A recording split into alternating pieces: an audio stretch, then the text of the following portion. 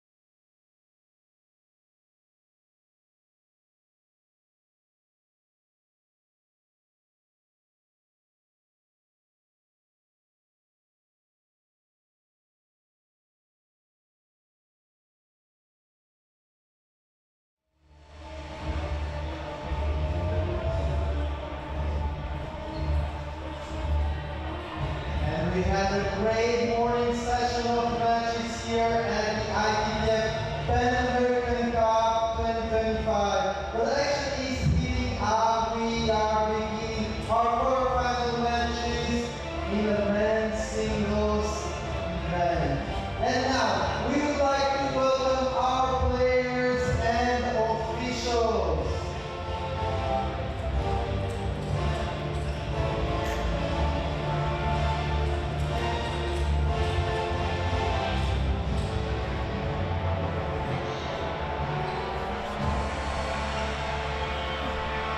Representing Argentina, Horacio Cifuentes.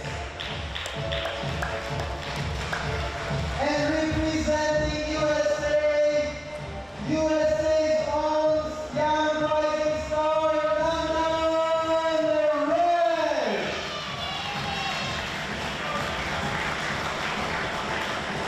Our officials for this quarterfinal match are Clayton Palicek of USA and Norman Sara of Ecuador.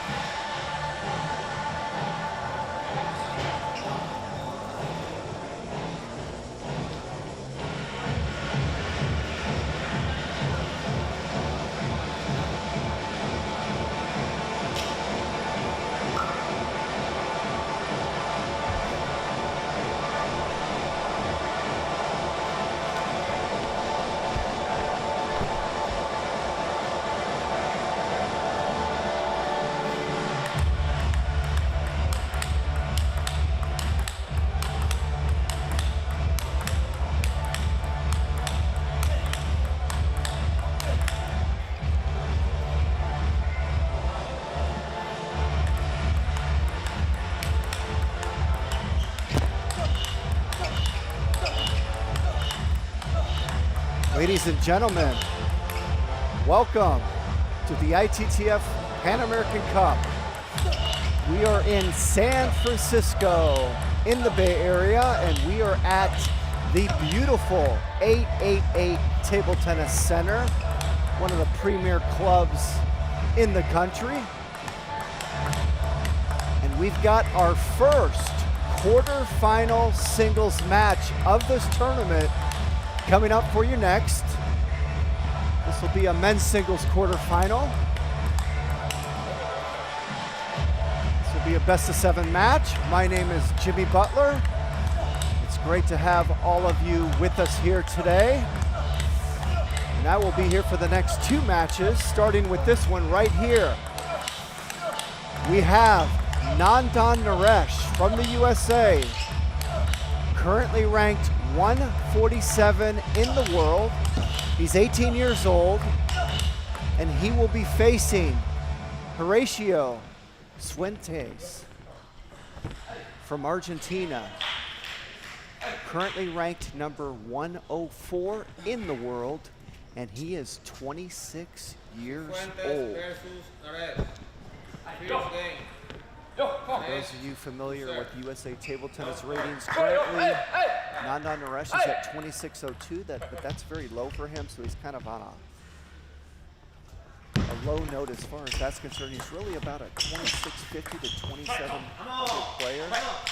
He's been as high as 2703 or something like that, so he's actually eclipsed 2700. So he's definitely not a 2602 player.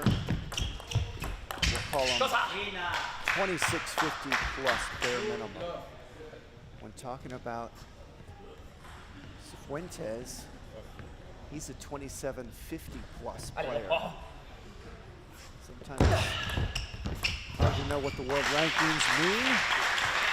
It's a little easier to understand the USA Table Tennis ratings for the Americans out there more familiar with that. So you're looking at about a 2650 plus player in Nandan Naresh facing a 2750 plus player in Horacio Fuentes.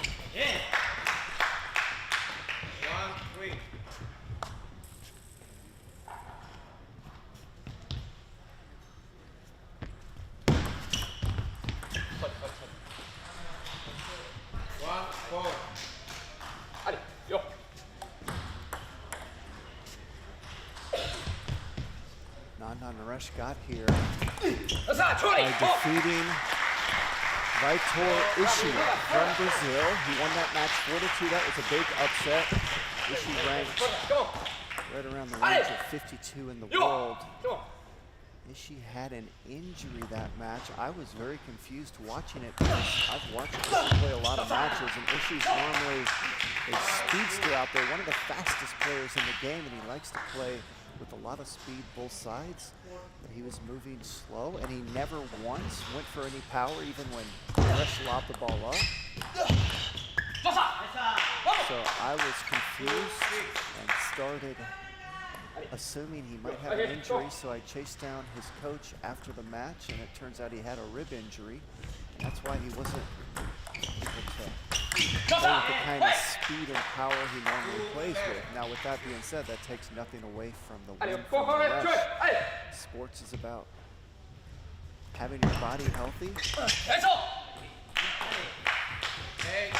and understanding the techniques and playing at a high level. So Ishii's body was not at 100%, but he still was out there playing at a pretty high level, doing the best he could. A great win by Naresh. And here we are in the quarterfinals. Great opportunity and experience for Naresh to make it this far. And he's getting blitzed this first game.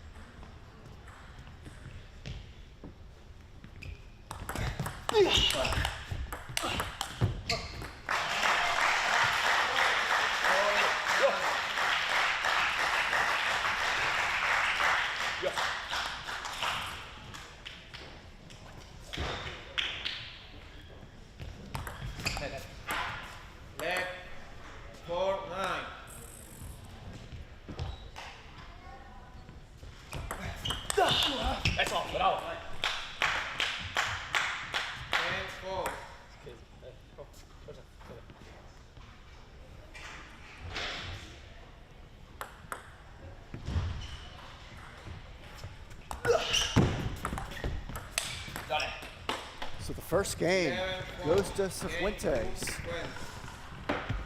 He will lead this match 1-0. We're going to look at some of those AI camera replays of that first game. Brought to you by Pixelscope.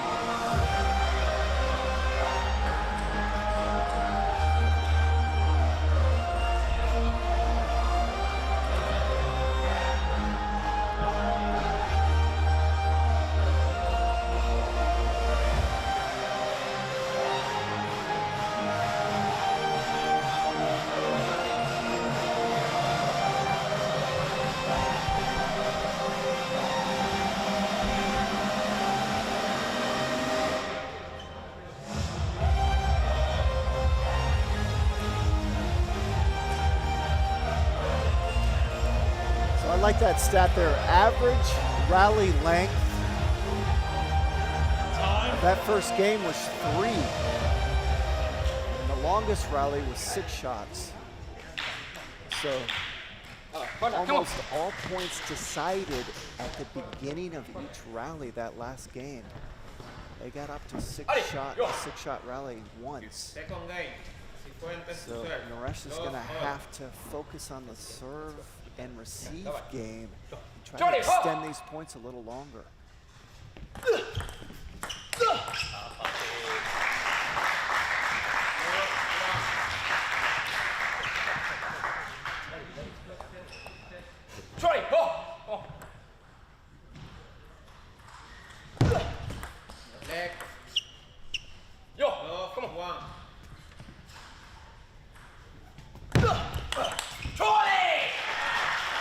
Two deep serves in a row from Cifuentes. First one worked well, but he blew that high receive by Nandan, but that one did not work at all. Oh, great shot by Nandan. Oh, that was well played. What a nasty stop block that was. That was loaded with side spin. And then a nice finish.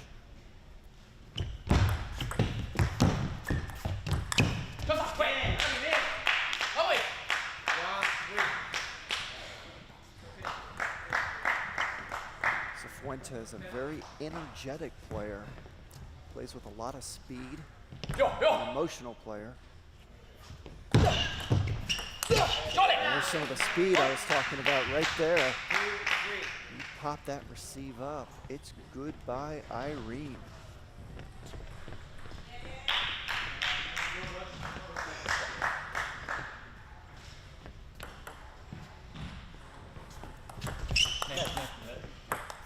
Leg, 2, 3.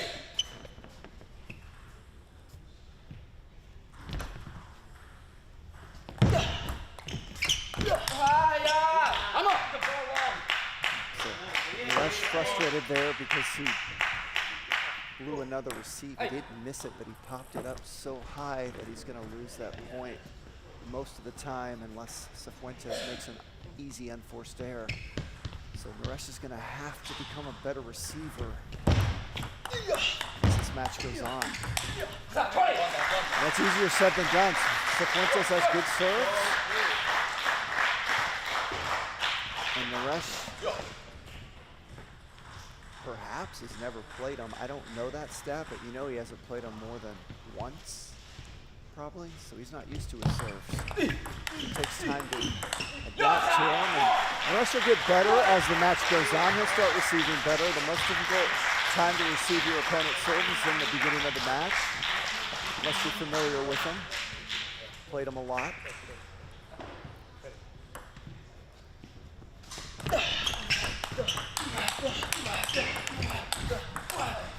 A nice backhand-to-backhand rally by both athletes.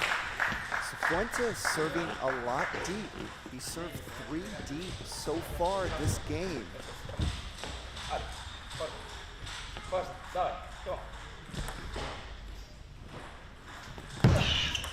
Leg, 4, 5.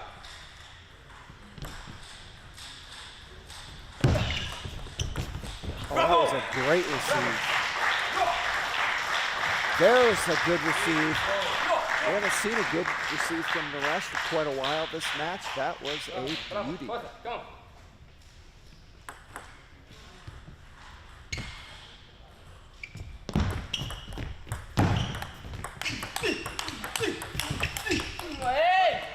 Speed to speed. Cifuentes wins that point. Another nice rally.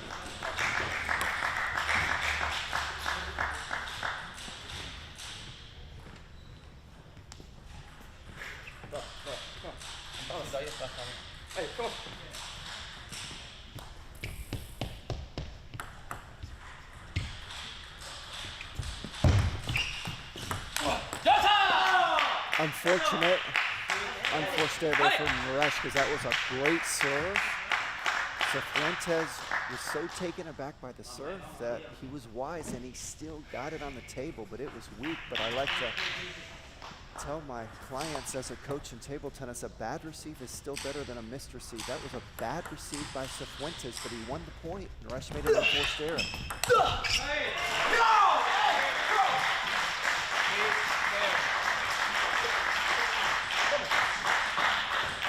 The moral of the story, the worst thing you can do is miss the receive. Those bad receives do win you some points. Your opponent makes unforced errors. That's all.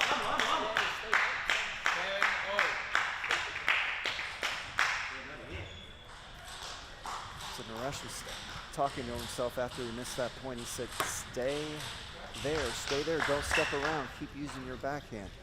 He wasn't happy with the fact that he decided to go around there.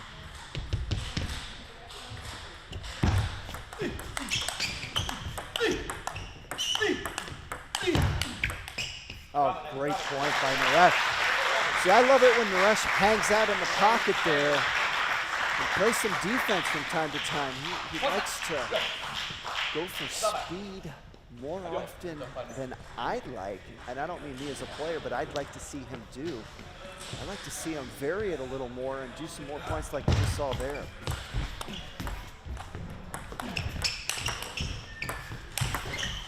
Oh, beautiful point by Cifuentes. 8-all.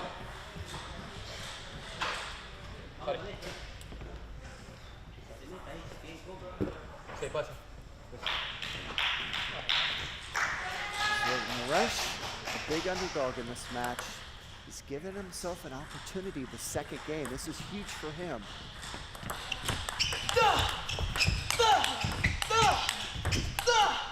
I love that. Stay in that pocket, Naresh, and play some defense. You're pretty good at it. Mix things up.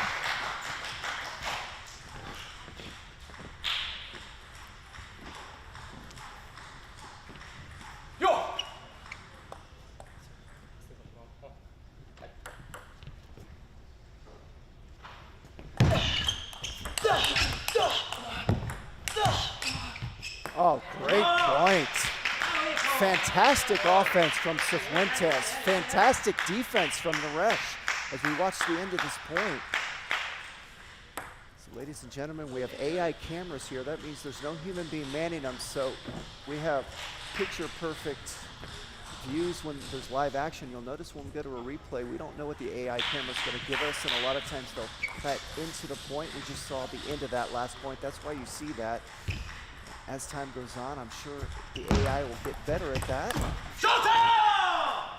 Ooh, Naresh not only missed that point, but he moved the table, but it doesn't look like the umpires are going to talk to him about that. So he missed that point, and he actually grabbed the table and moved it completely. That's usually a no-no with the umpires, but they're in a good mood today. They're letting that pass. They would have given him a yellow card at the worst. Oh, see, he went for way too much there. Cifuentes loaded that ball up with heavy topspin, but it was high as a kite. Naresh doesn't need to go for that kind of power, and that was a huge point. So that's something he's going to learn as he gets more experience. That was Naresh's point to win that last point, and that's a bad unforced error at 9-10. Can't miss that shot, didn't need to go for that much, and he missed it badly. He wasn't even close.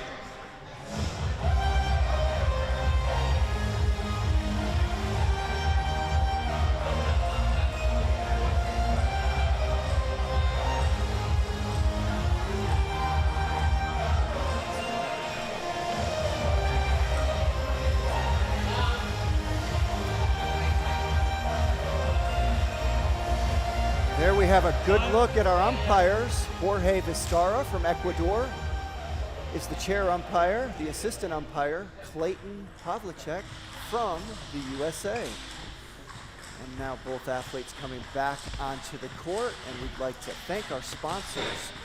Special thanks to JP Morgan. You see their name there on those LED barriers, and we'd like to thank all of our sponsors for making this event possible. You see a bunch of those sponsors on that back wall there with behind Nandan Naresh.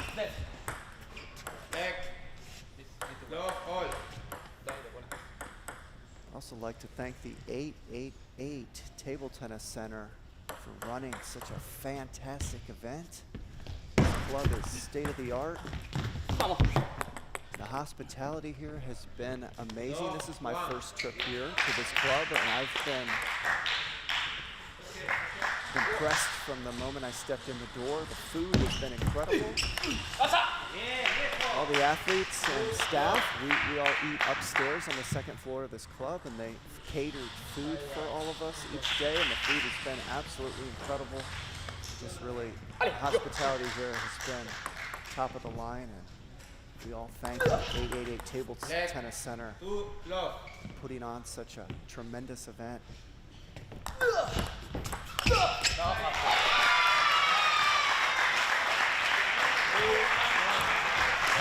And now, the Nandan Naresh crowd has awakened.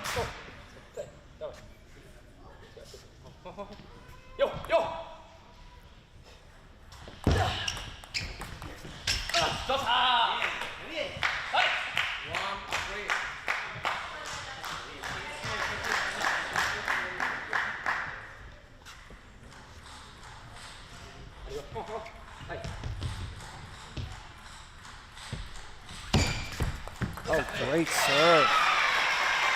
That was a well-executed serve. That ball was loaded. It was so loaded the net. That's one of the better pendulum serves I've seen Nandan do. I didn't know he had one that good.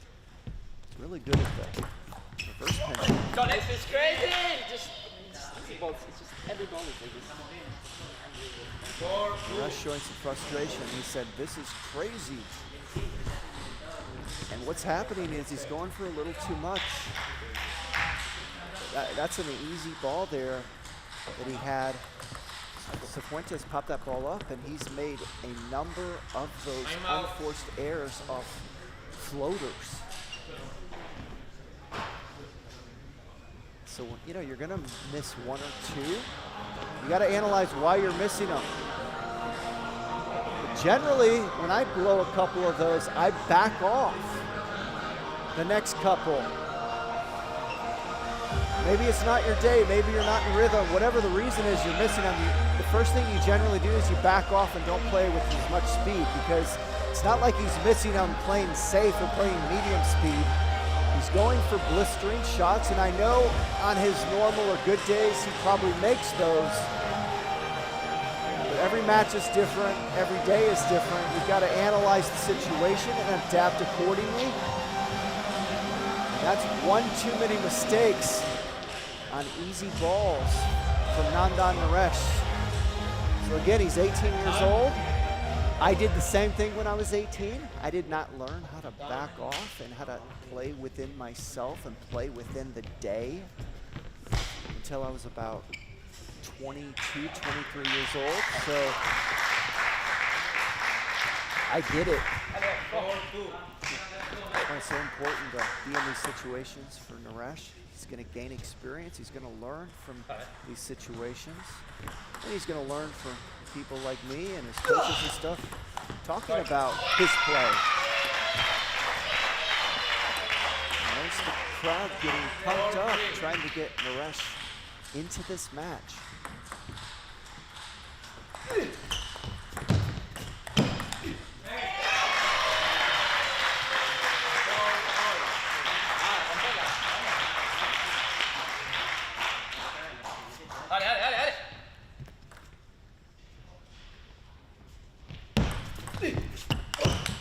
Oh, beautiful run by Naresh.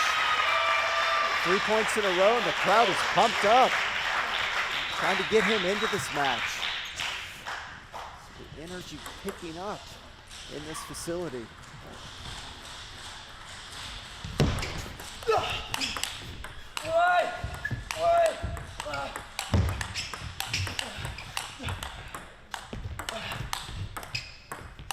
What a point! What a point. Naresh saved an edge within that point.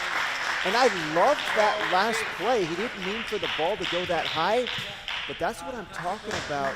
Changing things up, change the speed, change the trajectory. Don't just go speed to speed with these guys. Cifuentes is so good at speed. It was that last ball where he lofted it up that threw Cifuentes off. You see, there's an overplay. Just went for too much. That's an easy ball. Do you really need to blister it that hard? The answer is no, you don't. Cifuentes is in big trouble when he lobs the ball up that high.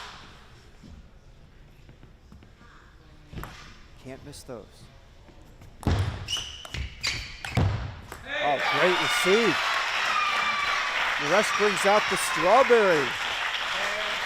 And Cifuentes was totally thrown off by that receive. That's the first one he's done this match. Yo.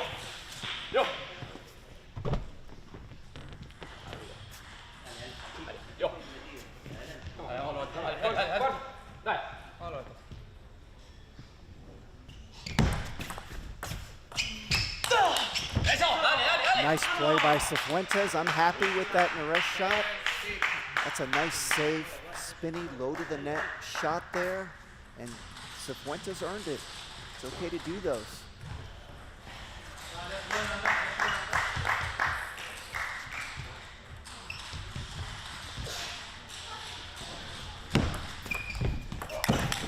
Great serve, nice finish.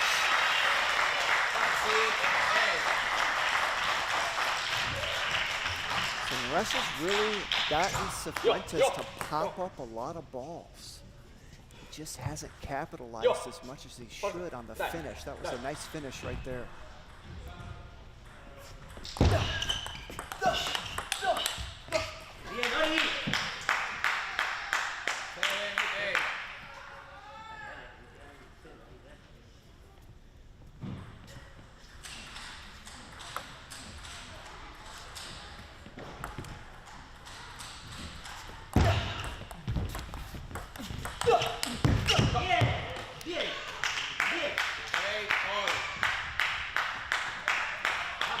Nice job by Cifuentes that point, working that wide forehand of Naresh.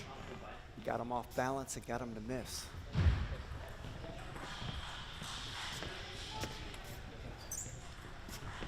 Another tight game, just like the last game. Here's an opportunity for Naresh.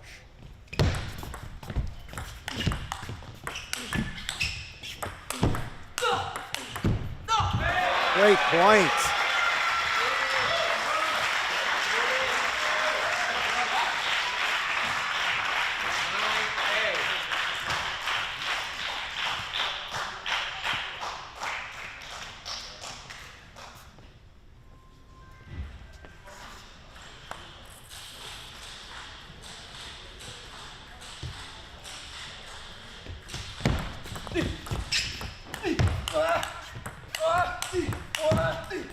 Oh, beautifully done. Naresh in a rhythm. Playing great table tennis this game. Now let's see if he can finish this game off.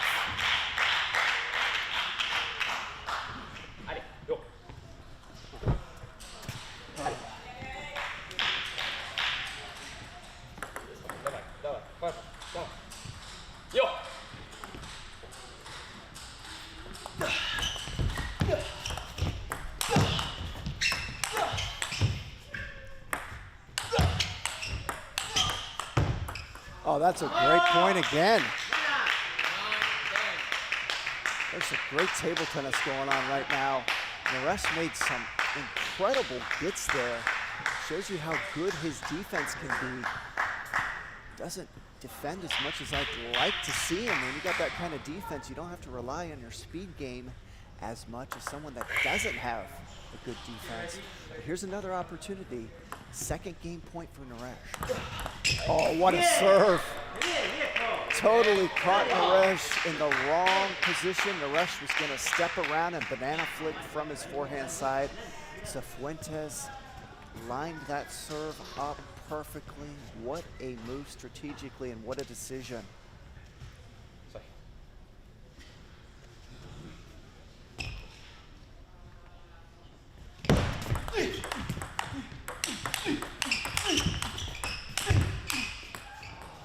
That's just good table tennis once again.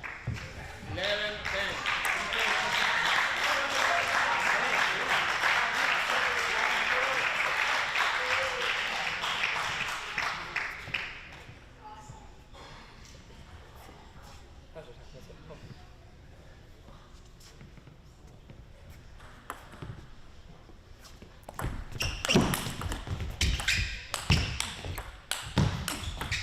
How did Naresh survive that point?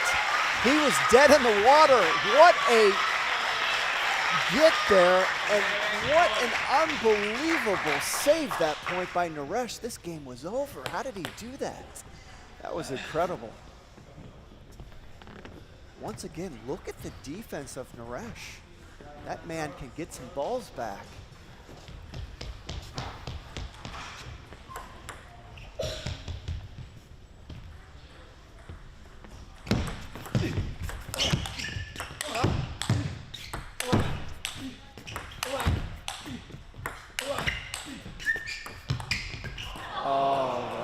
So unfortunate.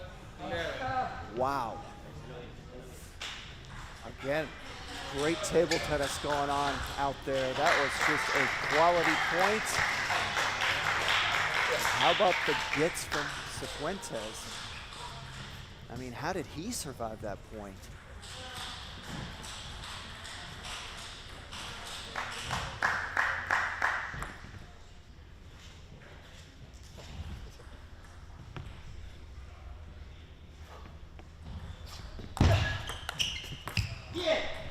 What a victory in Game 3 for Cifuentes, and an unfortunate loss that game for Naresh.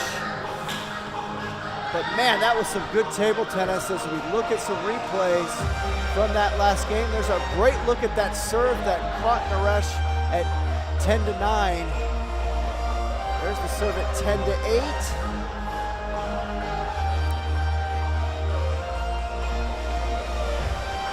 Tough break there for Naresh, not able to win that game, but that was some fantastic table tennis by both athletes.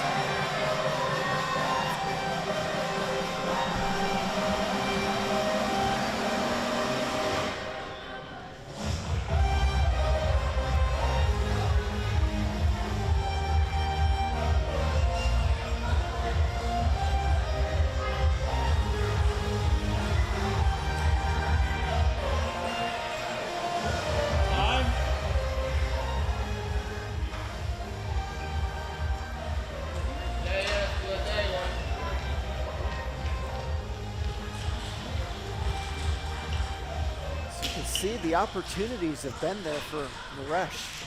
He's a big underdog in this match, but he's had opportunities that second and third game. The second game was 8-all. Ended up losing that game. I believe in deuce, I'm going off memory, but that last game he was up 10-8. Cifuentes to serve. Man, that was some great table tennis to end that game. Naresh unable to finish that game off, but you can see just 1 point here or there, and this match easily could be 2-1 for Naresh. So he's not far off from playing at the level of Cifuentes, who again is ranked 104 in the world. He's been higher than that at his peak. Been right around the 70 to 80 range, going off memory.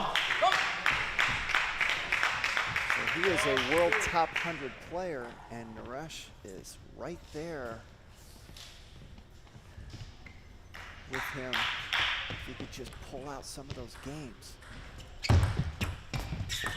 Got it. Love 3.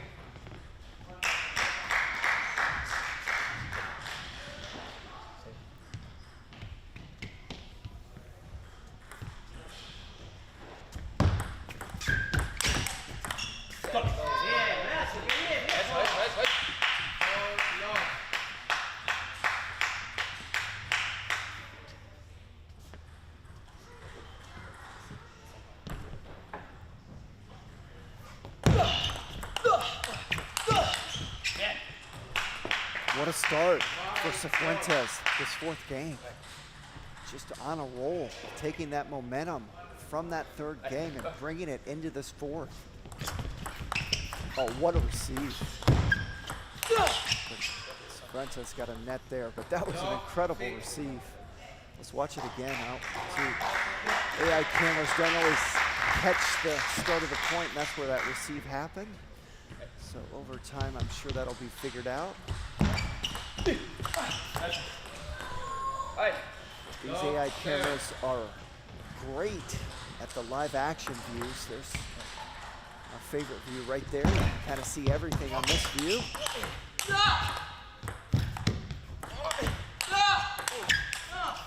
Oh, great point.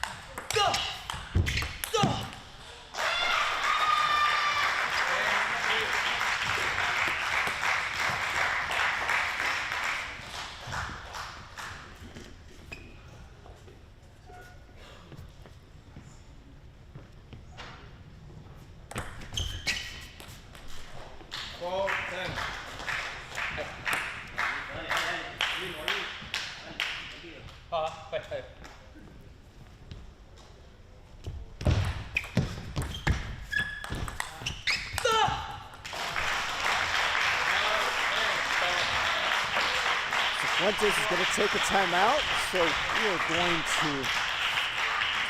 extend this match at least another minute and some change. Timeouts last 1 minute.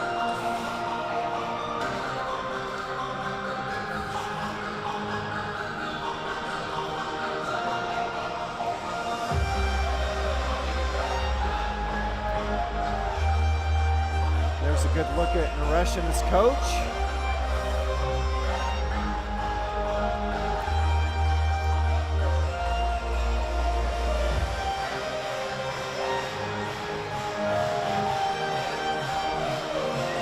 Cifuentes and his coach. There's the ball boy on the right-hand part of the screen. Got a ball boy on each side of the court. They are responsible for picking up those loose balls that go back to the barrier in between most points. Sometimes the ball hits the net and they don't make it up to the net, but they'll always be back there picking up the balls in the back court, contributing to a well-oiled court presentation machine at this Pan American Cup.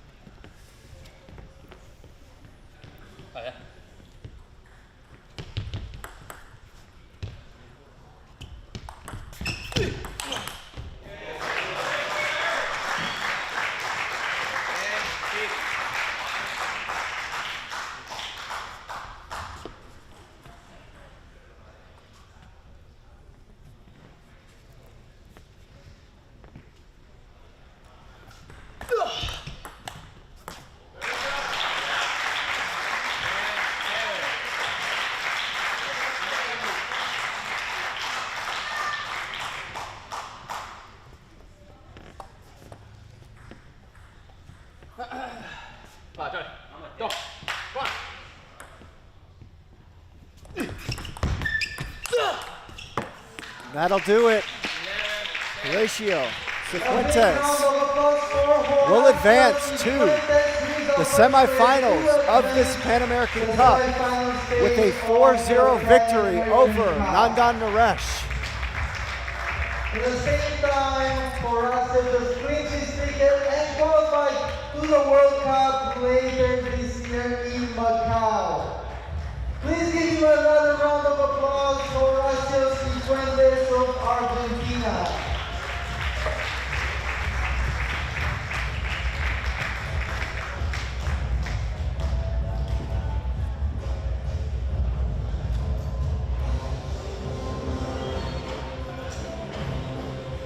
Coming up next, we have the women's singles quarterfinal match between Morjan Rukela and Paulina Vega.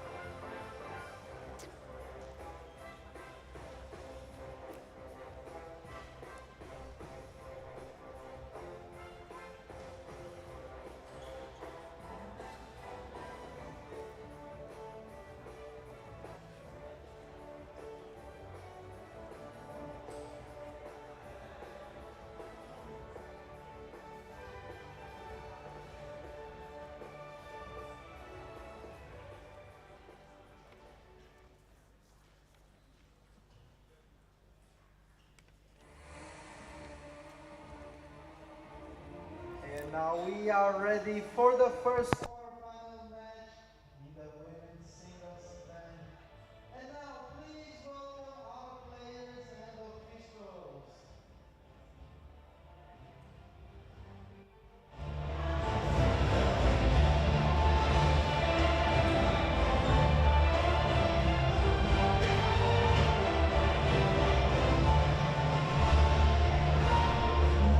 Representing Chile, Paulina Vega.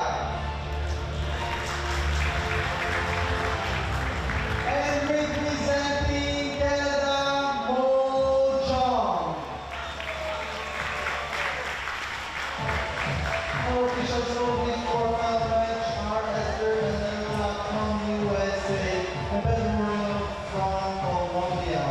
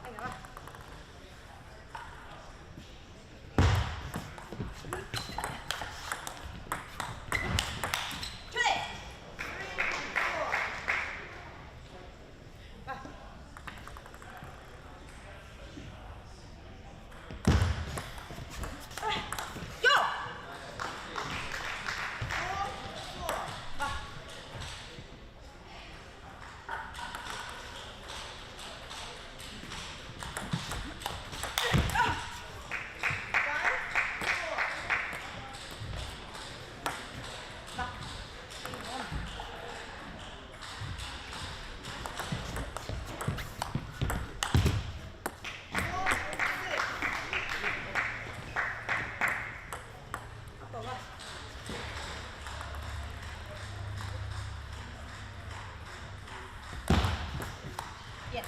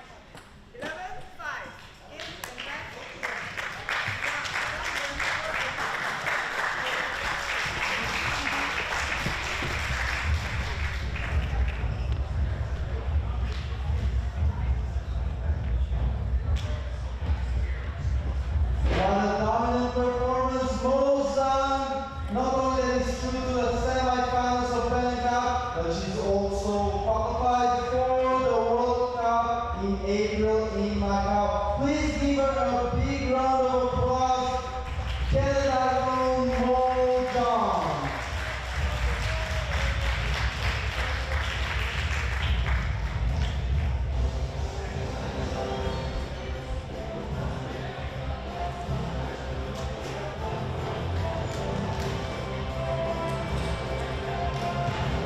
Up next, we have another quarterfinals in the men's singles.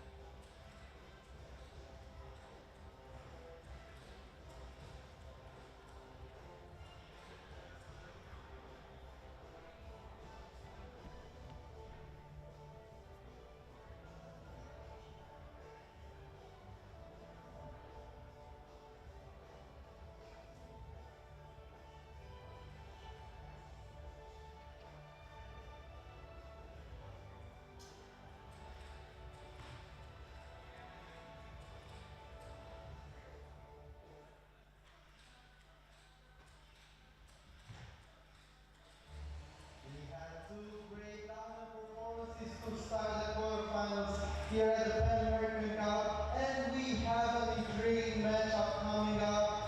We have the men's singles quarterfinal, and now please welcome our players and officials.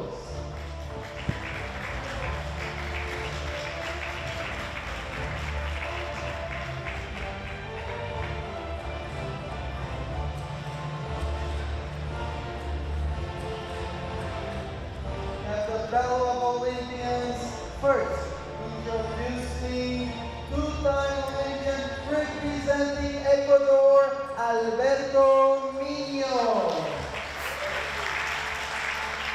And three-time Olympian from Canada, Eugene Wong. Officials for this World Cup match is Clayton Karliczek from USA and Tony Shaw from Canada. All right, welcome back. We're here at the 2025 ITTF Pan American Cup presented by JP Morgan at the 888 Table Tennis Center. We're in Burlingame, California. Beautiful Northern California weather, beautiful city, unbelievable facility here. We've got the Pan American Cup heating up. We are now in the quarterfinals. One player in the men's draw already on to the semis. That is Horacio Cifuentes, who beat the American Nandan Naresh a little bit earlier this evening, 4-0, and we're about to send somebody else to the semifinals. It's either going to be Alberto Mino of Ecuador or Eugene Wong of Canada. Very intriguing matchup indeed, as Vlad Vargas announced the players and officials into this one. The umpire in this evening's contest is Clayton Pavlicek, and he's assisted by Tony Shaw. He'll be the assistant. Alberto Mino of Ecuador. He's 34 years of age. He's ranked 95th in the world right now. He's been as high as 66th. That was relatively recently in his playing career. He's played in 132 international events, 542 matches, has a win percentage of 63%. He's a two-time Olympian representing his home country of Ecuador in Tokyo and Paris in 2024. To get here, he's played one match. In the round of 16, he faced off against Jishan Liang of the United States of America, and despite being down, the games at the time were 2-1 favoring Mino, and Jishan had a 10-5 lead in the game. Actually, the games were 1-1, and it was game 3. Jishan had a 10-5 lead, and Mino was able to mount the comeback in that particular game. Went on to win 4-1 over Jishan Liang in that round of 16 matchup. The opponent for Mino this evening will be the Energizer Bunny that is Eugene Wong, 39 years of age, out of Canada, ranked 167 in the world right now, but Eugene Wong has been as high as 46 in the world rankings at one point. That was back in 2022. He's played 61 international events for Eugene Wong.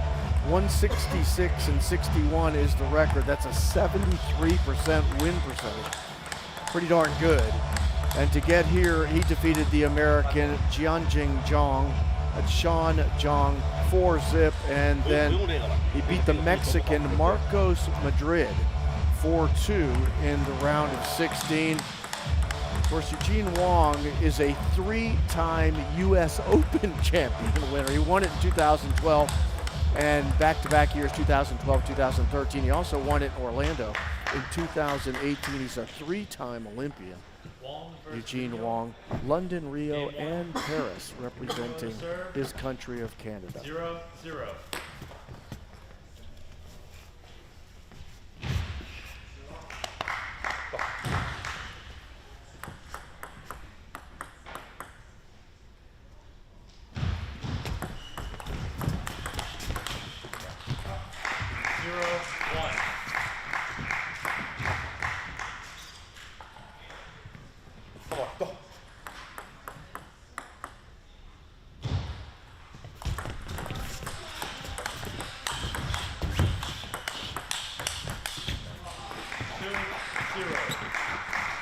Early rally between the two players. Mino had a nice save off the top of the net, but Wong was right there waiting on everything. He's built a 2-0 lead here in game 1. Backhand that time with pace from Wong. 3-0.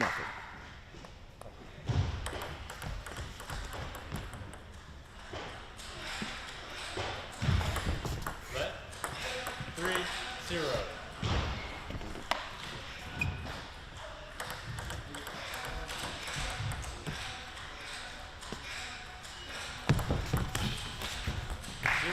Receive that time Mino goes long, and Wong has jumped out to an early 4-0. Okay, go.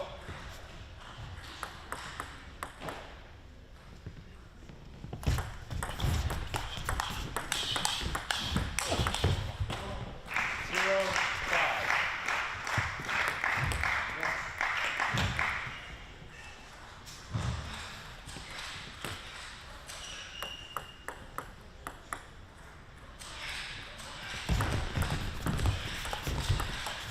Ahí. 6-0.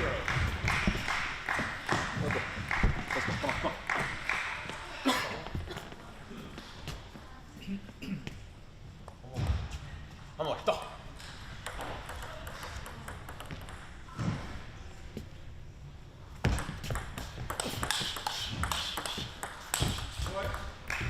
Backhand to backhand. Mino opens to the forehand, but drives it into the net. Finds himself down 7-0 here in game 1.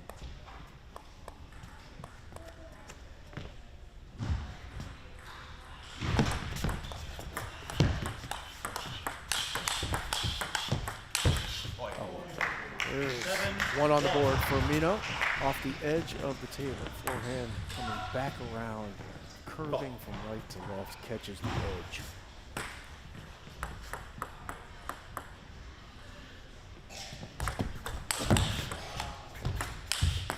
Big receive that time by Eugene Wong. A nice block by Mino, but unable to convert on the next shot, and is now down 1-8. Well, that may have hit the side of the table. They're going to get a ruling on that, I think. 9-1. No. 8-2. They ruled that hit the side of the table, not the top. So that is point to Mino.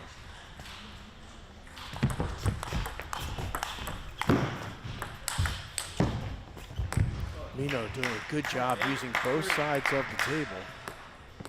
Eugene Wong able to get to the ball, but unable to land the forehand from deep on the right side of the court.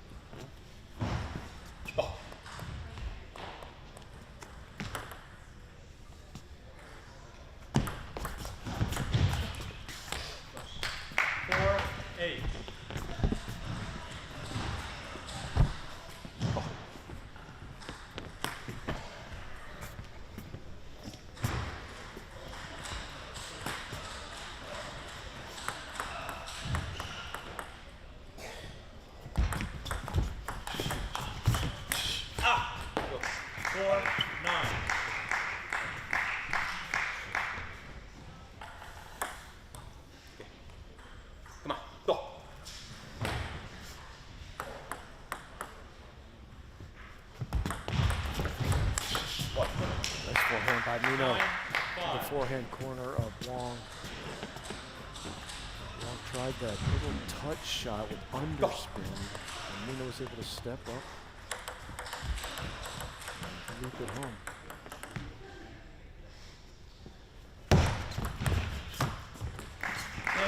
Misses on the receive, return right there, and now with 5 game points in game 1, Eugene Wong of Canada. And the receive goes off the top of the net and long, and in relative short order, Eugene Wong, 3-time Olympian for Canada, takes game 1 11-6. Gives us an opportunity here to thank all of our sponsors at the 2025 ITTF Pan American Cup here at the 888 Table Tennis Center in Burlingame, California. Of course, the tournament presented by JP Morgan. Butterfly, our equipment sponsor in this one. We're playing on the Europa table here on the competition table in the main area of 888. There's actually 2 separate rooms, and I guess you could say there's even 3 rooms here at 88, the way the building is configured in kind of an L shape. Also a second floor. Just an absolutely beautiful facility in Burlingame, California. Pixel Scope is providing the stream. Boys from South Korea want to thank them for all of their hard work. Pine Grove Capital Partners, Silicon Valley Bank, and MongoDB. Game 2. 0-0. 2 players trying to get to the semifinals of the 2025 Pan American Cup.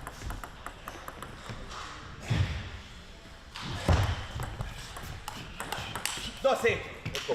Come on. 0-1. Go, go.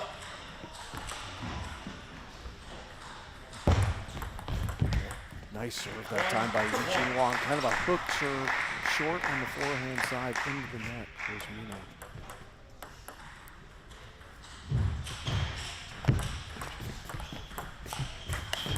Darling, let's go. 2-1.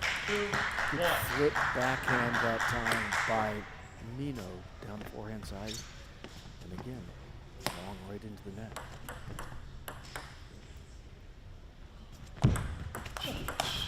Go, hey. Let's go. 1-3.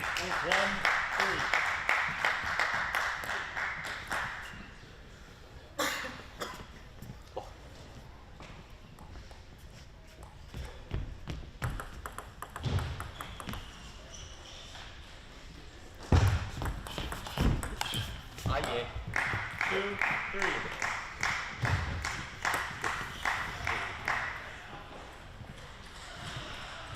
Come on. Let's go. Come on.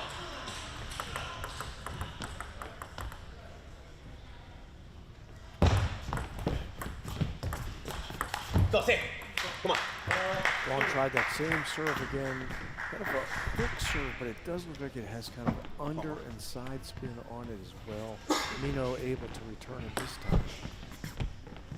It's Wong who puts it into the net. Now trails Come on, go. 4-2.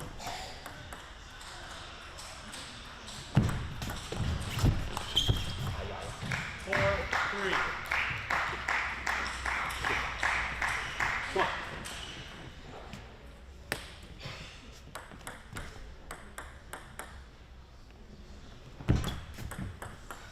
4-4. Dumping the serve into the net is Alberto Mino of Ecuador. He's not happy with himself there. He's trying to short, very similar serve that Wong has used a couple of times. Tried it, Come on, go, go. didn't work out all that well.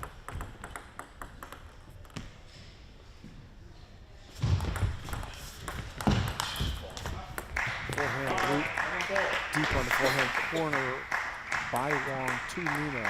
Into the net it goes, and Eugene Wong with his first lead. Come on, Game 2. Go.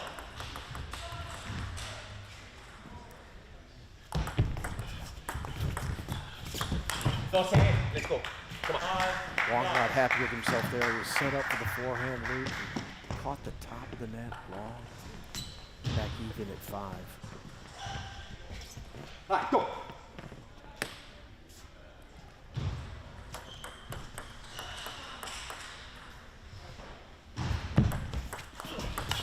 Go, say.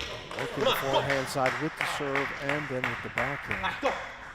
is Alberto Mino of Ecuador back on top, leading 6-5. Come on, go.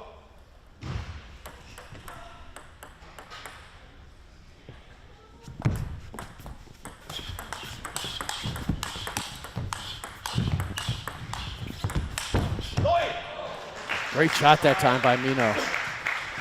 Onto the backhand corner.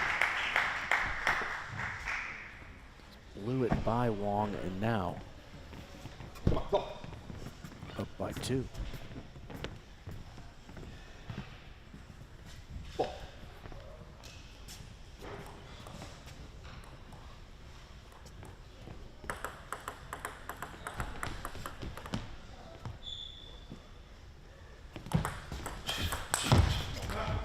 Nice response there on the third ball by Eugene Wong. Forehand with tons of power. Perfectly placed. He wasn't in position to be able to get to that ball after a pretty nice return and receive.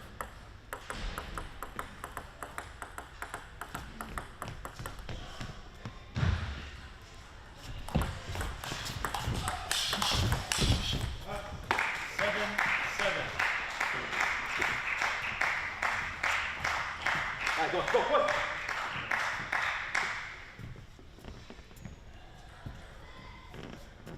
Come on, stop.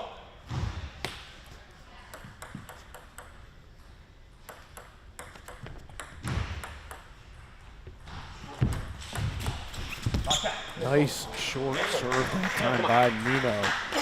Stepping up to play it was Wong, but he got too much of it. The ball floated up off his paddle long. Mino back on top. The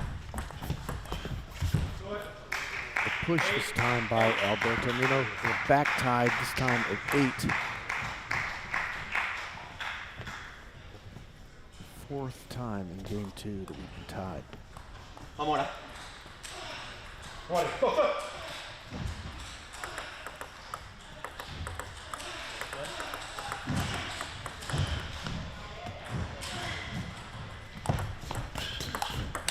That's out. Great backhand after a different styled serve that time by Eugene Wong.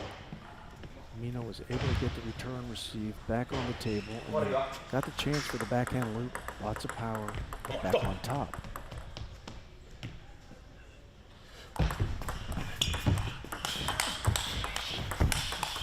Oh, Mino using both sides of the table.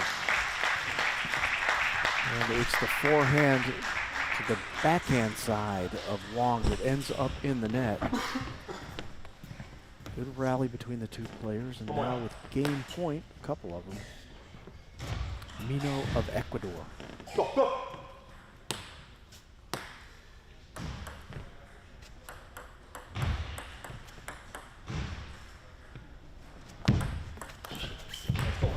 And that does it for game 2, an 11-8 victory for Alberto Mino of Ecuador. He bounces back after losing game 1, 6-11.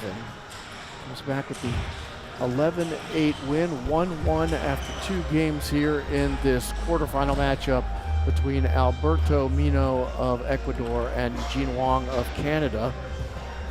There is one American male remaining in the tournament at this point. And that is Kanak Ja. He's going to play a little bit later tonight. I believe Ja will be, let me just check this very quickly.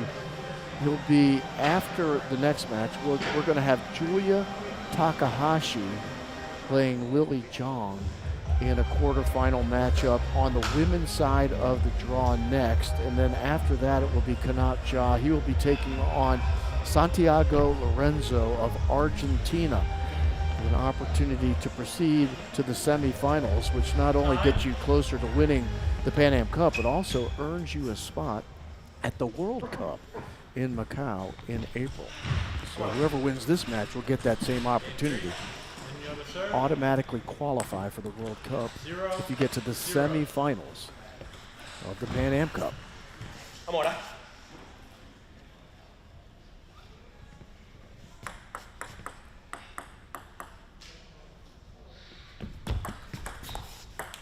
Let. 0-0.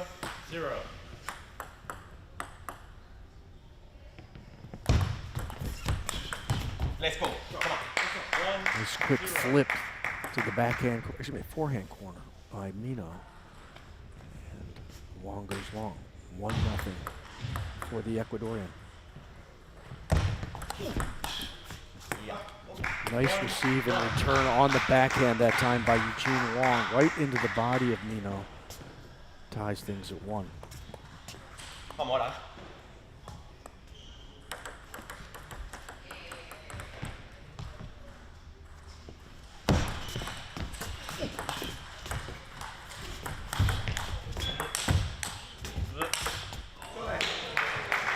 Third time's a charm there for Alberto Mino. We had a couple of whacks at it that Wong was able to get back on the table, but the third one he went against the grain, spinning the ball left to right, wide on the backhand side, and takes a 2-1 lead.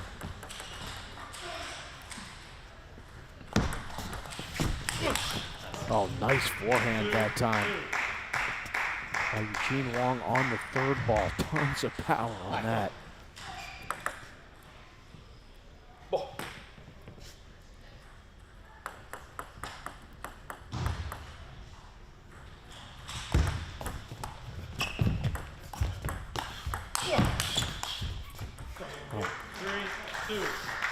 Nice block return that time by Mino.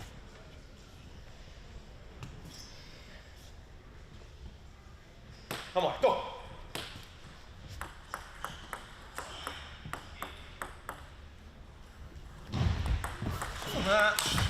Let's go. Come on. 2, 4. Short serve that time by Mino to the forehand side. Wong stepped around on the backhand. But on the third ball, Mino puts it away, now leads by 2. Here in game 3, tied at 1 apiece. Come on.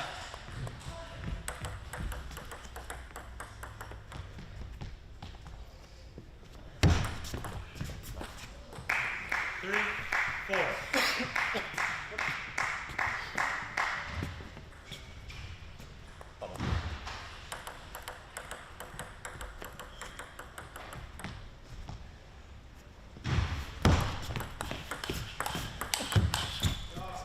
Beautiful backhand that time. Powerful, deep on the table, and Mino unable to handle it. We're back tied for the third time in game 3, this time at 4.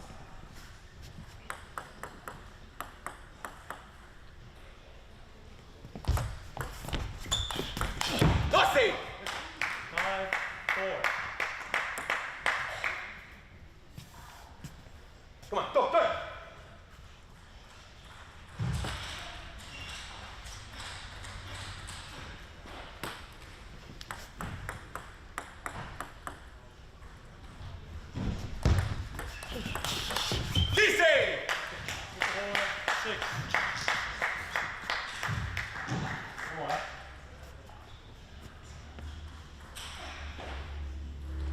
Come on, Lee. Go, go.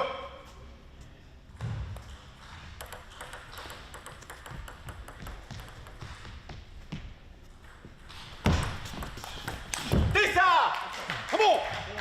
Third ball into the net after the serve by Eugene Wong, and now it's a 7-4 lead for Mino. 4-7 serving Eugene Wong. Come on, go, go.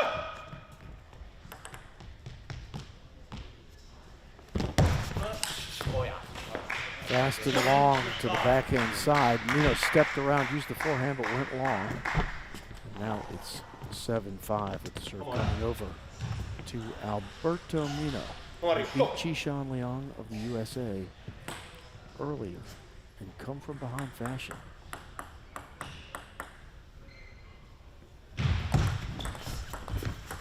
Let's go. Come on, go, go. Come on.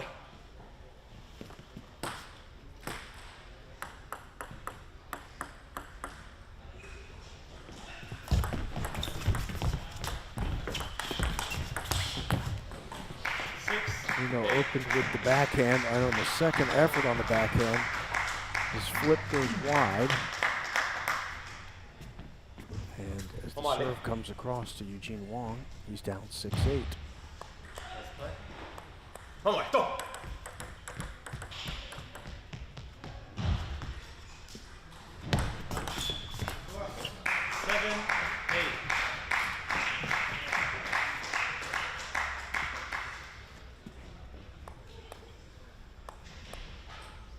Vamos ahora.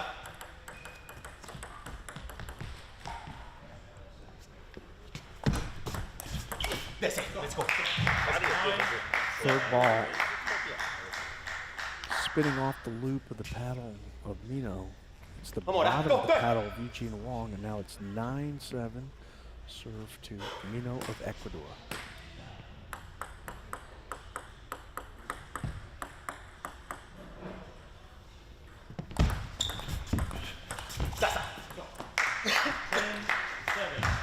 shot that time by Mino to jam the ball into the body of Eugene Wong, and now with 3 game points,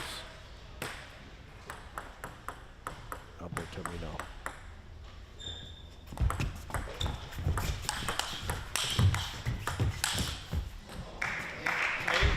Good blocks back onto the table, a couple of them by Eugene Wong to stay alive here in game 3. And he'll get the serve now at 8-10. Interesting to see whether he goes to that kind of short hook serve that's got side and underspin to it. Short to the forehand side. Come on, go, go!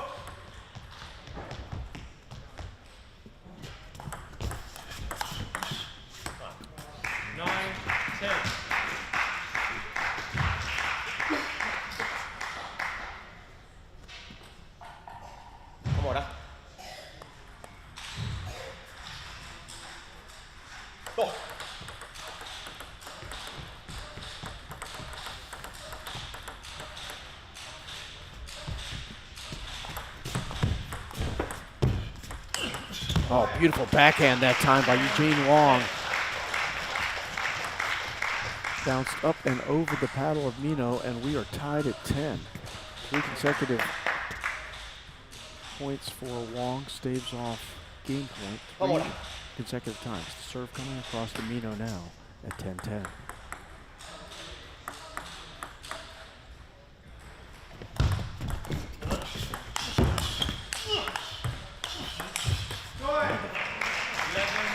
Nice exchange that time. At the end of the rally was a shot by Mino that went long. Forehand loop, just too much on it. And Eugene Wong has scored 4 consecutive points now to have game point of his own here in game 3.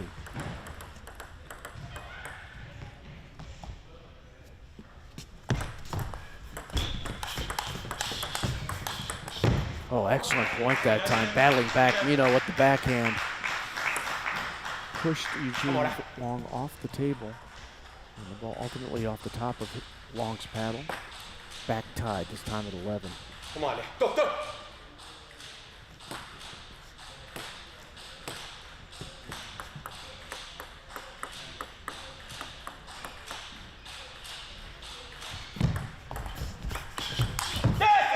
Nice backhand that time on the 3rd ball by Mino, deep into the forehand corner.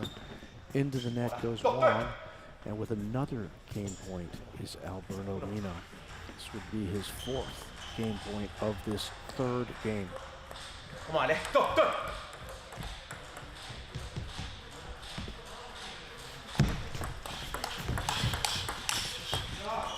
Another good solid backhand to backhand exchange between the 2 players. And it's Mino who blinks first this time, going long, tied again this time at 12. So Eugene Wong has now staved off 4 game points against. He's had 1 in his favor and was unable to capitalize. 12-12.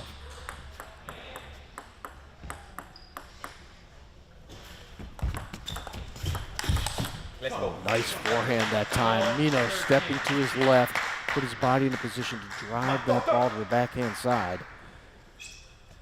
And he gets another chance. This is game point number 5 for the Ecuadorian Alberto Mino. Serve comes from Wong. Come on. We're going to get a timeout here as Alberto Mino. It's a very interesting time to take a timeout. It says a lot about a pivot point of the game. So we get a look at the scoring chart of the way this one has gone. And it was Mino who had built himself quite a lead, but battling back, Eugene Wong was able to draw himself back in, including staving off 3 consecutive game points against. He has been able to now avoid 4 game points. He's trying to avoid his 5th on this one. And going over to speak in his corner with Francisco Brito was Alberto Mino, who comes back out. leading 13-12. The serve is with Eugene Wong of Canada. 13. Come on, go, go.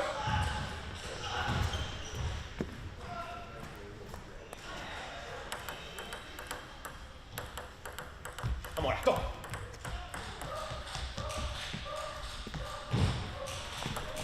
Set. 12, 13. Let's go, Let's go.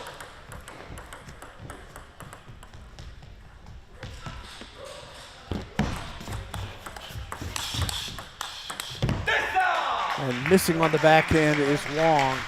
And Alberto Mino finally hits pay dirt on his 5th opportunity with game point and wins game 3 14-12 and has now taken a 2-1 advantage in the best of 7 quarterfinal matchup between he and Eugene Wong. The winner of this match will face Horacio Cifuentes of Argentina in the semifinals. That will be tomorrow. And later tonight we'll resolve the other semifinal. The first quarterfinal matchup will put Kanak Ja against Santiago Lorenzo of Argentina. That comes up at 7 p.m. Pacific time. And then it's Eric Judy of Brazil facing off against the reigning champion in the Pan Am Cup. That is Edward Lee of Canada. That match is currently scheduled for 8:30 tonight. It's a Pacific time. And depending on how some of these matches go, it may get pushed out longer. You get the feeling that this is a very even match between these two gentlemen. 0, In fact, 0. the game three went 26 points as evidence of that fact.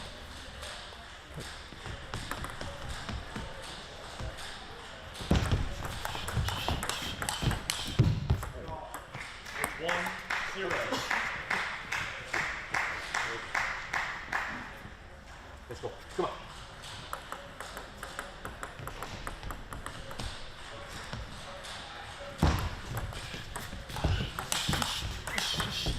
Let's go.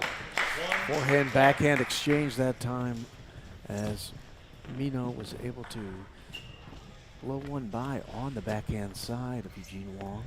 Come on, go. Tied things up at 1. Game 4. Mino leading 2-1.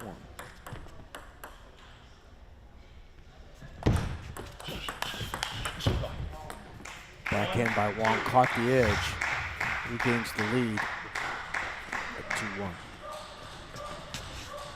Come on,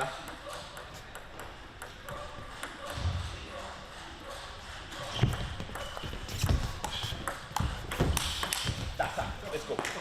Heavy topspin on those forehand loops by Alberto Mino, and Wong couldn't handle the second one.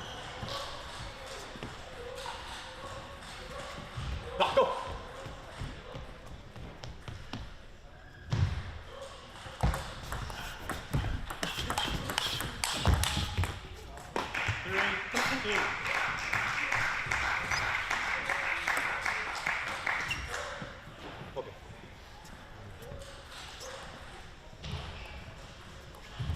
Amora.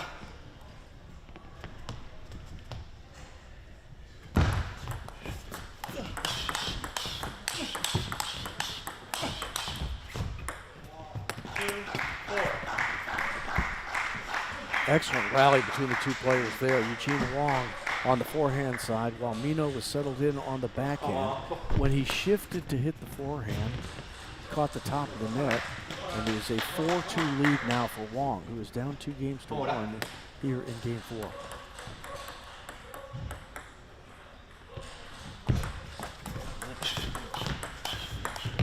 Let's go. 3, 4. Talk about heavy topspin on the backhand that time by Mino, having to go under the table to grab the ball as Eugene Wong.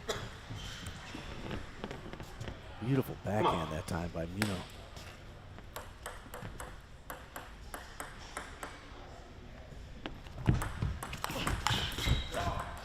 5-3.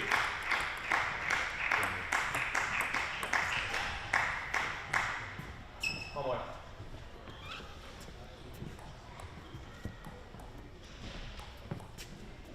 Come on, go, go.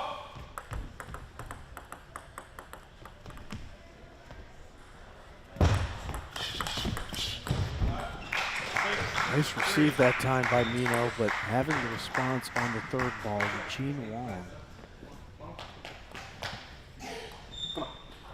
Come on. Leads by 3 for the first time in this game. Another good backhand by Wong. Extends the lead to 7-3 with the serve shifting back now to Mino.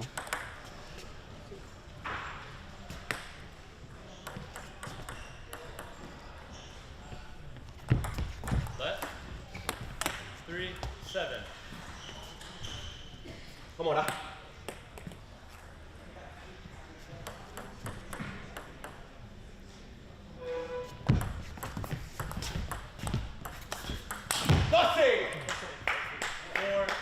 Wong tried to open with the forehand. Into the net it goes. Good short hook serve, side and underspin that time by Mino. Very short on the table too. Tough ball to handle.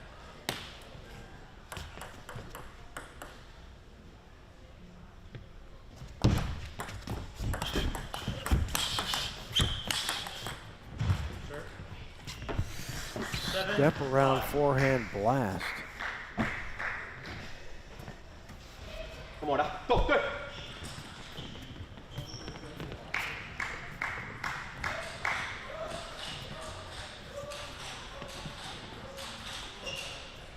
Come on, go, good.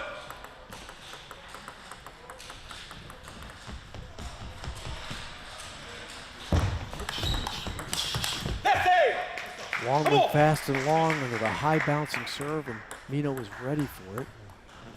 It ends up drawing now within 1 in game 4. Come on, come on, go, go.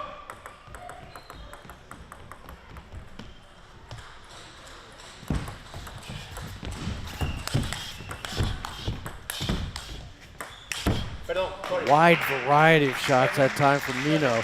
Started on the receive return with a short little touch shot and then opened up with some big swings from the forehand side. Ultimately slipped it by Wong and has now tied this game at 7. Come on, go, go.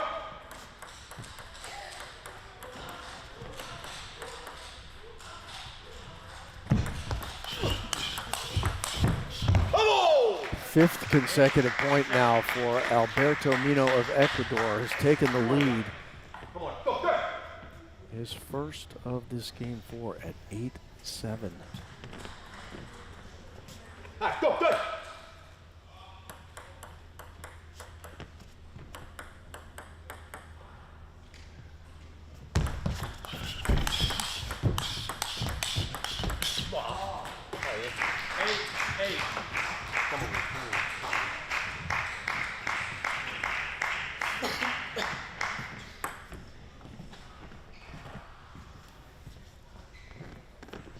Come on,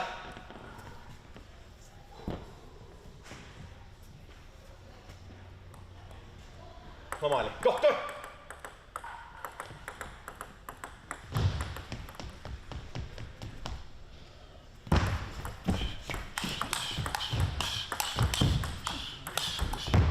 Oh, tremendous sequence of backhands that time by Mino.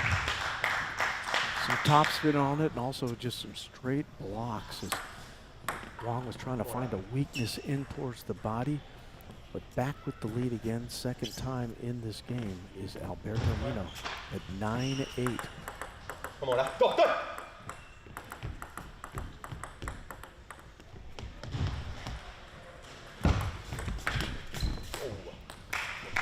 Receive return off the top of the net, and we're tied once again, this time at 9 in game 4. Get the feeling this is a pivotal moment in this quarterfinal matchup between Alberto Mino of Ecuador and Eugene Wong of Canada. Come on, go, go.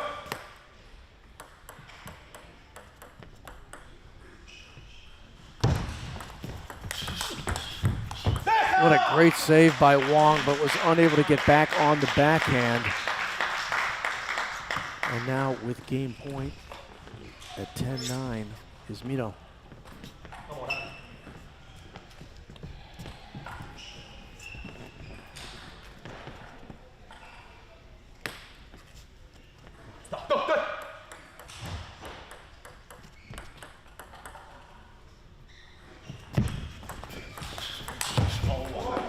Great shot that time by Eugene Wong. Started off with a brilliant serve by Mino, short and spinny. And Wong was able to ultimately open up on the forehand and drive it down the backhand side of the table for Mino. Just a ton of power on that. Tied at 10.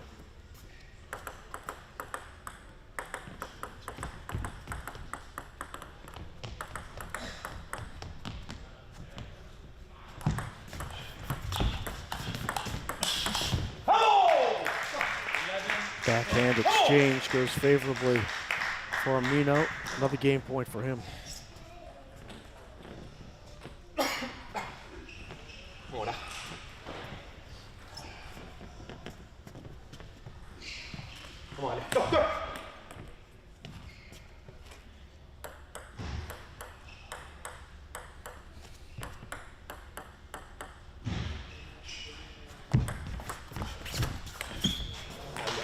Good return received by Eugene Wong, deep onto the table. Mino tried to dig it out and spin it with topspin, but caught the top of the paddle, floats it long, and we're back tied, this time at 11.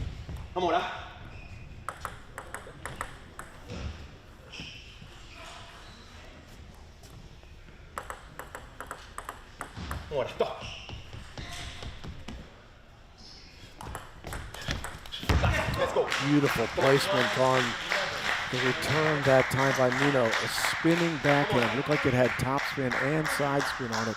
Hit the table and just ran by Eugene Wong, and with his now third game point in this game for is Alberto Mino.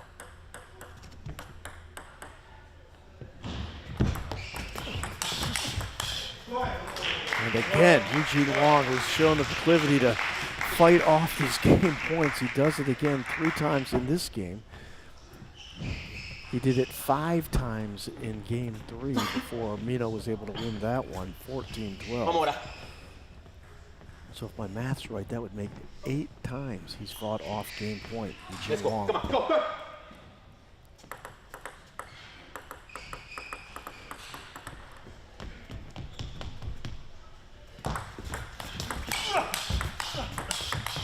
Oh, very aggressive backhand attack that time by Mino.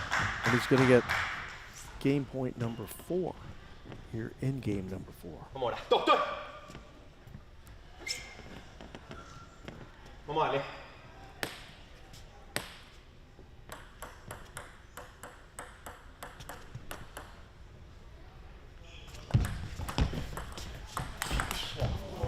Very nice touch play to open that point by both players. And Wong ultimately on the backhand, in on the elbow of Mino. And for the 4th time in this game, Wong staves off another game point, and he gets the serve again.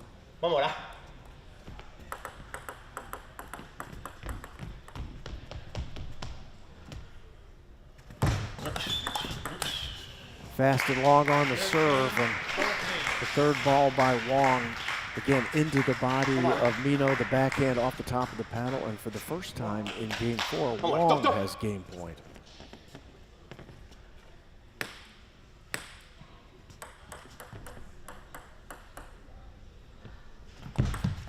Set.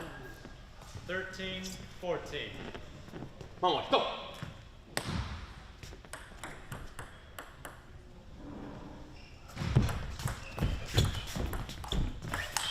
Oh, nice forehand that time by Mino. Slips by Wong on the forehand corner.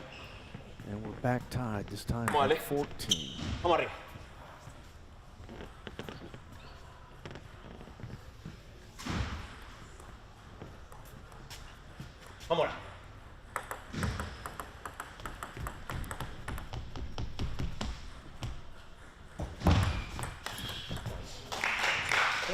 serve by Eugene Wong.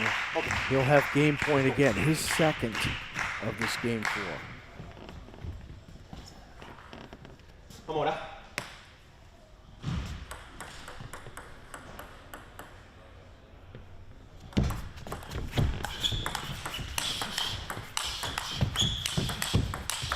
Oh, great shot by Mino after a couple of beautiful blocks by Eugene Wong.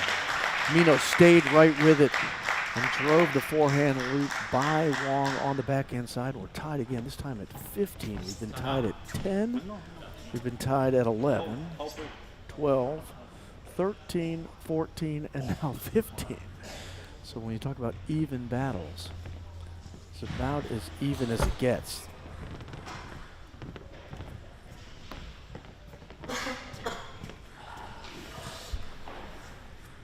Vamos ahora. Vamos arriba.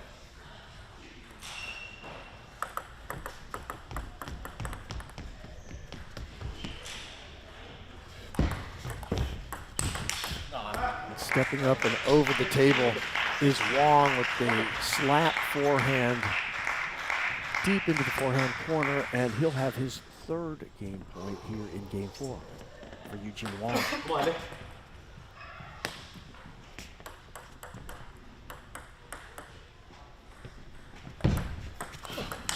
Oh, what a beautiful 3rd ball that time by Alberto Mino.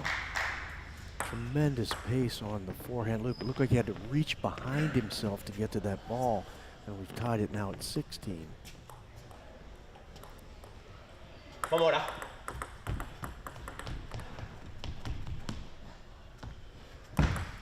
Set. 16, 16. Vamos dale. Dos, dos.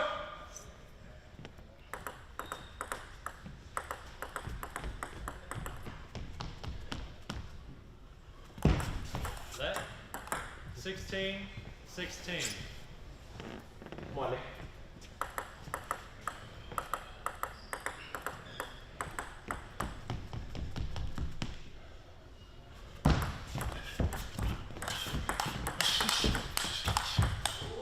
Oh, great exchange between the 2 players. 2 guys at the top of their form. It's like a prize fight between the 2 of these guys. And for the 4th time here in game 4, Eugene Wong has game point. Both players have had 4 opportunities. And that one is off the top of the net and out. And on that 4th opportunity with game point, Eugene Wong ties this match at 2 games apiece. Maybe the game of the tournament thus far. 17 or 18-16 victory there for Eugene Wong. So let's give them a round of applause. And for your friends who stop by, we have Team USA Olympians, back-to-back matches coming up with Lily Zhang shortly starting the women's singles quarterfinal. Tell your friends, post on Instagram, post on social media. So we've had back-to-back games here in this quarterfinal matchup between Eugene Wong and Alberto Mino that have gone extra points. Mino won the first one. That was in game 3, 14-12. But coming back to tie this match at 2 games apiece, it is Eugene Wong who staved off 4 game points against before getting 4 game points for, and it was on his 4th game point that Wong was able to capitalize and take game 2. You had a feeling that that was an extremely pivotal moment of this match. Let's see how it impacts things going forward. 0, 0.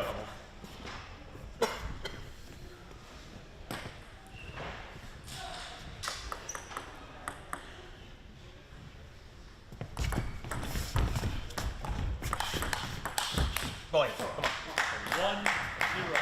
Mino opens strong here in game 5. A couple of really nice backhands, leads 1-0.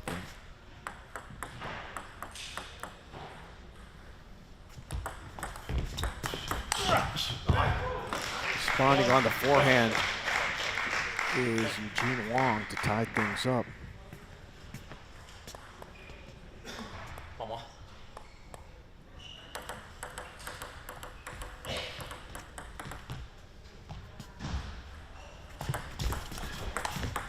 Oh, no. 2, 1.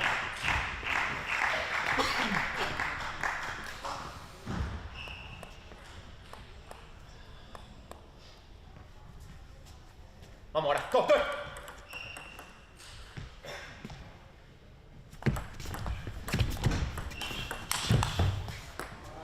A strong forehand by Wong down the backhand side on Mino. Now Wong has opened up a 2-point lead here in game 5. Vamos a darle.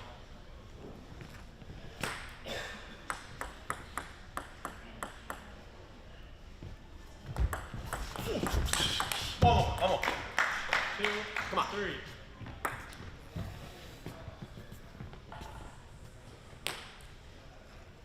Vai, go, go.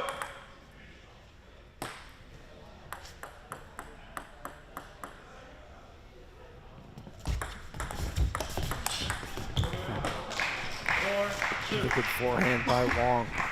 Like Mino misread the play. He was kind of bouncing to his left as the ball was going to his right. I think he was anticipating Wong going the other way.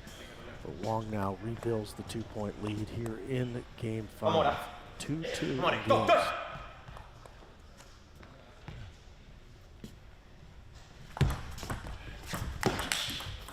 Powerful forehand that time on the third ball by Wong. Now he's up by 3. Vamos.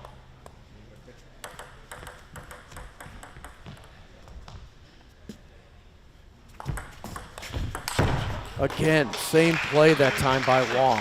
Big swing on the third ball and just blitzes it by Mino and now leads by 4.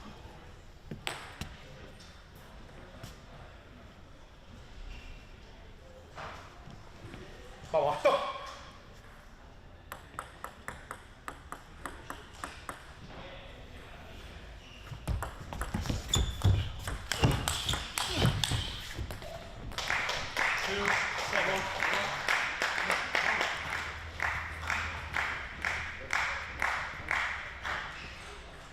Vamos. Buscar. Vamos, go.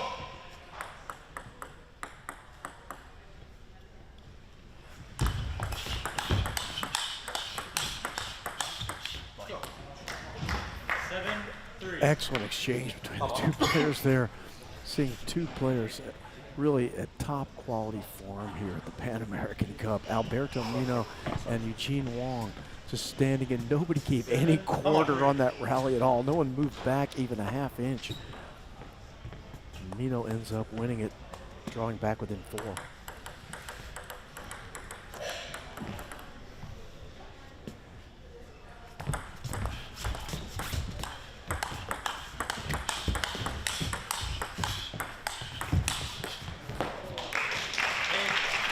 Again, a lengthy exchange. Mino did a good job of digging one from below the table to keep the play alive, but Wong, who just stands right in and he swings from the heels.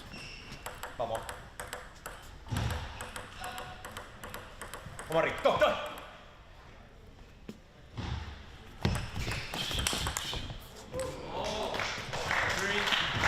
Beautiful third ball that time by Wong into the body of Mino with lots of pace. Mino reacted, got the paddle on it, but ball went long. And now it's a 6-point lead here in game 5 for Eugene Wong.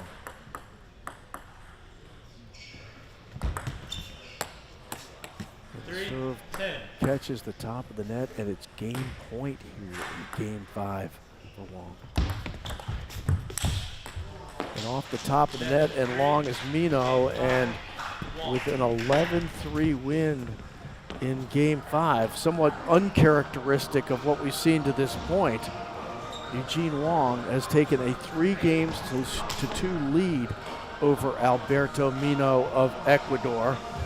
Wong won the first game, That was 11-6, so that was a little bit more lopsided. As a matter of fact, Wong started out in game one winning the first 7 points. He led 7-0 at one point, won 11-6. Bouncing back with back-to-back wins was Mino, who won 11-8, and then with extra points, 14-12 in game 3. In what we thought might be a pivotal game 4, it went 34 points before Eugene Wong won 18-16 in game 4 to retie the match at 2 games apiece.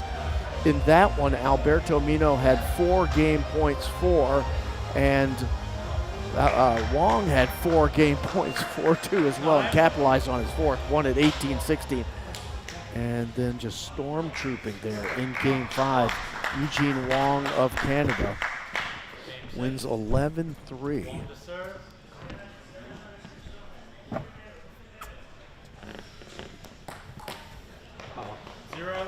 0-0. And Wong now up 3 games to 2, trying to advance to the semifinals, where he would face Horacio Cifuentes of Argentina.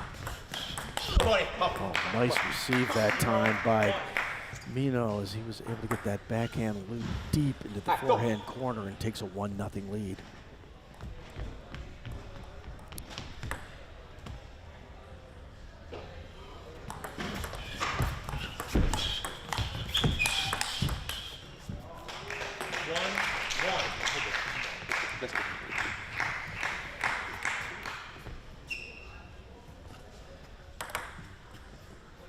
Come on, go.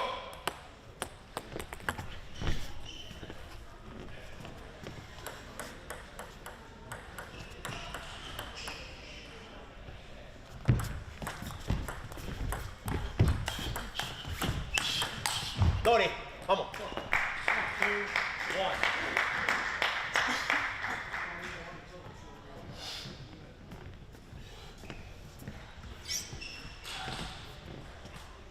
Come on, yeah.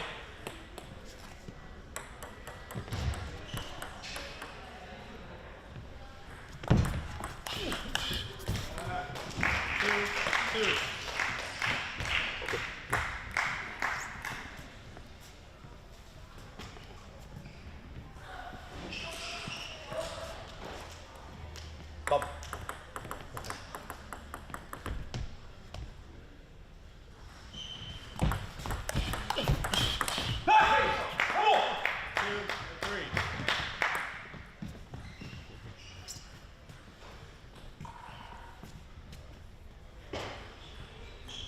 Come on.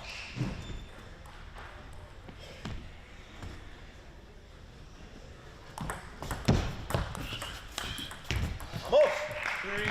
3.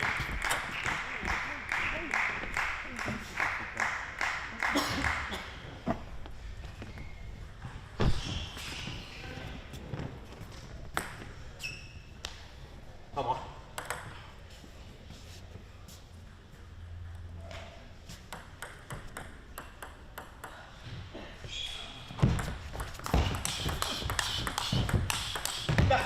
Nice exchange that time, but it's the backhand from Wong that goes long. And with what is his 4th lead of this 6th game, Mino with the serve, leading 4-3.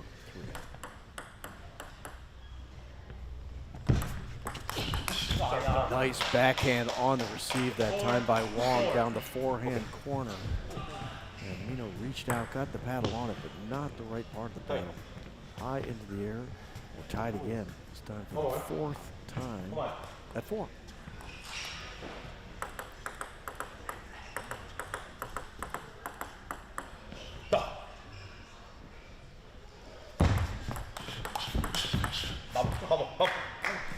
Backhand by Mino caught the edge.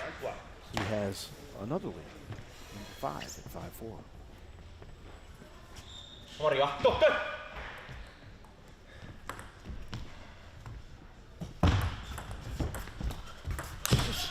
Very nice return receive that time by Mino. A short little underspin chop that caused problems for Wong, and that allowed Mino to finish with the hard forehand, and now leads by 2 here in game 6.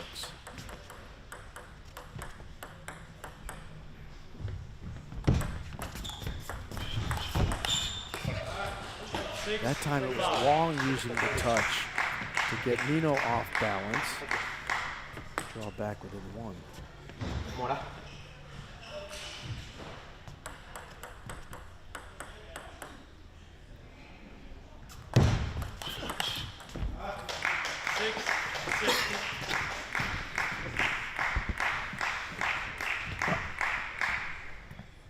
Okay, go.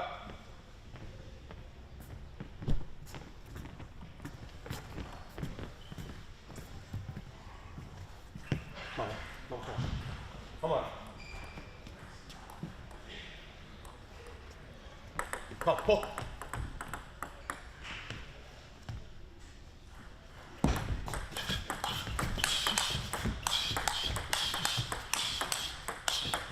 Oh, forehands and backhands that time by Mino. Boxed back onto the table by Wong.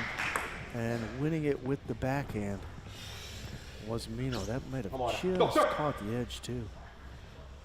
Another lead for Alberto Mino of Ecuador. That is lead number 6 of this game. 6, 7. Okay. Vamos.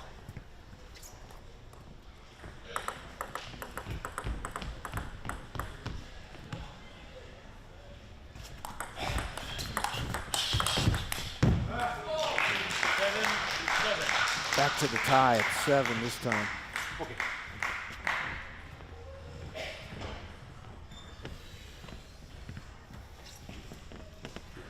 Hi, go, go.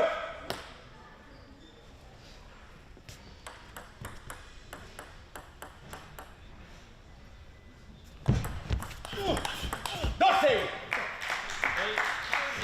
Good start with the serve that time by Mino. Lots of underspin.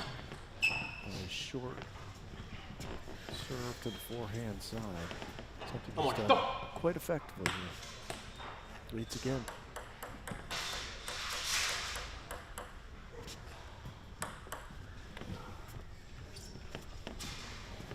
Vamos, Ali.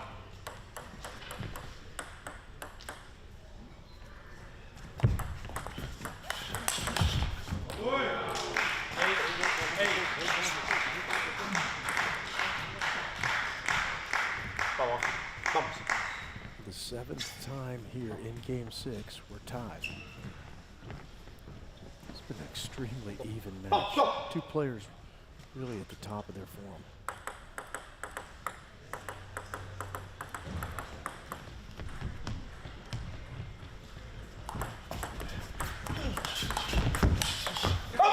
Brilliant forehand that time by Mino, moving to his left, drove it back towards his right, backhand side on Wong. And once again with the lead is Alberto Mino.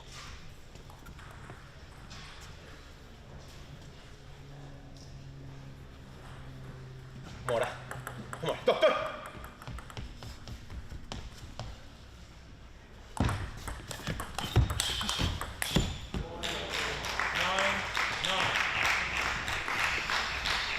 Wong standing in to respond to a couple of fairly nice backhands by Mino, and ultimately powering one into the elbow. It goes off the top of the paddle of Mino and out, and once again, 8th time in this 6th game that we've been tied, this time 9-9.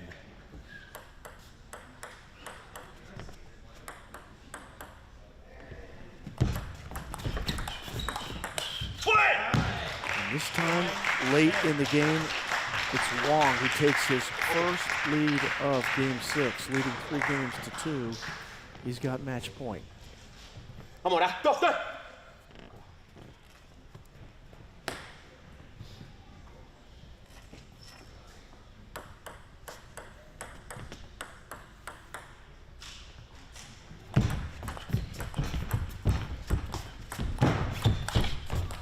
And that's it. Eugene Wong will advance to the semifinals of the Pan American Cup. Great match between Eugene Wong of Canada and Alberto Mino of Ecuador. An 11-9 win here in Game 6 gives Wong a 4-2 victory and sends him on not only to the semifinals of the 2025 ITTF Pan American Cup, but also onto qualification for the World Cup in Macao in April. So Eugene Wong doubles down there with a tremendous match against Mino. Two players who really battled all the way through. Wong in that Game 6 did not have a lead until the 19th point, and then he capitalized on his first opportunity for a match point, wins 11-9, but what a great match. Wong, who jumped out to an early lead in this one. He led 7-0 in Game 1, won Game 1 11-6, but lost Games 2 and 3 to Alberto Mino. 11-8, 14-12 were the scores of 2 and 3. In Game 4, it was an epic battle, 34 points. Wong wins 18-16 after staving off game point 4 times for Mino. Wong had game point 4 times himself. He capitalized on the 4th to win 18-16, tie the match at 2. Then a dominant performance in Game 5, 11-3 for Wong, makes it 3-2, and then a very hotly and tightly contested Game 6 is taken by Wong on his first opportunity. He wins 11-9 and advances to the semifinals tomorrow against Horacio Cifuentes of Argentina, who beat Nandan Naresh in the quarterfinals earlier this evening. Now our attention will shift over to the women, and we will get a quarterfinal matchup between fan favorite and local hero Lily Zhang from Berkeley, California, taking on Julia Takahashi of Brazil. The winner of that matchup, or this matchup that's about to happen on the competition court here at 888 Table Tennis Center in Burlingame, California, is going to face Mo Zhang in the semifinals tomorrow. The veteran Zhang from Canada defeated Paulina Vega in the quarterfinals to advance to the semis, and she will face either Lily Zhang or Julia Takahashi. Takahashi from Brazil, only 19 years of age.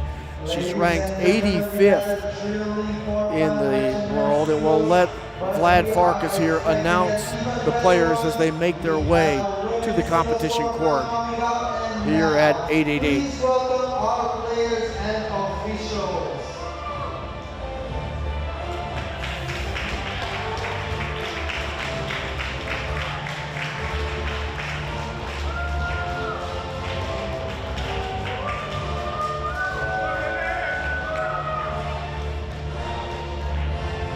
Representing Brazil, Julia Takahashi.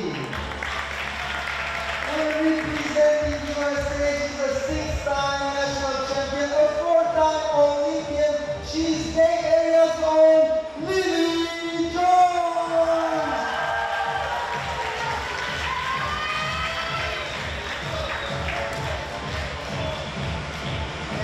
All right, quarterfinal matchup. It's Lily Zhang and Julia Takahashi. As noted, Takahashi from Brazil, only 19 years of age, ranked 85th in the world right now. She's been as high as 75th in the world. That was last year.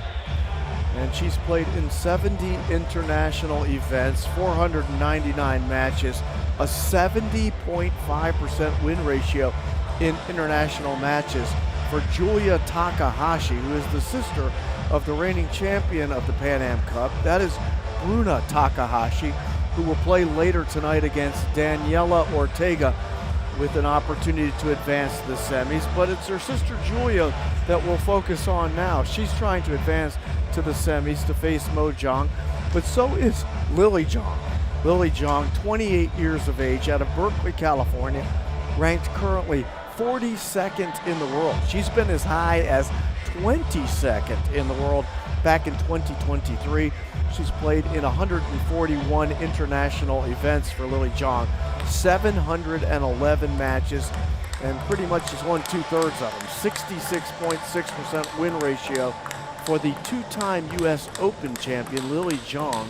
She won the U.S. Open in 2019 and 2021. She's a six-time, Zhang is, U.S. national champion. 2012, 2014, 2016, 2017, 2019, and most recently 2022 as a U.S. national champion for Lily Zhang.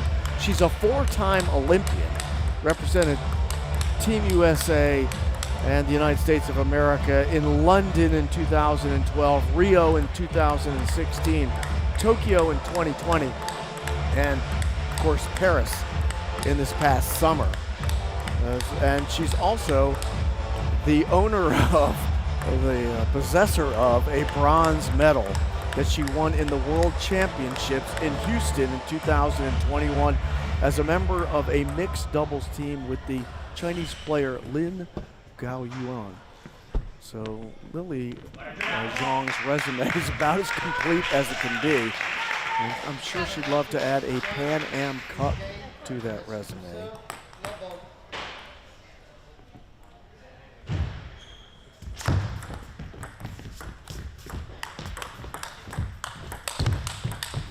Oh, great first point. Forehand-to-forehand exchange is won by Zhang at the conclusion of that point in a 1-0 lead.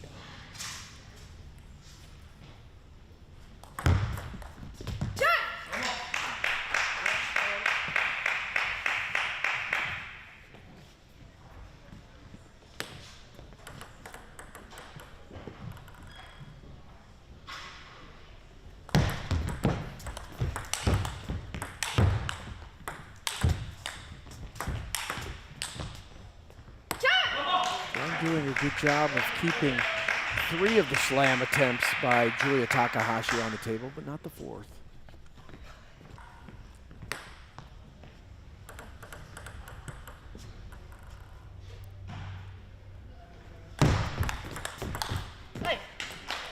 Fast and long serve that time by Lily Zhang. Nice return receive by Takahashi, but Zhang wins the point.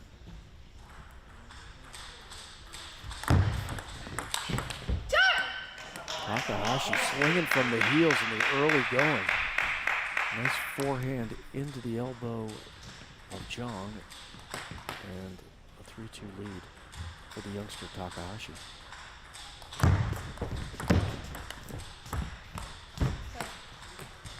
Zhang off the top of the net, the ball popped up in the air. It looked like an easy play for Julia Takahashi, but she just hit a little bit too flat. Ball floated long, we're tied at 3.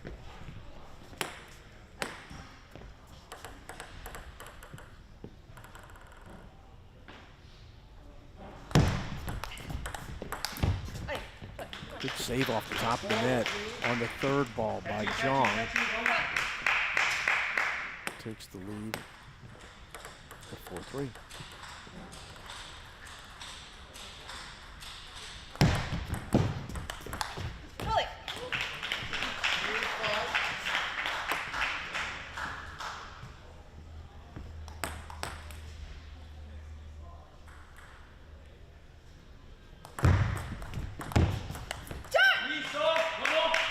Takahashi using that backhand slice serve short to the forehand side. Is drawn within 1.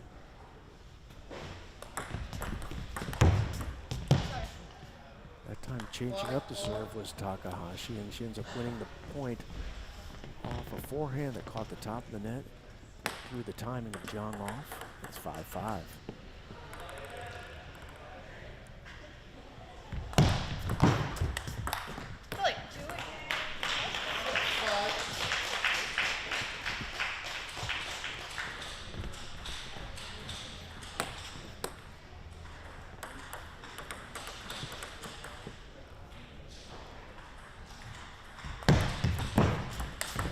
Oh, beautiful backhand that time by Zhang. Flip with power. into the backhand corner of Julia Takahashi and a 7-5 lead here in game one for the American Lily Zhang.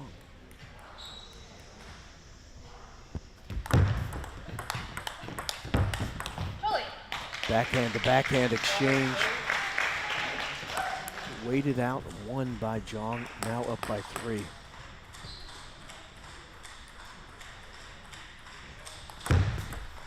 Left, 5-8.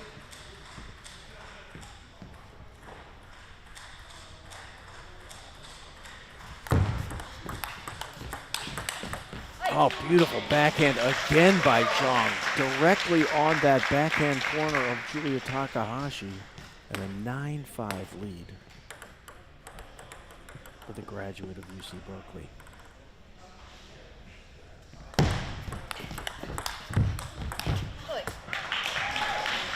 This time it's the forehand of Zhang that pays off, and she has 5 game points in game one.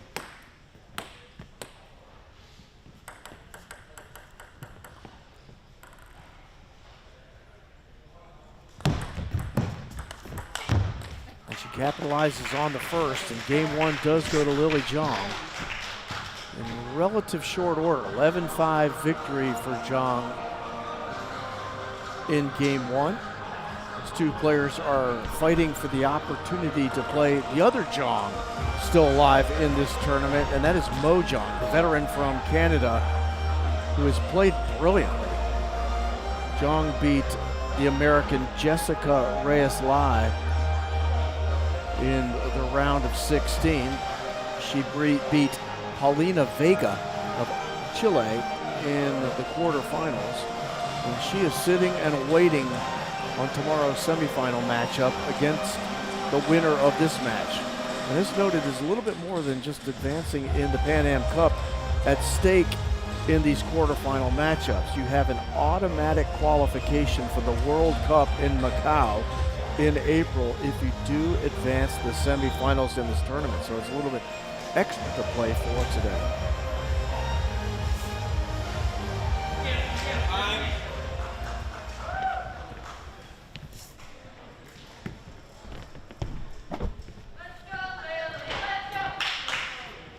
Second game, jump to serve, level.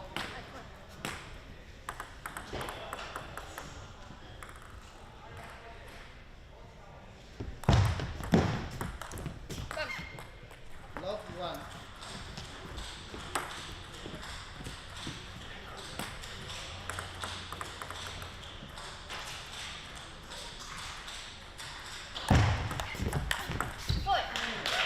Fast long serve by Zhang.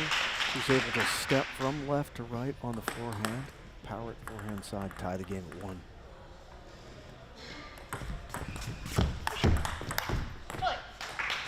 That's a serve we've seen Julia Takahashi use a couple times here. It looks like it's under and side spin, almost in a tomahawk fashion. This time she's going to the backhand slice serve. Trying to work the backhand side of Zhang on that third ball, but without success. It's 3-1 for Lily Zhang of the United States of America.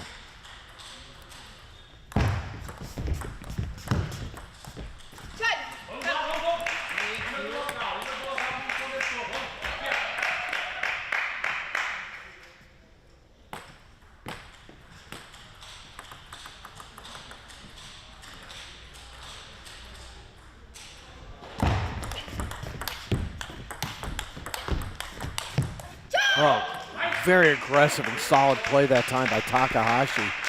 Both players standing tight to the table. Long rally, and it's Takahashi who ends up with the point. She plays fast, and she plays very aggressively, and she's tied this game at 3.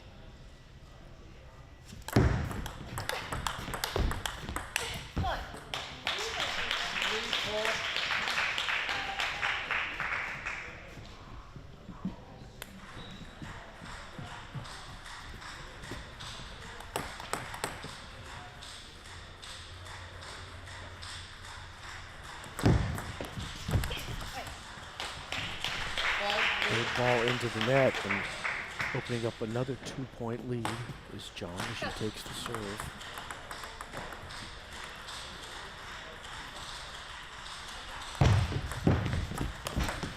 Oh, nice short serve that time with underspin by Zhang. Set up the forehand. It hit the edge of the table. Nothing you can do about that. 6-3. Zhang leading here in game 2.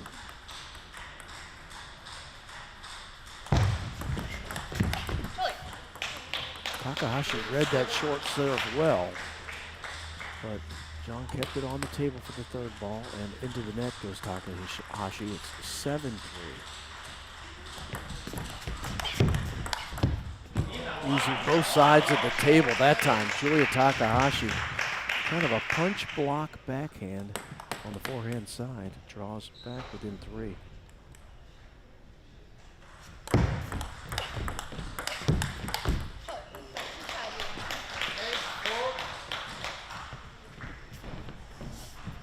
Takahashi has got a style where she, I call it kind of quick picking the ball off the table. She doesn't wait for it to get to its complete arc. As it's coming up off the table, she attacks the ball, very aggressive.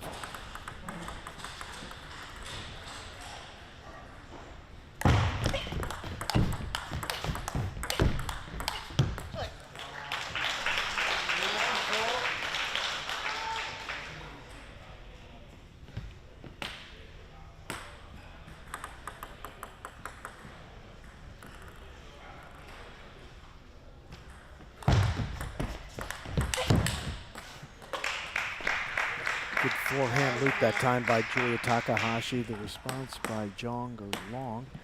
It's now 9-5. Takahashi serving.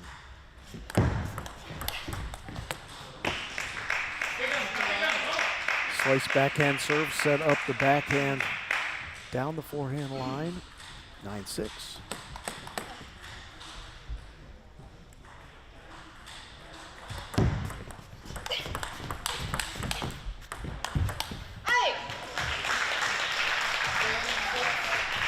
With that extended rally won by Zhang, she now has 4 game points here in game 2.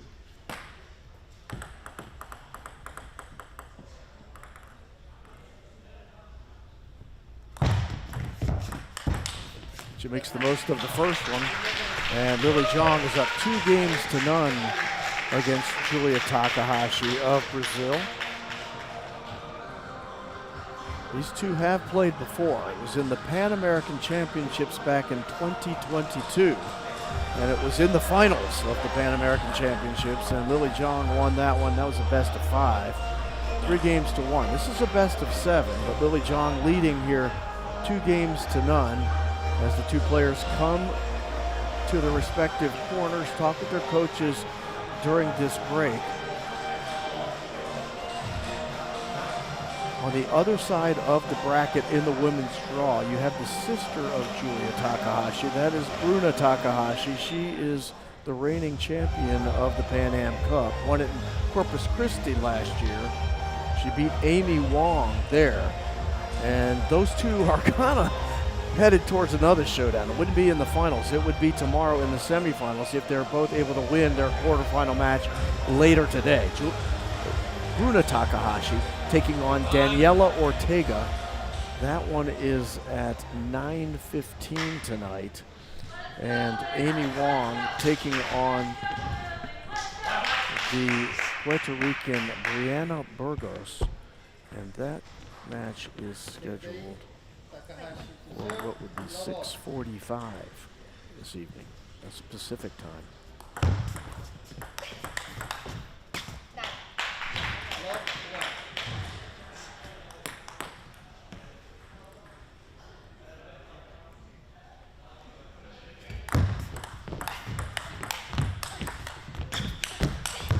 Oh, big, hot, looping forehands by Lily Zhang. Into the net goes Takahashi. Very interesting serve by Takahashi that time. Fast and long and a high bounce. Difficult to handle, but Zhang seemed like she had no trouble with it at all.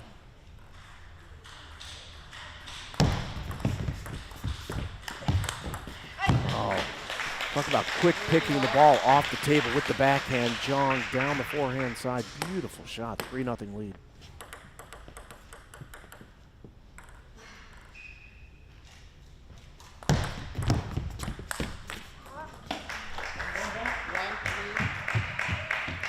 Zhang misses on the big swing forehand, and on the board is Julia Takahashi.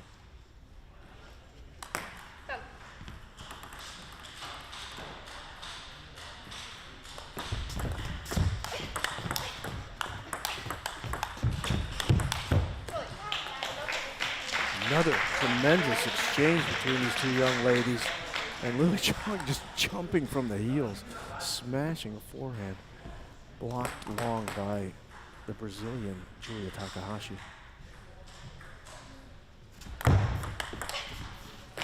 Great receive return that time by Zhang.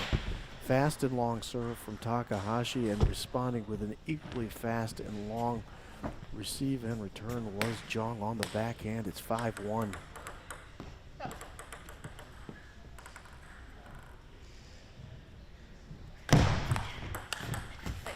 Using both sides of the table. That time, Zhang, fast long serve, and then came back with the backhand down the forehand line on Takahashi. 6-1.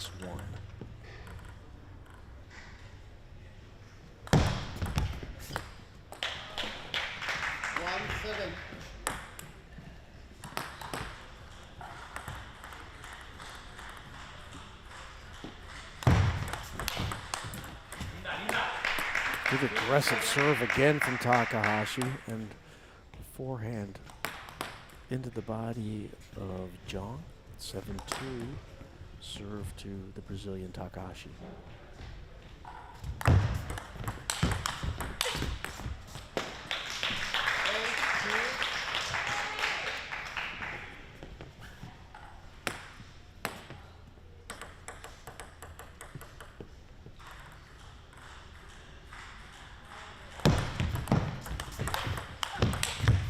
Oh, great shot that time by Takahashi. Both of these young ladies just in tremendous form. Takahashi might be just a little bit off, but she's still playing extremely aggressive. No fear in her game at all.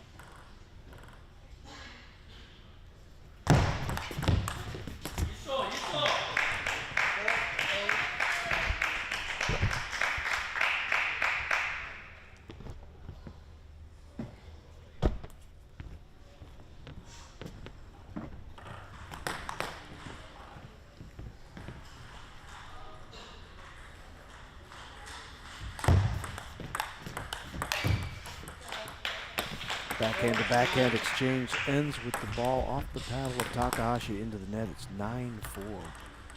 Lily Zhang.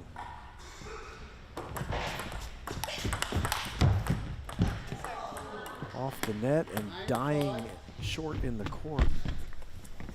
Lily Zhang tries to jump up and get to that, but was unable to. 9-5.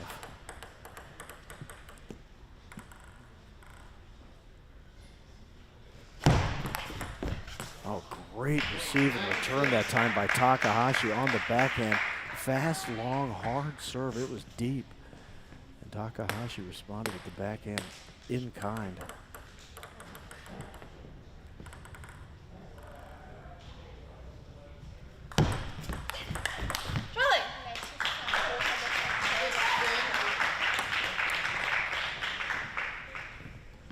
Now with game point again, Lily Zhang.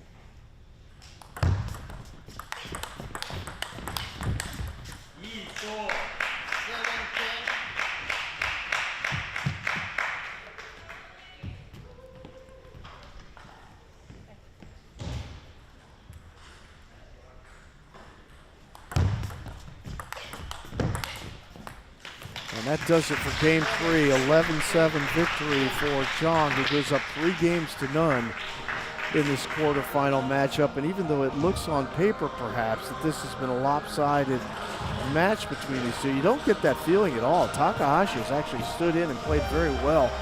I think what we're seeing is Lily Zhang playing just that much better. This is not about Julia Takahashi not playing well. She seems to be on her form pretty strongly.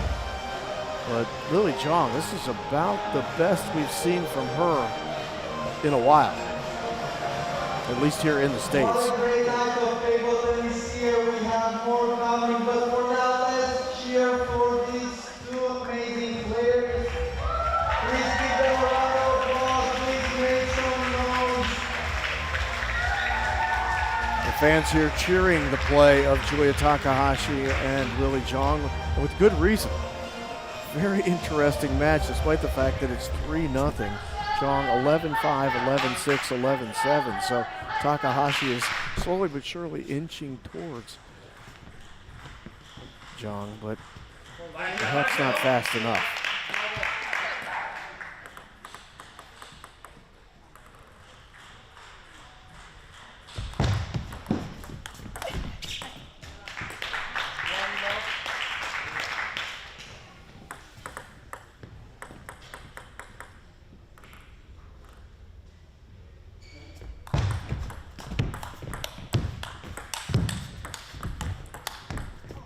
Takahashi using both sides of the table and then coming back-to-back shots to the backhand side, and the second one sneaks through, 1-1.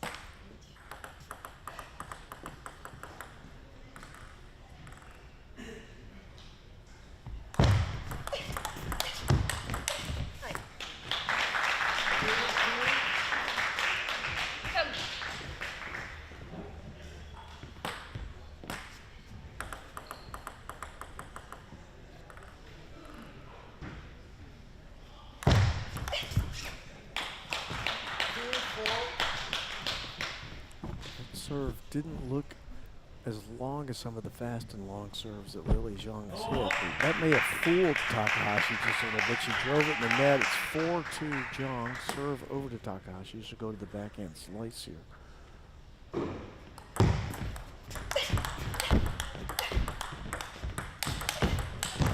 Oh, stepping around on the forehand that time after an extended backhand exchange between the two. Zhang powers one through and is now up by 3 here in game 4. And Julia Takahashi will use the timeout, come over and talk with her coach, see if they can reset and resettle.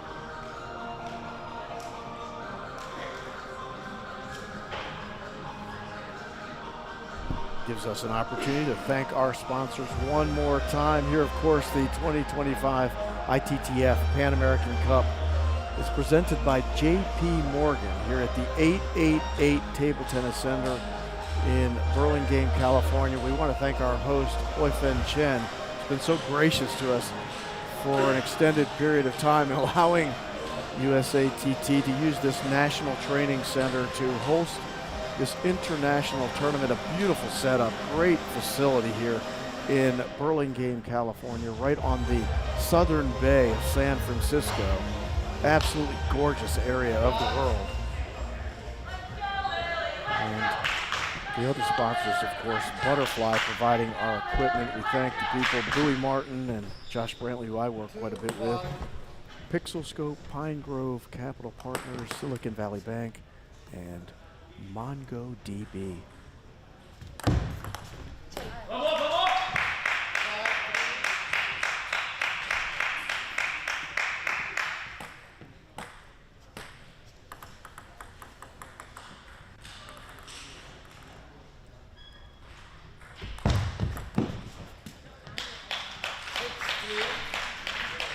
Push on the receive that time by Takahashi goes long.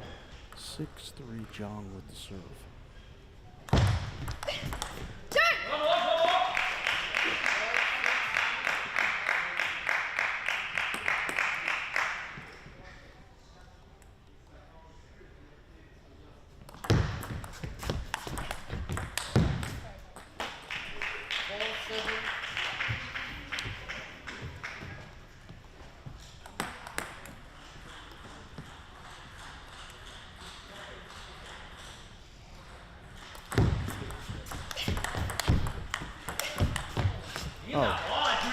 Battling the ball to the backhand side. Takahashi with her own backhand. Couple of real nice bullets. They look flat. They don't look like they've had a ton of spin on them. They've got good pace. And now within 2, the youngster, Julia Takahashi.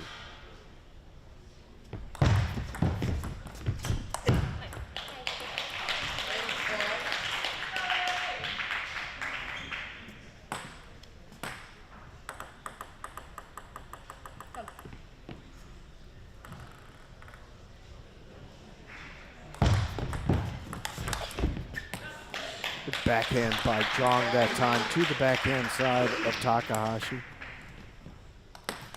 And now a 9-5 lead for the American.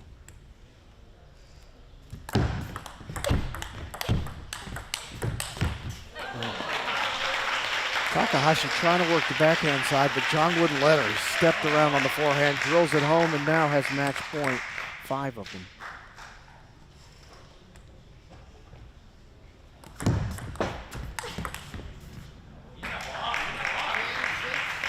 Takahashi's not going away lightly. This young lady's got a lot of fight in her game. You can tell that she plays with a lot of pride, too.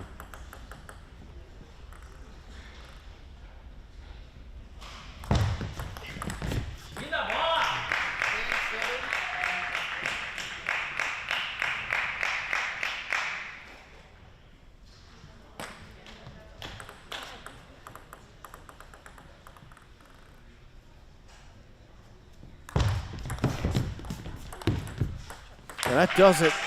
Takahashi dumps the backhand in the net, and Lily Zhang has advanced now to the semifinals of the Pan American Cup 2025. The local favorite out of Berkeley, California, Lily Zhang defeats Julia Takahashi. That's a fight in her game there. It may not look so much on paper as if she did, but there's some there.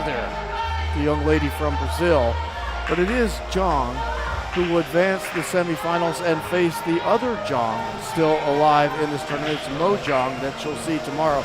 Lily Zhang wins this one 11-5, 11-6, 11-7, 11-7 in straight game fashion. Lily Zhang, the 28-year-old from Berkeley, California, ranked 42nd in the world, also gets the automatic bid qualification-wise for the World Cup in Macao in April. To put on such a great performance in front of your family, friends, and everybody who come here to support you. Get an opportunity to hear from Lily here. It's not only so cool to be able to play but to play it in my hometown in San Francisco area, have friends and family. You had a dream run last year at the Olympics. Everybody cheered for you. This year, maybe less stress. What's your goal here at the Pan American Cup? Yeah, I mean, all the players here are really good, really high level. So I think for me, it's important to just take it match by match, staying in the moment, staying present, and just try to enjoy every ball. Great, little folks cheer for you. Please make some more noise for Lily Zhang. Great young lady, great ambassador for table tennis, Lily Zhang. Local fan favorite, obviously, advances to the semifinals here in the Pan Am Cup. She is going to face Mo Zhang tomorrow.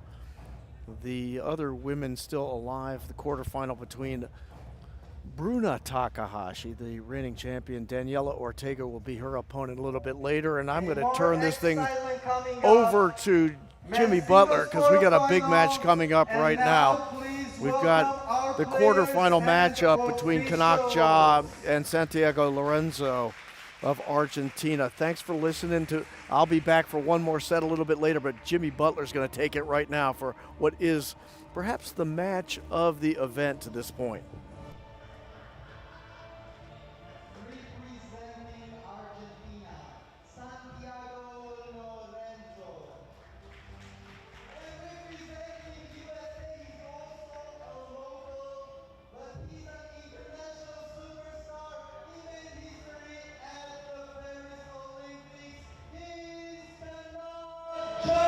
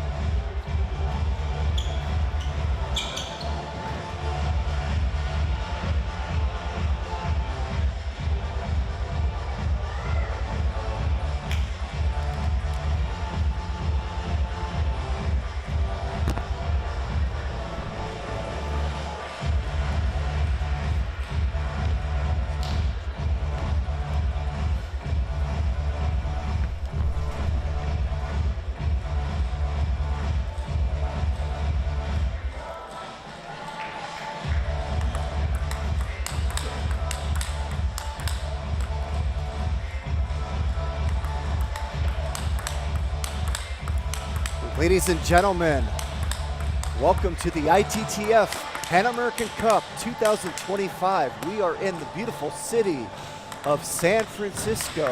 We are at the Bay Area, and we are at the 888 Table Tennis Center, one of the premier table tennis clubs in America, and we are about to bring you the third men's singles quarterfinal match of this event. And it's gonna be a good one because we have Santiago Lorenzo from Argentina, currently ranked 113 in the world.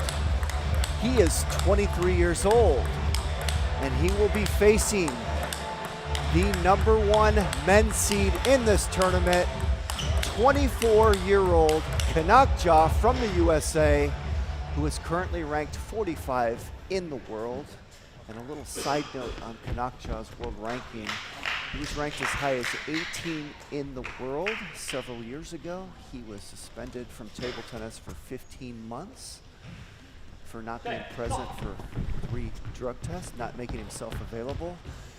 So he went out of the world rankings, was not allowed to play a tournament during that time period. And since he's come back, he has been playing even better than when he took that 15-month hiatus. And we'll talk more about that here in a moment.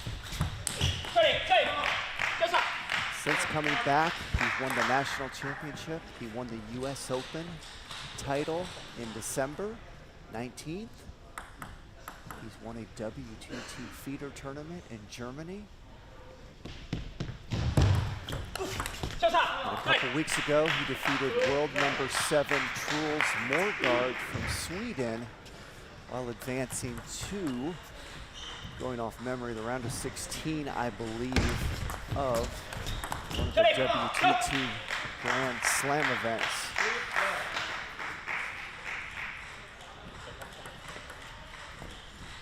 So credit Ja, turning lemons into lemonade. He took advantage of that 15-month hiatus. He hit the weight room, he got stronger, kept himself sharp, and is playing even better now than before. So he really is a world top 20 player. That's what I'm getting at. That 45 in the world ranking is simply because he hasn't played enough world ranking tournaments to get his ranking back to where it was before and where it will be in the near future.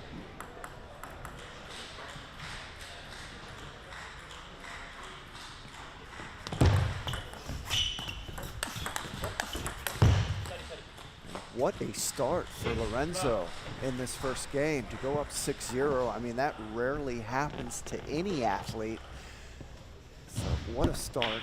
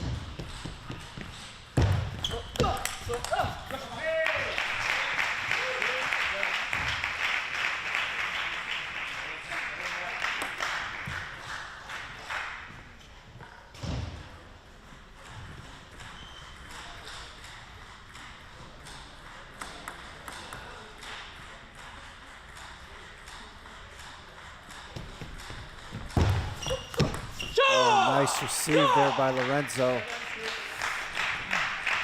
Lorenzo likes to play with a lot of power and speed directly after his serve. And he's got good serves. Let's see if Ja can figure out how to slow him down right there on that receive. That's what he likes to do right there. He actually opened up with a medium speed and then went for Mr. Big and landed it. So that's what Ja's dealing with out there. He's gonna have to bring his A game as far as receives Ja has some of the better receives in the world. That's one of his strengths. And in my opinion, one of the most difficult aspects of this game is receiving serves. Ja is one of the best at it. Now on the flip side, he has below average serves himself. And that's the weakest part of his game. Other than Ja's serves, he's very strong in all other aspects of the game. Has a great backhand and great receives. Top 20, world top 20 level. Wow, look at that power and speed by Lorenzo. Ja actually took back a few of them. But man, that's impressive.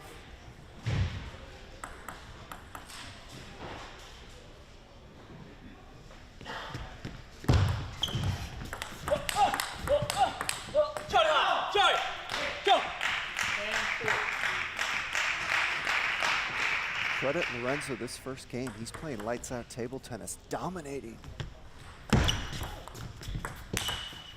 Great serve. There's the good server Lorenzo. You saw Ja pop that ball up, and Ja is really good at receives. Totally misread that serve. Now we're going to look at some replays from that last game. Watch the serve of Ja.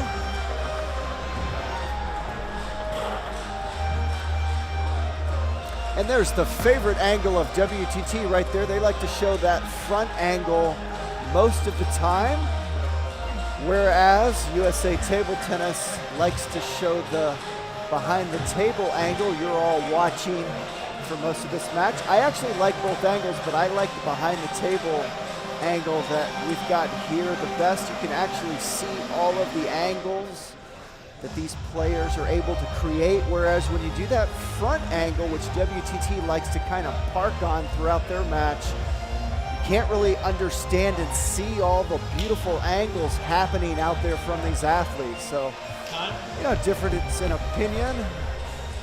There's been a lot of people that, see, there's the angle I'm talking about. WTT likes to park on that angle most of the match. I like to look at that sometimes. But look at the behind the table angle for most of the match. See that angle right there, you can really see everything a lot better. So there's been a lot of debate about that. A lot of people have wanted WTT to show the behind the table angle a lot more, like you're watching here, this angle right here.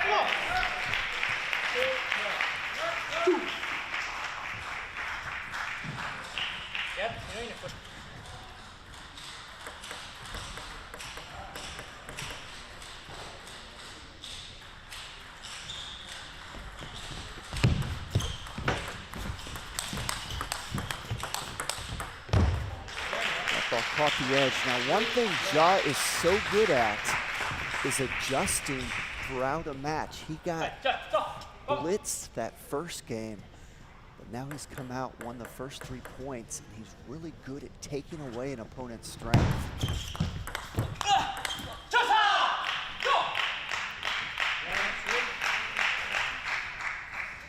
So he's going to have to figure out a way to slow down the speed of Lorenzo right after the serve right here. As this match goes on, Ja's going to get better and better at receiving Lorenzo's serve. He's got to get used to him. I don't think these athletes have played a lot. See, that was a weak receive, but fortunately that was an unforced error by Lorenzo. So right now Lorenzo serves, giving Ja problems early in this match. That was kind of a nice floating receive there by Ja, and a successful decision, but really not a great receive by any means at all.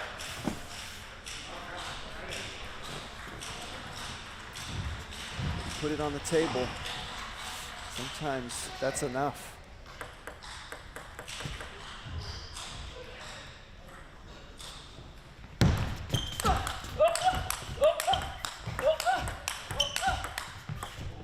What a point. Great action by both athletes. Now we look at that WTT favorite angle right there on the replay.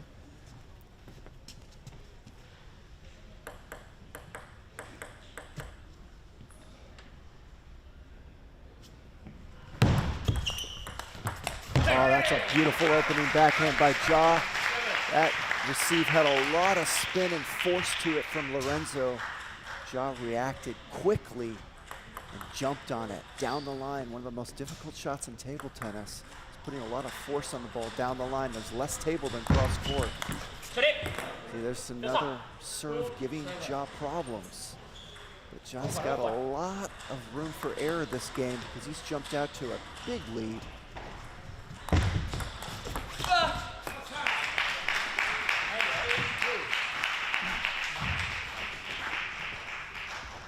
So great job by Ja after getting his clock cleaned. That first game has come out and is now cleaning the clock of Lorenzo the second game.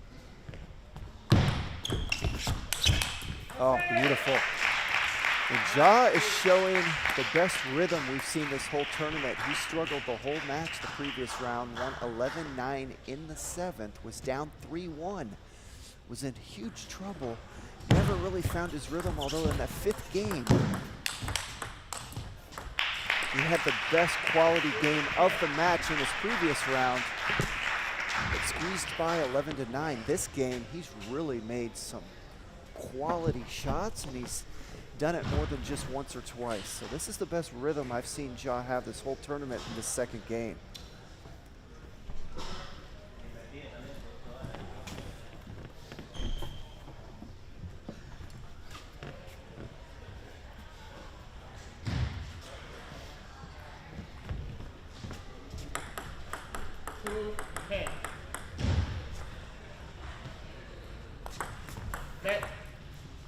Lorenzo going to his hardly ever used backhand serve. He doesn't want to show his forehand serves off. He's so far down this game, he's really not expecting to come back, so he's not going to give away his best serves. That's what these athletes will do when they get way down or up.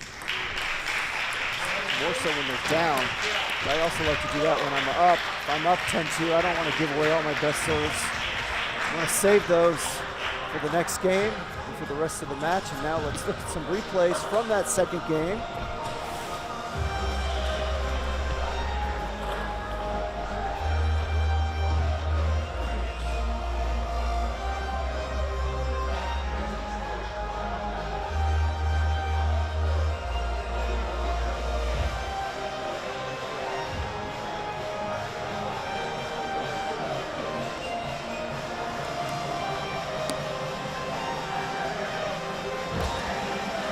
One game each, and please make some noise if you're having fun here at the Pan American Cup. Please make some noise for these players.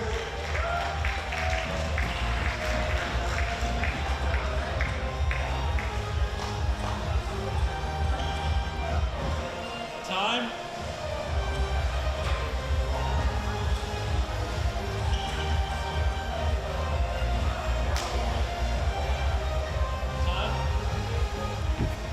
There we get a good look at our umpires for this match. Tony Shaw from Canada is the chair umpire. Clayton Pavlicek is the assistant umpire right behind those towel boxes, keeping score there on that computer screen and also throwing the balls out for the players in between points.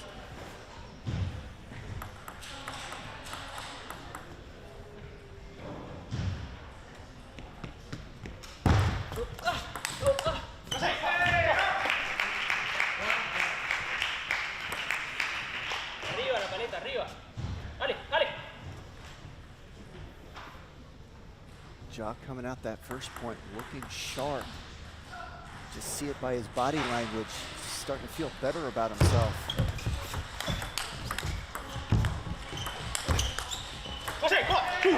Another nice point by Ja.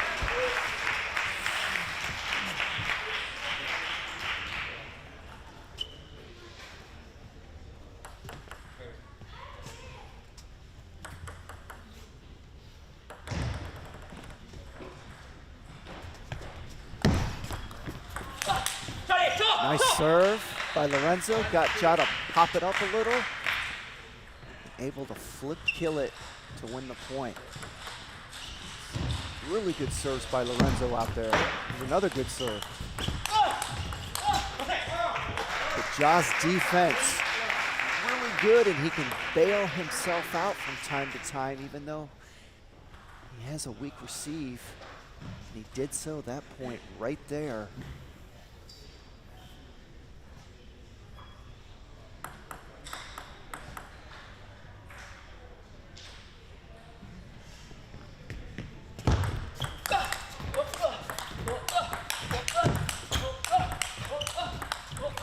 How good is that? That's fantastic table tennis, both athletes.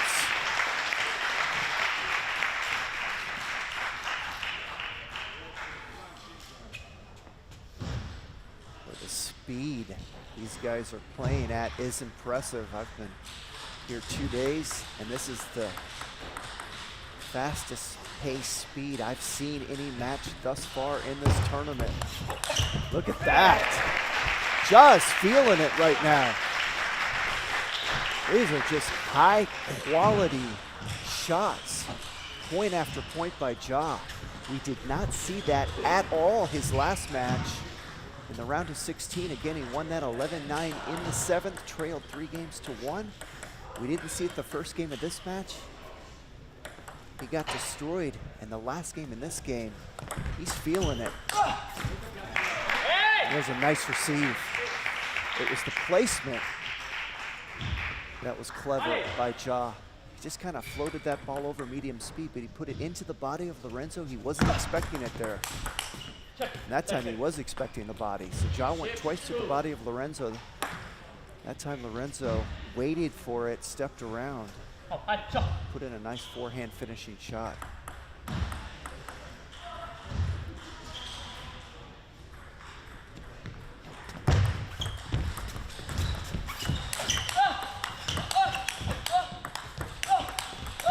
Oh, Ja is just feeling it. It's like a wall right now. It's so hard to go through him.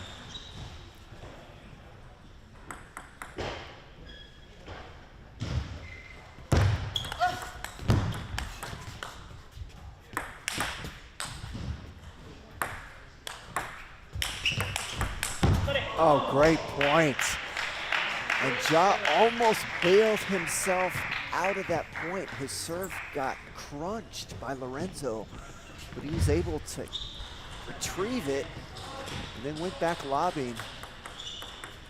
Almost bailed himself out of that point, but great point by Lorenzo there.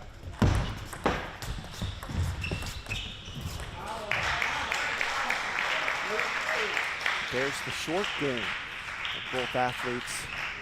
Ja coming out on top there. Those little touch shots don't look like much to most of the viewers watching, but those are actually difficult to do. There's another nice little touch receive. Those are difficult to do. These guys are so good, they make it look easy. There's nothing easy about it. To keep the ball low to the net like that, to take it that quick, and to keep it short so it doesn't go long so your opponent can't attack it. That's a high-level skill set to be able to do that.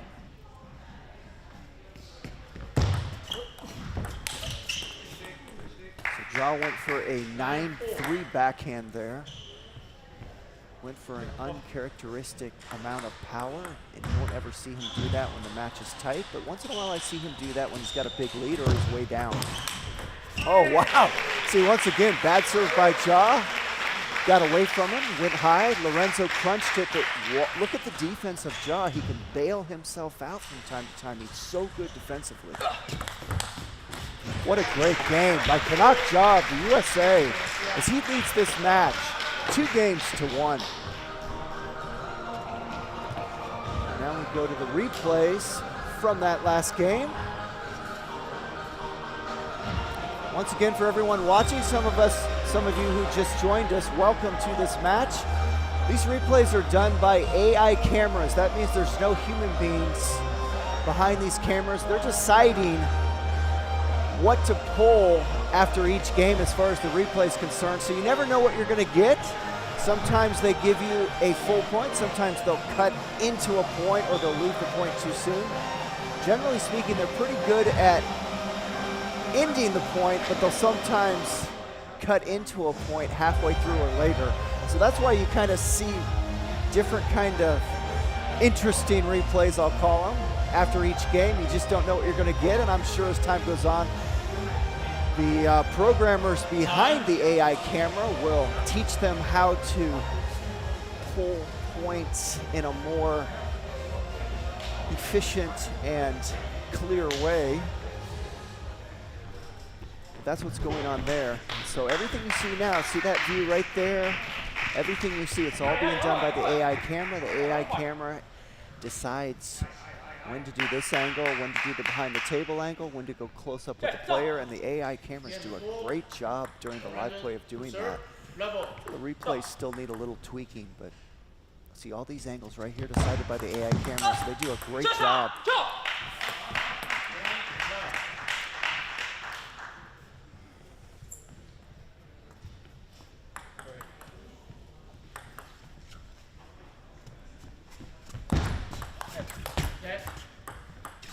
Dale tiempo la pelota. One block.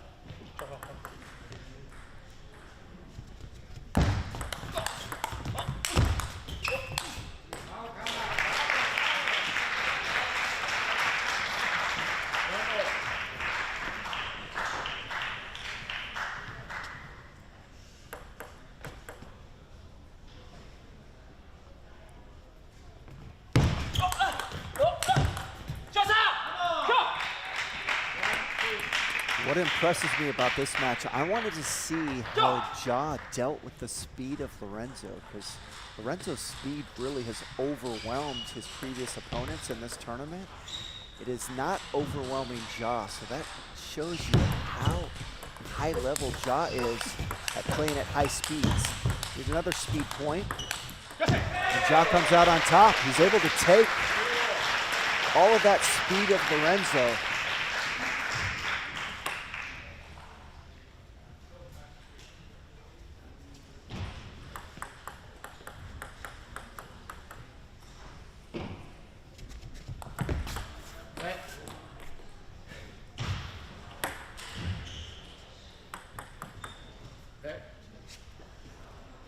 Lorenzo ranked 113 in the world. I tell you, he's got some serious speed and he's pretty consistent at doing it.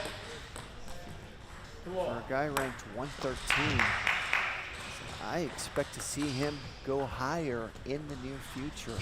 He's got game.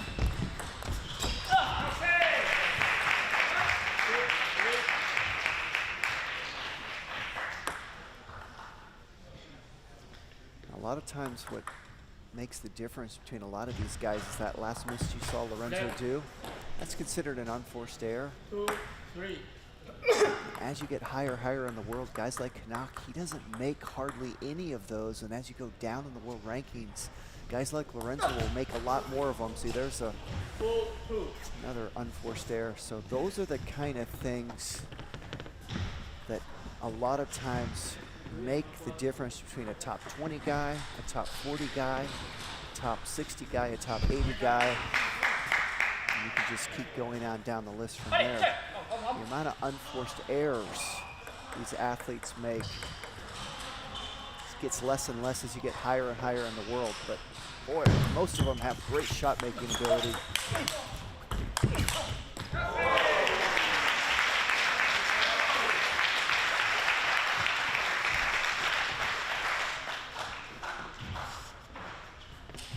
Dale, sacalo, sacalo. Arriba, arriba.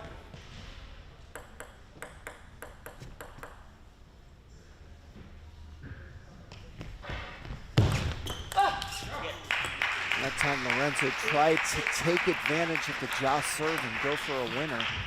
Wasn't able to pull it off. Tried to win a quickie there. Not necessarily a bad idea. That's where you want to try to take advantage of Ja off his serve. Serve that worked for Lorenzo. I'm not sure if that's what he wanted to do. That serve to go that long, but it worked.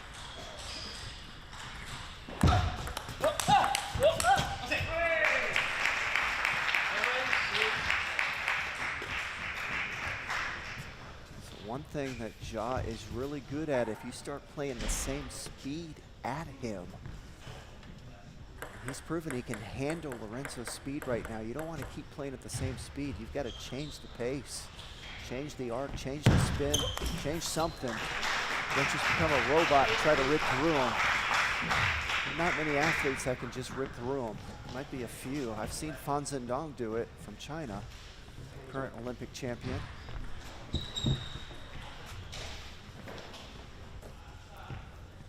not many athletes can just go and overpower them. I saw Oftroff do it their last match. From Germany, world top 15 player, has been in the world top 5. But those kind of athletes are few and far between, so Lorenzo kind of playing the same speed right now. And as you can see, Ja has adapted to that speed. He's starting to dominate this match.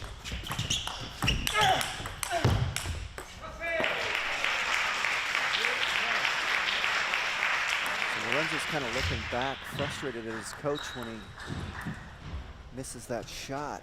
Man, how many balls in a row can you play at that speed when your opponent keeps bringing them back? So you got to change things up a little bit.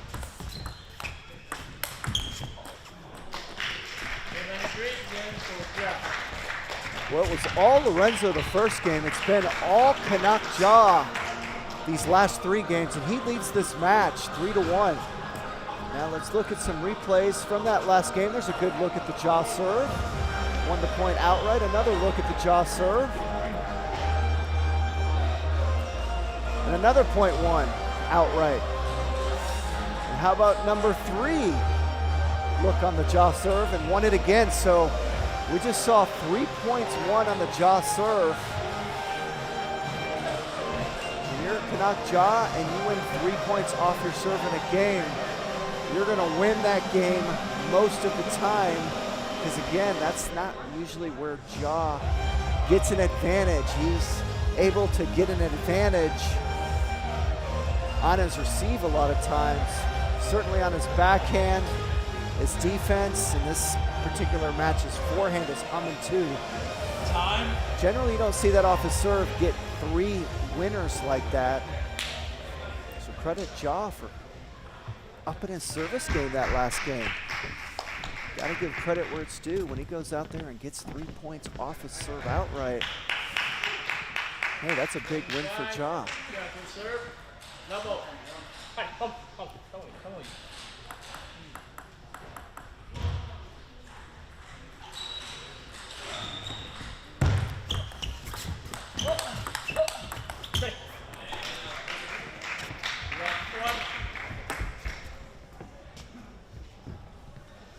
One thing I'm noticing about Lorenzo is he likes to play at 1 speed, and you can see what that speed is. That speed right there. He kind of likes to do that from both sides, so you're not going to get really much variation in his game. He's going to go out there and he's going to just try to outspeed you at that same speed. Right there. See, he likes to play that pace each and every point. Now, if you're not good enough to hang with that speed, he's going to own you. And we saw him do that his previous matches here. Now, Ja is good enough to deal with that speed, and he doesn't really have another gear.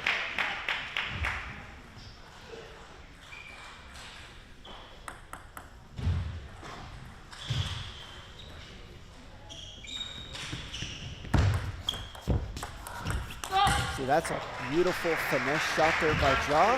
He could have gone for a big rip, but instead, he went for a medium speed inside-out backhand to the wide forehand of Lorenzo. That's low risk for Ja. And he's very intelligent. He knew that was enough to win the point. Didn't need to go higher risk. That time, Lorenzo just pummeled the serve of Ja, but once again, Ja's defense so strong. He was able to bail himself out that point.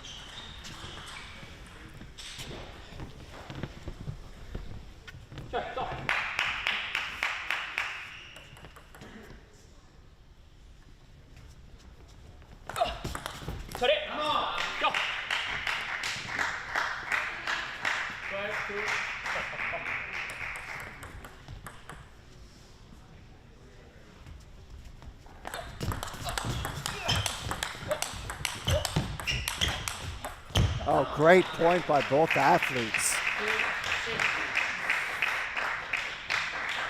That's fun to watch. When they could go at that speed and make that many shots over the net, that's fantastic table tennis.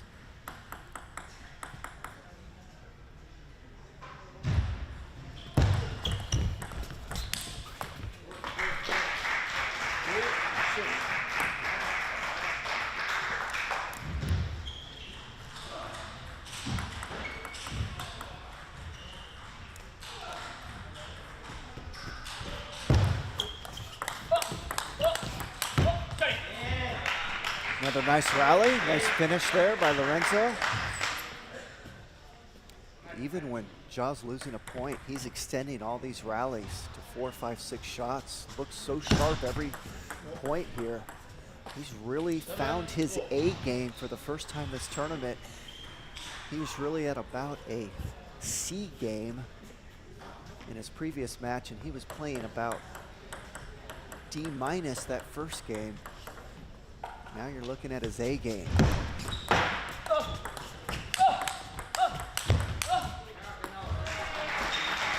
Just Ja not making any unforced errors out there, not giving Lorenzo anything for free. But Lorenzo's got a 2-point lead here, so he's done a great job to put himself in this position. But Ja's making him earn it. So if Ja can keep holding up and keeping the unforced errors to a minimum, still in okay shape this game. Looks good. See, nice opening. That's low risk for Ja, but it was the placement that won him that point. Ja very intelligent. Didn't put a lot of pace on that ball, kept it low to the net, but played it into the body of Lorenzo, won the point outright. So Lorenzo's gonna have to deal with that kind of steadiness from Ja the rest of this game if he's gonna win it. And that's what Ja is so good at. He keeps his unforced errors to a bare minimum, and he keeps bringing that ball back.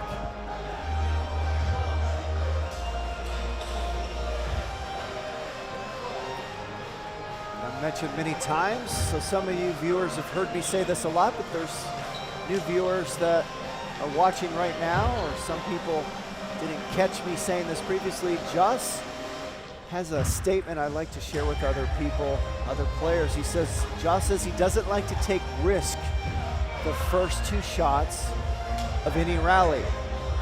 So what that means is he wants to extend the rally and not make unforced errors early in the rally. And that's a mindset he has, that's a skill set he's developed. And he's one of the best players in the world at doing that. And that's one of the reasons he's a world top 20 player.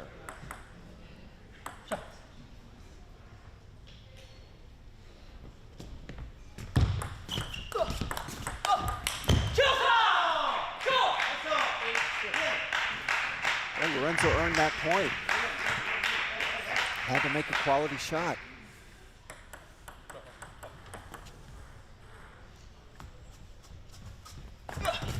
Great serve. Oh, that serve was loaded. 8-6.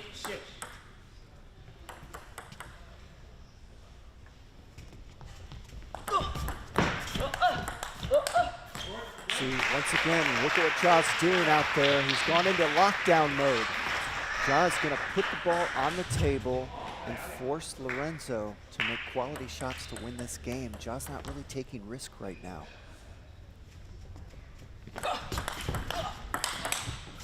Now that right there is just too good, because Lorenzo served that deep, and that pressured Ja to have to do something with it, and he had a nice receive with that backhand opening, and then a beautiful backhand finishing shot.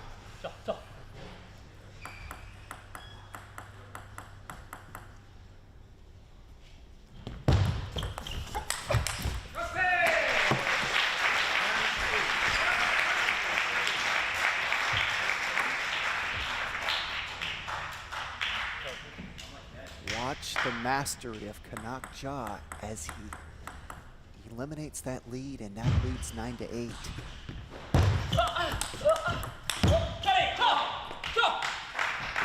That's a quality point by both athletes. Ja had the shot he wanted, it just went off the top of the net. But Lorenzo had to really make some quality shots to win that point, so Ja's happy with that.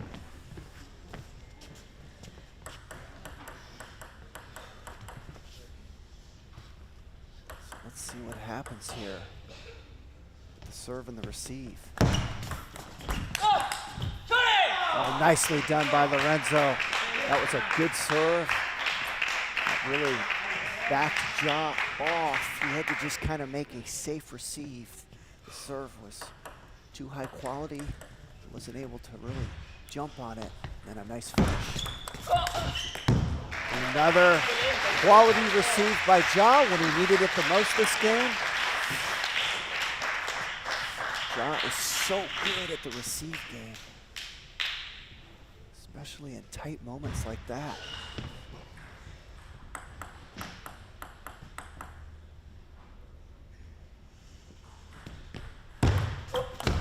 That was a bad serve by Ja. He did not mean for it to go long like that. That serve went half long. Wasn't even a good half long serve. A good half long serve barely goes off the edge of the table. That ball just went slow and long, and Lorenzo jumped on it. Oh, great receive. Even better reaction after the receive by Ja.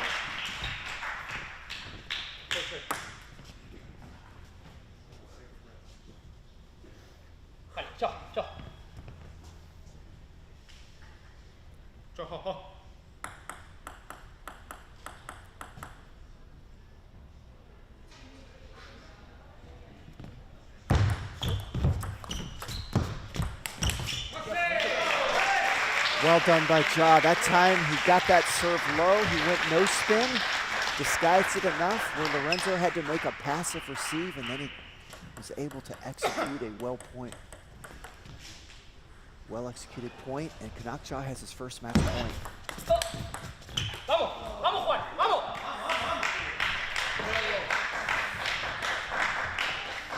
That time Ja mistimed that. He didn't go for a lot on that shot, but just kind of mistimed it for some reason. It might have been the moment. That was his first match point, and these are tight situations, and anytime you get to a deuce, especially when you're playing for the match.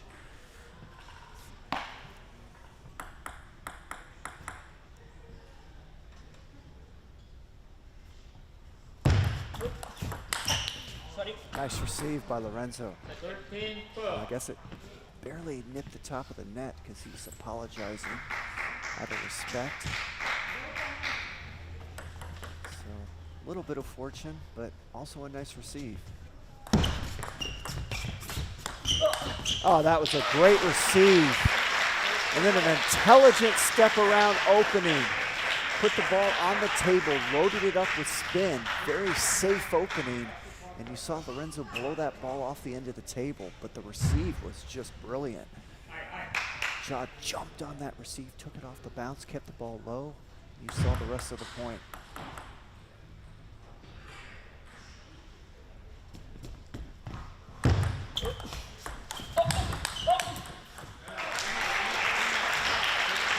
Canuck Ja will have his second match point.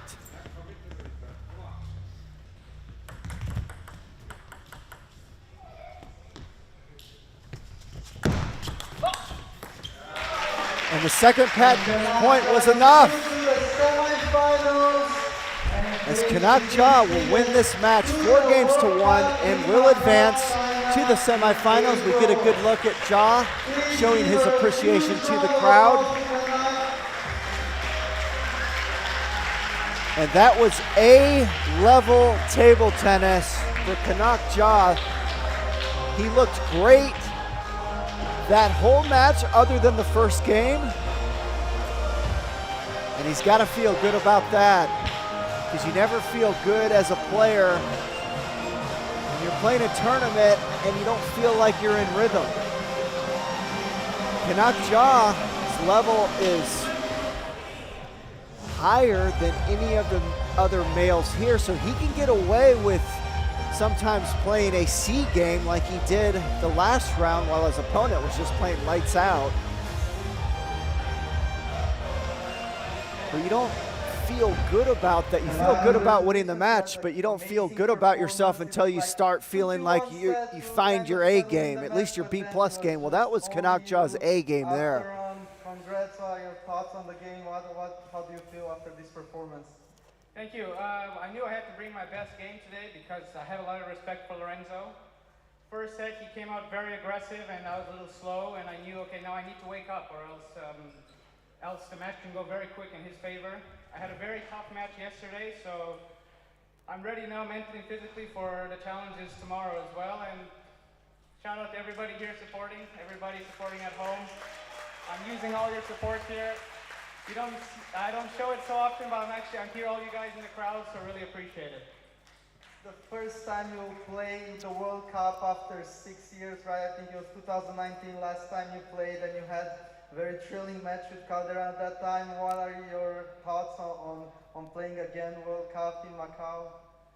Very excited. I mean, the World Cup, it's a marquee event. I'm very proud now somebody from USA will be there.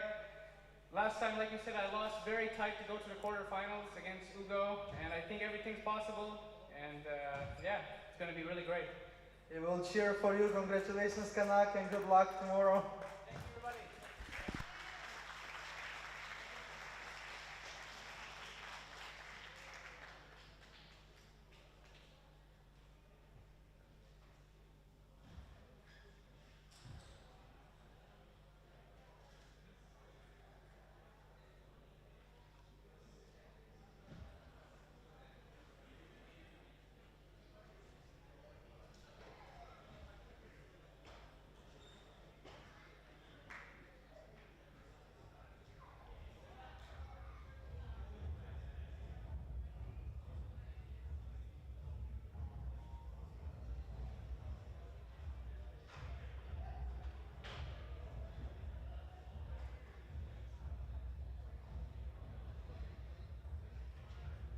We have the women's quarterfinal coming up next. We had an amazing night of table tennis, but it's more to come. Coming up, please welcome our players and officials for the women's single quarterfinals.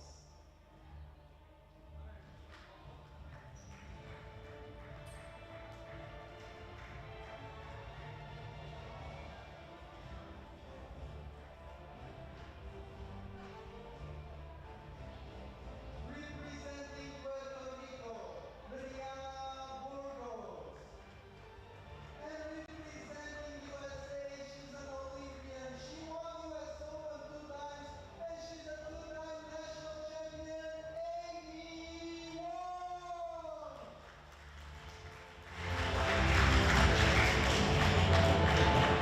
Our officials for this quarterfinal match are Esther Aliota and Morgan Starr.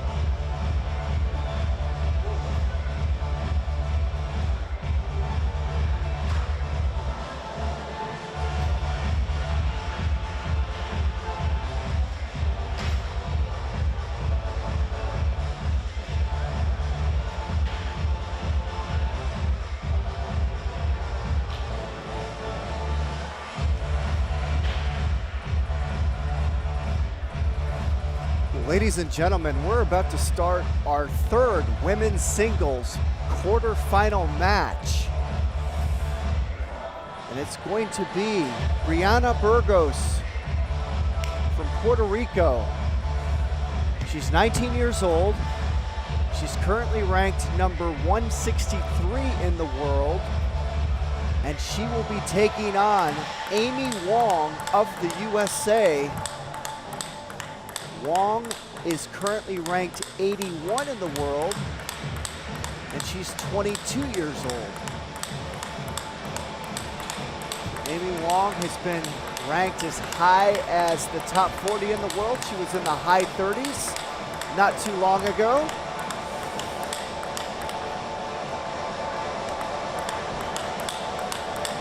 She is a super talent, a former #1 world ranked junior.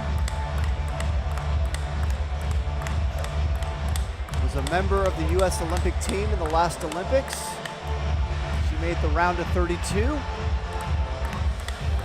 She's won the U.S. Open twice, back-to-back champion. She's won the national championship several times. But anytime you can break the top 40 in the world, that speaks for itself. Amy Wong has done all of that and able to do that while also in college. So anytime you're in college, that means you're not putting in a full-time practice schedule like the other professionals are. You're putting in half the time or less. That's the kind of talent she is. She's able to do all of that and still break the top 40 in the world. She made the finals of the Pan Am Cup last year. She lost to Takahashi from Brazil, 11-9 in the 7th.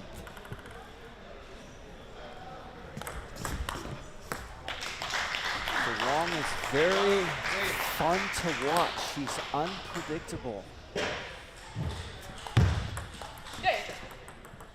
You don't know what she's going to do from point to point. She likes to jump on the ball quick off the bounce. That's one of her strengths and makes her hard to deal with. She can spin and flat hit the ball. You'll see her flat hit her forehand more often than you'll see on her backhand. And that's kind of a lost art in the game of table tennis in 2025, although you're seeing more athletes start to flat hit and punch the ball than they used to. There was a time where all the athletes were going almost to 100% spins on both sides. Now you're starting to see a little more flat hitting coming back into the game. So Wong is able to do both. So she's unpredictable in that manner. She just has incredible technique. Watch that point. See, not many players can do that, but Amy Wong can do that. When she's on her A game, she is a force to be reckoned with.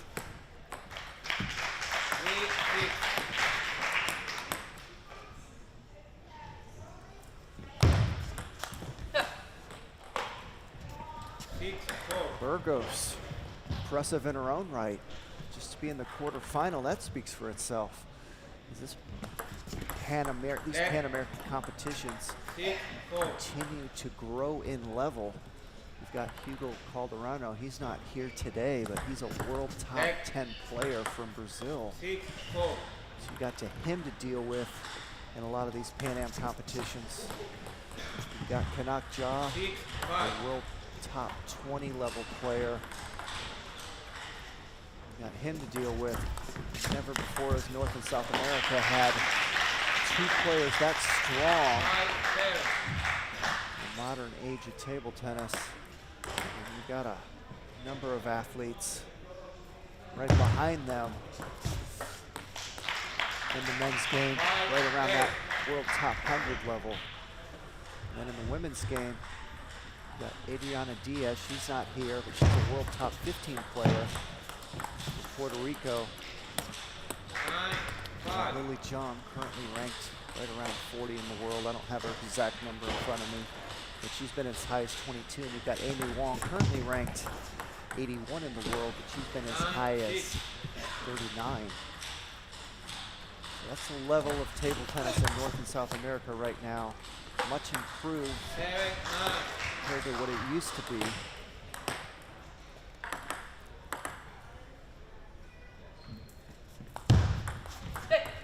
Nice serve there by Burgos. She got Wong to dump that towards the bottom of the net. She's only 1 point behind this first game. Oh, what a receive. See, that's what Wong can do to you. At times she'll play a nice controlled receive, and then at times she'll just blister it.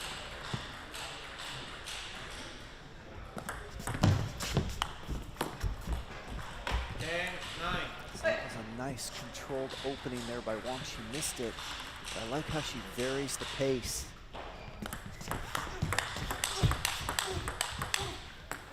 And there's a money ball, 10-9.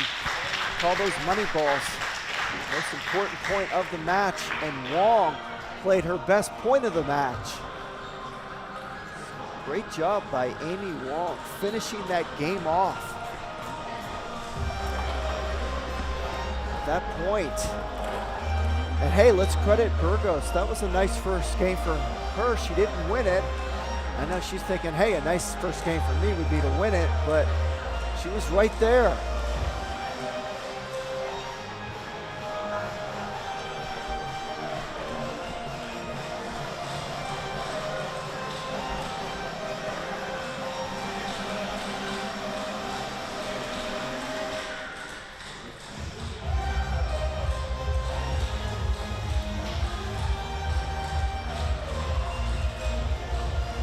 There's a good look at our umpires this match. That man in the chair, Jorge Vizcarra from Ecuador, is our lead umpire.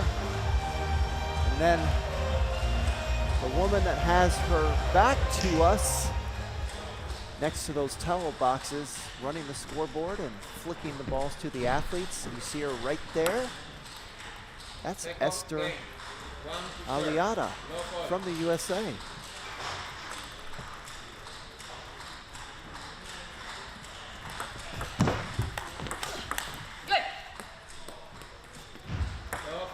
Two young athletes out there right now. Burgos, 19 years old. Wong, 22 years old. Battling it out in this quarterfinals. Pan American Cup. We are in San Francisco in the Bay Area, and we are playing this competition at the 888 Table Tennis Center, one of the premier clubs in America. Oh, checking Burgos' hair right there. She's got a little hair malfunction. That was actually interesting.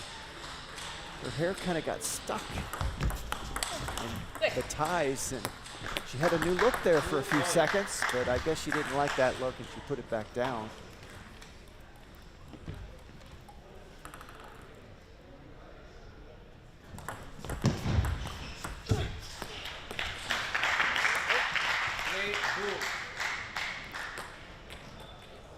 Those are kind of unforced errors we were talking about in the last match, you know, when an opponent just kind of makes a relatively simple push out deep. And how many times are these athletes going to miss that kind of push in a game or a match? Well, the higher level you go, the less likely the higher level athletes make those kind of unforced errors. So Wong doesn't make those kind of unforced errors very often. Kanak Jha hardly ever makes those kind of unforced errors. And as you go down in level, you'll see more of them from the athletes that are around the 100 range. In the case of Burgos, she's currently 163 in the world. The Americans out there watching, as far as USATT rating, Amy Wong is right around 2,600. She's probably about 2,590 right now. Looking at Burgos, she's looking like she's right around the 24 to 2450 range. So that gives you an idea of the level difference in this match.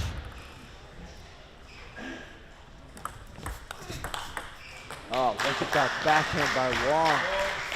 And Burgos had a frustrated look on her face after that. A sour look. That was a great backhand by Wong.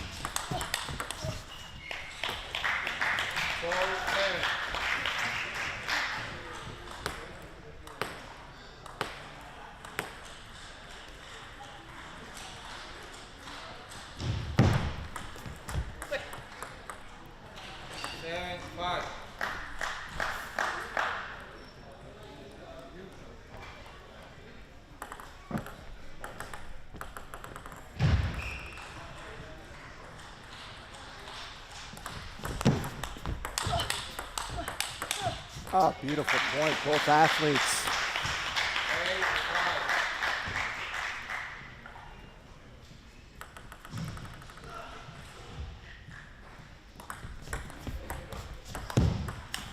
Oh, that's just too good. How good is that?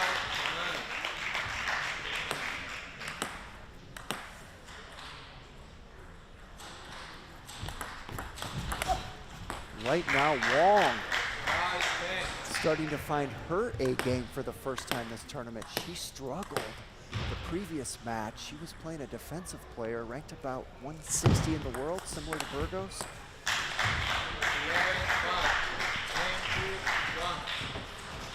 And it was 2-all, and she was trailing 9-8 in that match, and she was struggling badly. She was playing a D game. Fortunately, her level was so much higher than her opponent, she was able to get through that match. It's similar to Kanak Ja, who also struggled in his round of 16 match. As far as finding his own rhythm, I'm not taking anything away from their opponents because Kanak Ja's opponent was playing lights out yesterday. But Ja was struggling, no doubt about that. Ja was able to grind it out, 11-9 in the 7th. Wong was struggling yesterday against her defensive opponent. But she was able to grind it out, but Wong is not struggling at all this match. So Wong's got to be feeling good about herself, just like Ja's got to be feeling good about himself that last match. And as an athlete out there, you always want to kind of feel like you found your B+ or your A game. And until you do, you're never really confident about yourself. Right now, Amy Wong of the USA is playing A-level table tennis. She's humming right now. She is one of the most calm and poker face players you will see in the game. She does show some reaction, but it's very little. And when she wins points, you'll never see her make any kind of sound. She does it calmly. She's just as intense as anyone else, but that's just her demeanor and that's her personality. And we got a timeout right now from Burgos' coach. So they want to talk things out, see if they can slow this momentum down of Wong.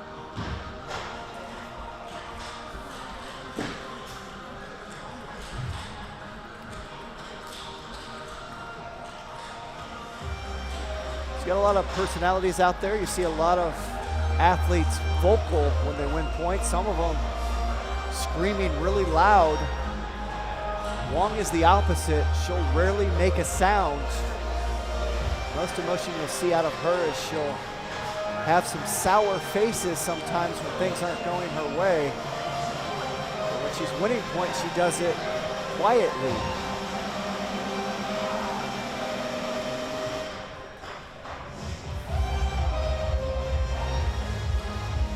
But Amy Wong is so fun to watch, just like Bruna Takahashi is as well from Brazil. They're very unpredictable, and they've got a lot of variation in their game. They can play with power, they can play with finesse, and they mix it up throughout the match. Wong and Takahashi had a thriller in last year's final, 11-9 in the 7th for Takahashi. Nice serve there by Burgos. Nice to get a quick point off your serve when you're struggling to score in other aspects of the game. And there's another one. So boy, if you're Burgos, you like to get 2 quick points off your serve. It's been difficult once that rally starts for Burgos. Wong just playing so well. Ooh, great receive. Can't do better than that. So 3 quick points for Burgos. I like that serve from Wong, but Burgos had a nice reaction to it. Wong wasn't able to make that shot, but that was a nice serve. It's kind of an angry serve. She lost 3 quick points in a row. She said, you know what, I'm just going to serve deep and whack one. In the old days, that would have been a paddle point. That would have been Burgos' point. In my era, That ball hits the paddle of Wong, even if it's outside the table, you lose the point. But I like that rule change. That's no longer the case. Oh, nice opening. Oh, couldn't finish it there. I like that spinning slow opening by Burgos there. Kept it low to the net.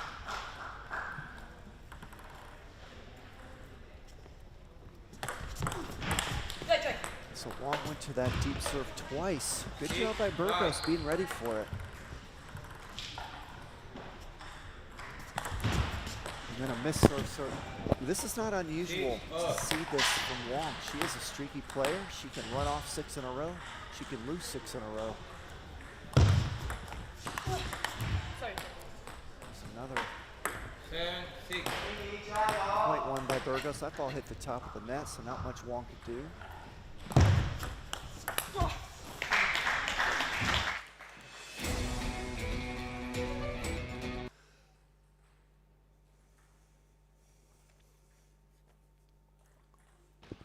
Oh, so Wong went to that serve 3 times in a row. She lost the previous 2 points. So that also gives you a little peek of her mindset. There's 4 in a row. Wow! That's incredible. But what's interesting is she just served the same serve 4 times in a row. So Wong is so unpredictable, and I like that about her. It's fun to watch.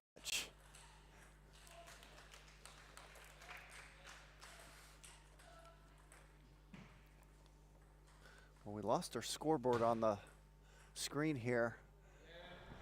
But Wong just won that game 11-7. She leads this match 3-0. Now we're going to the women's singles draw. Well, if you've got photogenic memory, you'll know what that women's singles draw just said. If you don't, like me, I have no idea what it said. So obviously we're having some technical issues with the screen right now. We've lost our scoreboard. We've had some things pop up and pop off the screen. That's okay, nobody's perfect, not even the AI cameras. I'm sure the crew's working behind the scenes to figure it out. And let's look at some replays from that last game. There was that beautiful shot towards the end there. Here's a good look at the serve of Burgos. There's that banana flick receive of Wong. She's so good at that. Wong is an excellent receiver. One of the better receivers in the world.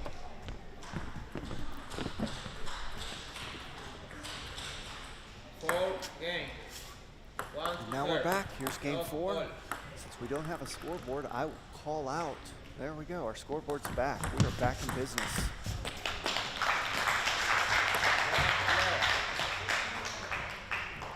I see the AI's having a little, right now the AI system's struggling to find its rhythm. It's lost its A game. Oh, that ball hit the edge, but that was a pretty good speed there for Burgos on that backhand, inside out, down the line. Nice serve. Got Wong to blow it off the end of the table. Good job by Burgos.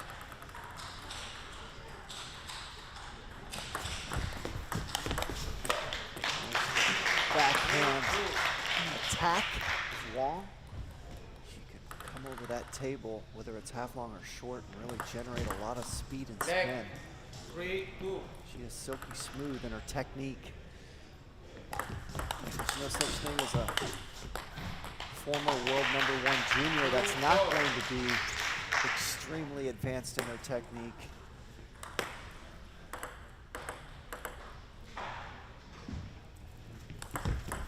Hey. 3-4.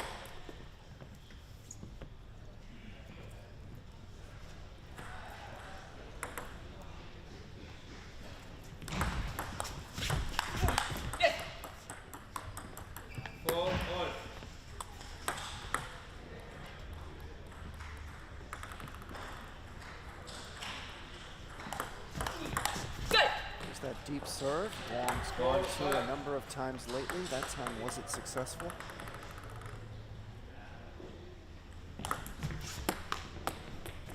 Six, Went four. for another one. Missed it, so. Wong smiling that mistake off. And she went for a flip kill. So that's the unpredictability of Wong. You don't know what she's gonna do.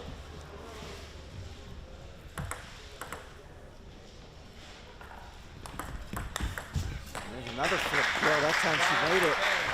So she's not shy. She'll miss one, she'll do another one. She misses that, she might do another one. She's not one to necessarily back off when things aren't going her way.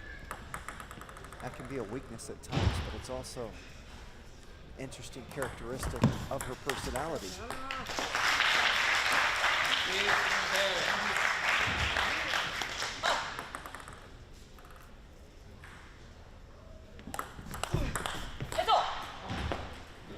Wong really going to that deep serve a lot, and Burgos is obviously waiting for it. When someone serves long that much, if you're the receiver, you're going to start waiting for a deep serve each and every time. 8, 7. That's an unlucky break there for Burgos because she has a 2-point lead before that point. That was a nice serve, and Wong caught the net and the edge. Great job by Burgos. 9. She's got a great opportunity this fourth game. Let's see how Wong plays these last couple points of this game. Is she going to go aggressive or is she going to go into lockdown safe mode?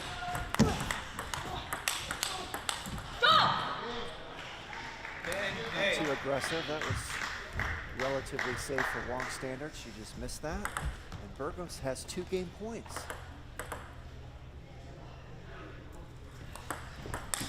Leg. That was a frustration flip there by Wong. She knew it was a let serve and she wanted to just swat it.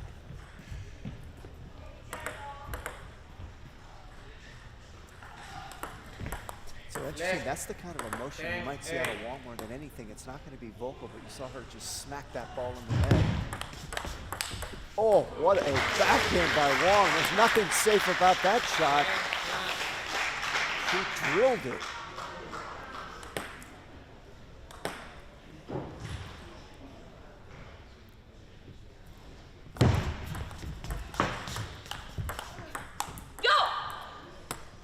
Burgos comes out, wins the 4th game, and trails this match 3-1. Great job by Brianna Burgos to come out, stay mentally tough. Not easy to do always when you trail 3-0 and you've got Wong playing her A game. But that time Burgos was able to come out and create some unforced errors from Wong in the middle of that game, and then also come up with some nice shots of her own.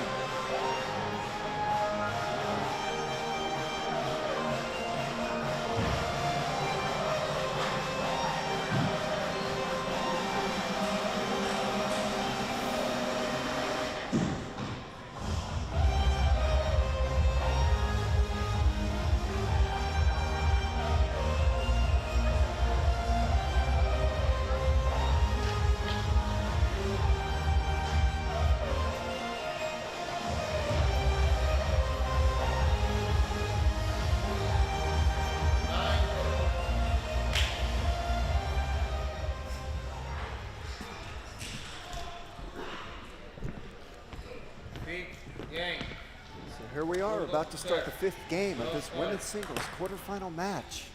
This is the 3rd women's singles quarterfinal match of the day. There will be one more later this evening.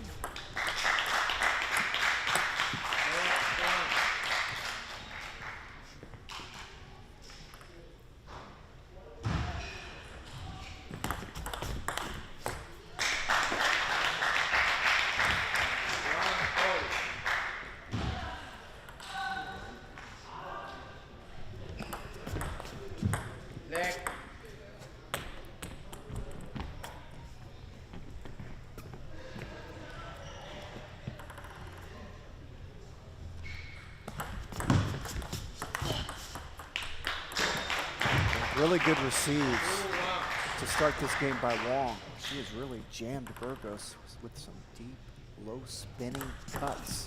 And that's a great serve. Got Burgos to dump that ball into the bottom of the net. That is a great serve when you get your opponent to do that. There's a good close-up look of Burgos here on the serve. And there's a good close-up of Amy Wong.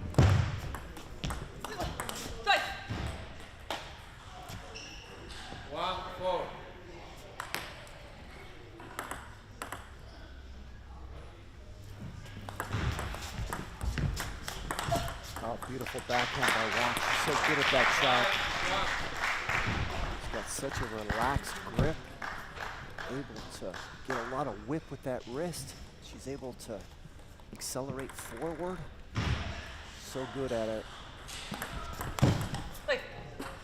You know, I often say if you want to learn the technique of the game, as you viewers are watching out there, check out the technique of Amy Wong.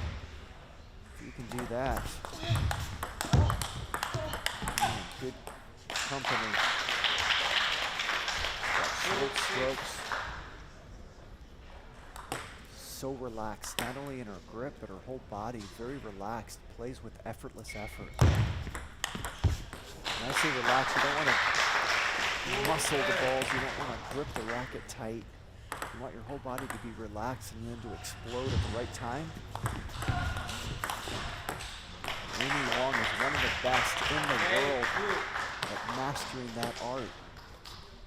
Never herky-jerky, she's so smooth. I call her silky smooth.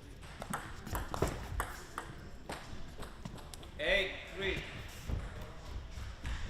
The great players in the world master that art of the game. It's true in any sport. You got to learn how to play with effortless effort, how to relax your body 4-8. and explode at the right time.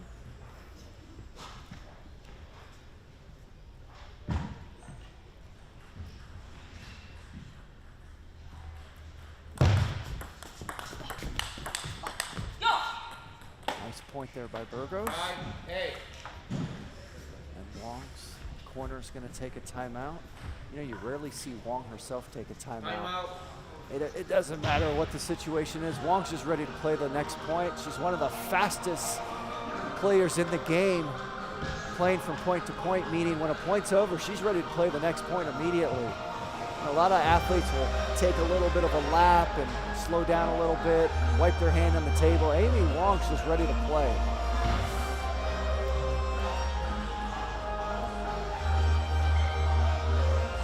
There's a good look at Amy Wong and her coach Gao Jun, a great player in her prime.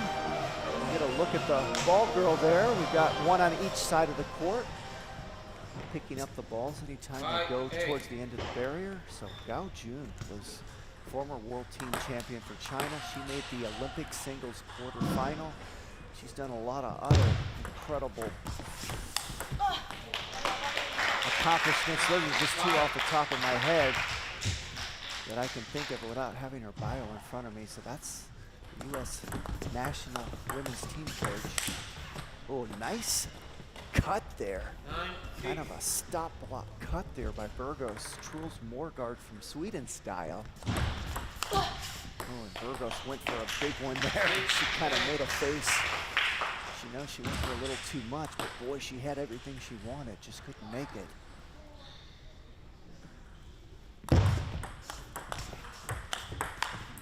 And that'll do it.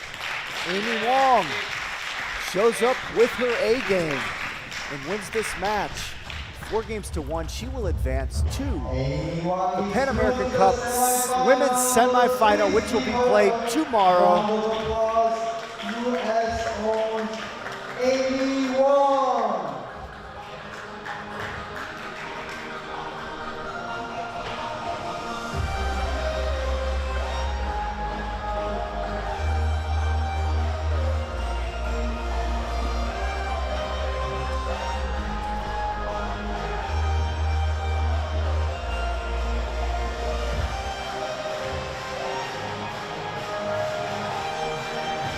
Ladies and gentlemen, it was a pleasure to be with all of you here today. We started at 10 o'clock. We are right now at 8 o'clock Pacific time. I'm about to sign out, but we're not done yet because Mark Thompson is about to take over and commentate the last 2 matches of the day. But that's it for me today. But I will be back tomorrow for the semifinals of the women's and men's singles Pan American Cup events. So I'm gonna turn it over to Mark Thompson and enjoy the last 2 matches of the day.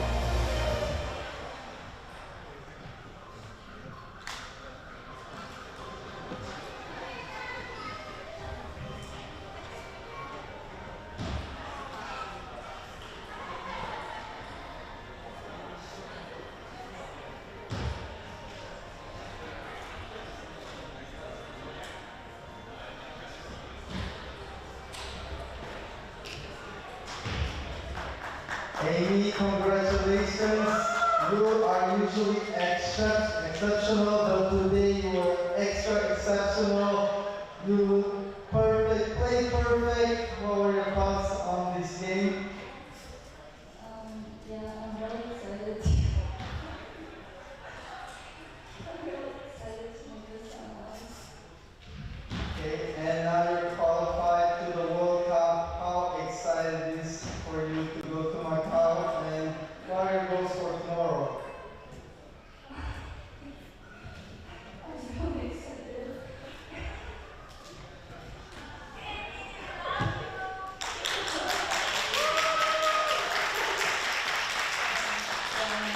Happy to be back to play the World Cup in Macau, and for tomorrow I'm gonna just try my best and hopefully I make it to the finals again.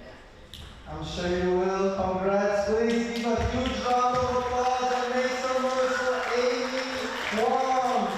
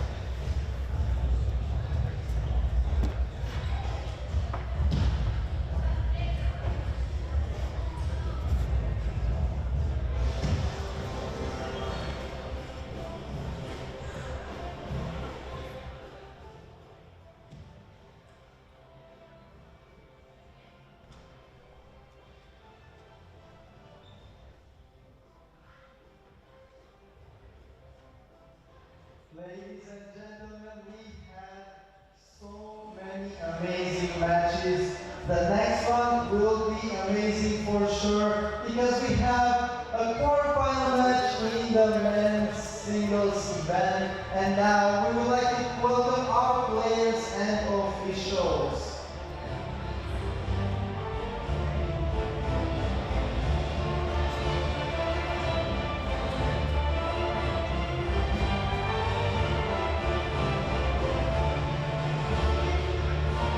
Representing Brazil, Eric Juti. And representing Canada, he is the defending champion, Edward Lee.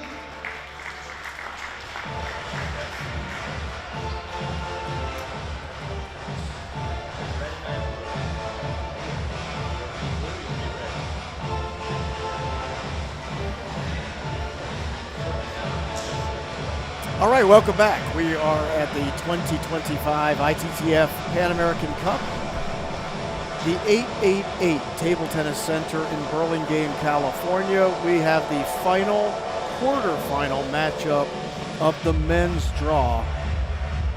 Here, the other 3 semifinalists have already been decided. And in this match, we've got Edward Lee, the reigning champion of the Pan Am Cup, taking on Eric Juti. Lee from Canada and Juti from Brazil. They will play one of them will play Kanak Ja in the semifinals tomorrow. The times of the matches have not been set. In the other semifinal on the men's draw, it'll be Eugene Wong taking on Horatio C. Fuentes. Wong, of course, from Canada as well. So Canada trying to get 2 entries into the men's semifinals. Edward Lee is the defending champion. Lee's just 22 years of age. He's from Le Chesne in the province of Quebec, currently ranked 83rd in the world.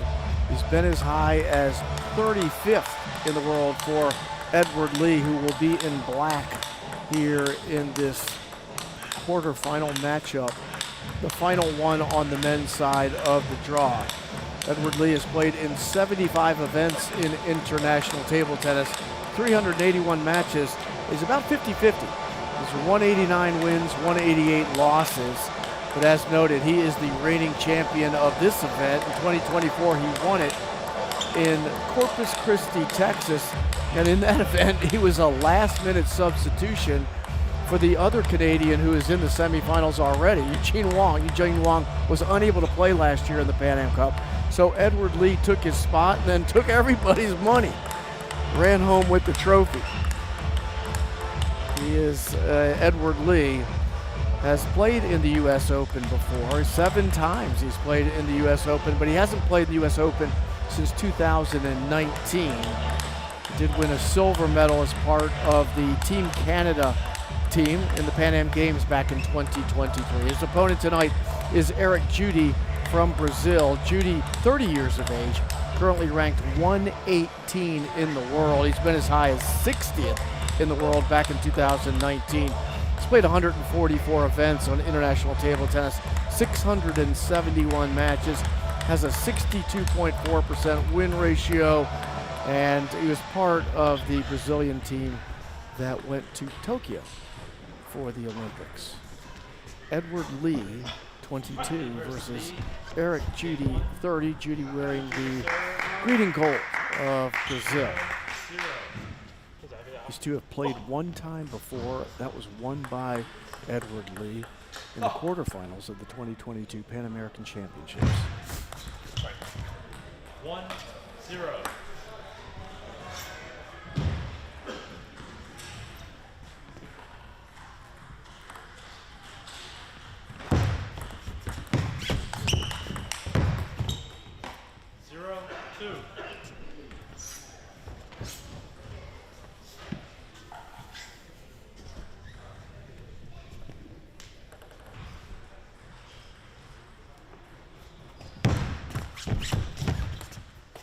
We're going to miss there by Lee.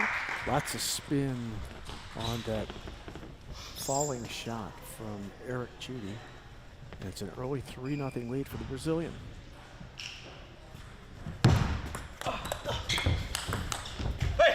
Powerful forehand following. Nice flip backhand by Judy. He's built a 4-0 lead here in game 1 of the men's quarterfinal matchup.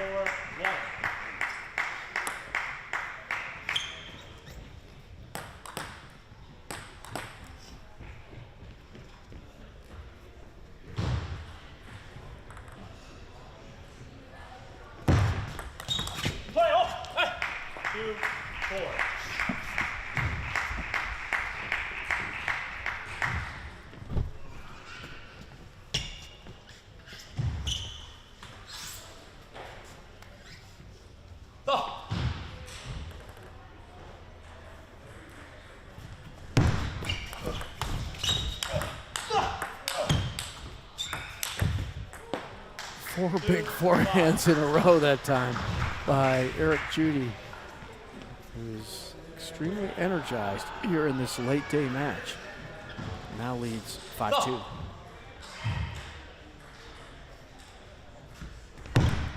Set. 2-5.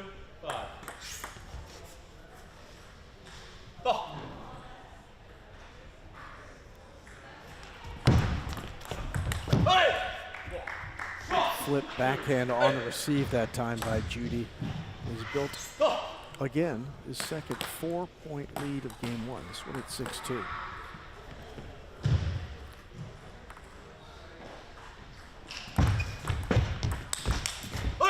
And he reaches out over the table on a high bouncing ball, drives it to the forehand corner, and now has his first 5-point lead.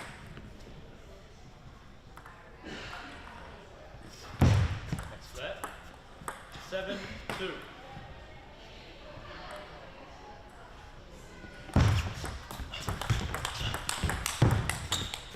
Sorry. 2-8. Forehand to backhand rally. It was Lee on the backhand, and it's Judy who comes up with the point, leading 8-2 game one. Set, 2-8.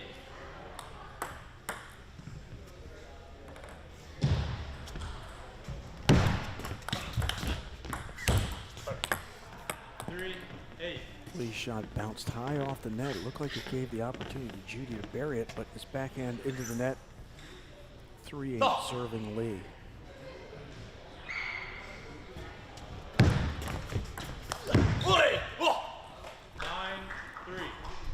Lee dug that forehand off the right side of the table, but its shot hit the top of the net, went long. It's 9-3 in the serve to Eric Judy of Brazil.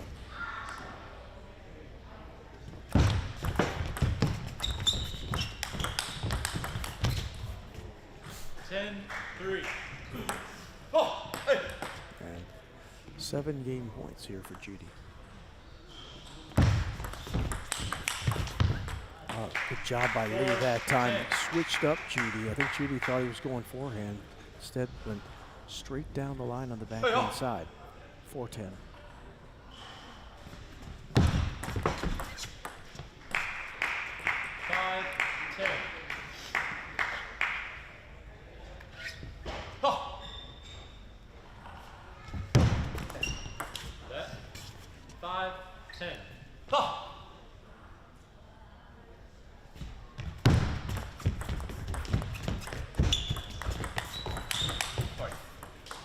Judy opens with the backhand after some touch play around the net, and it pays off with the game point in game one. Eric Judy of Brazil takes the first game of this match against the reigning champion. To get here, Judy has only played one match so far. It was earlier in the day when he beat Gustavo Gomez from Chile to advance to the quarterfinals. For Edward Lee, he has only played one other match as well. He beat Brian Afanador of Puerto Rico yesterday. So this is the first time that Lee has played today at all. So you got to figure we're late in the day here on Pacific time in the United States of America. So I would think that it's going to take him a moment or two to get himself going. And it certainly did in this one, as Judy jumped out to a 4-0 lead in game one and ended up winning by 6 points, 11-5 in game one.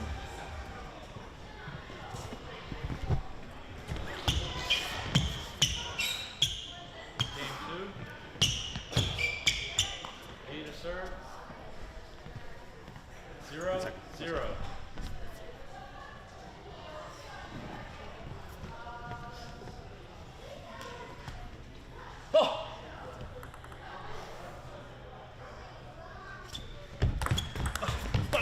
Lee fast and long serve, starts quickly this time, leads 1-0.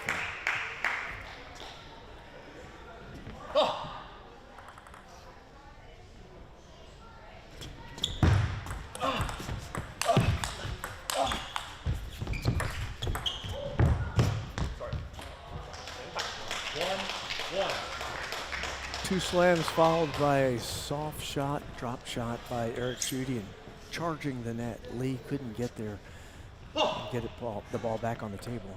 1-1.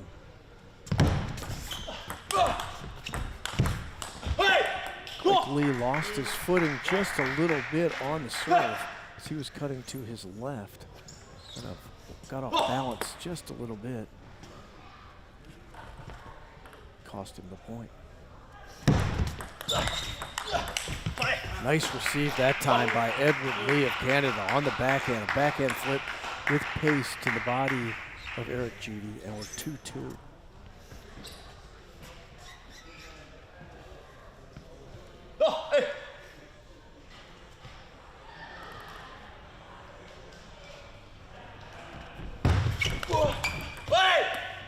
Judy handles the fast and long serve well there, and the third ball's in the net. Judy with the lead at 3-2.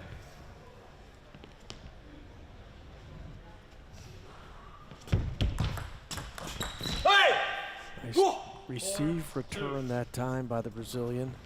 Backhand flip slid by Edward Lee. A 2-point advantage for the 30-year-old Brazilian, Eric Judy.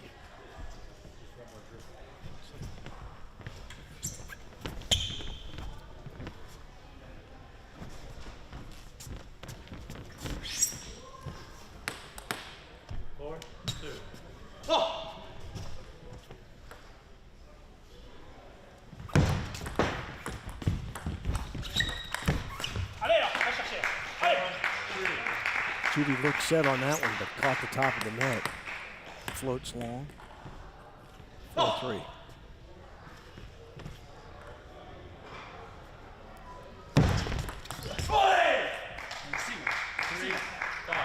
The return hits the top of the net, that time off the paddle of Lee. And Lee takes the serve, but trailing by 2 at 3-5.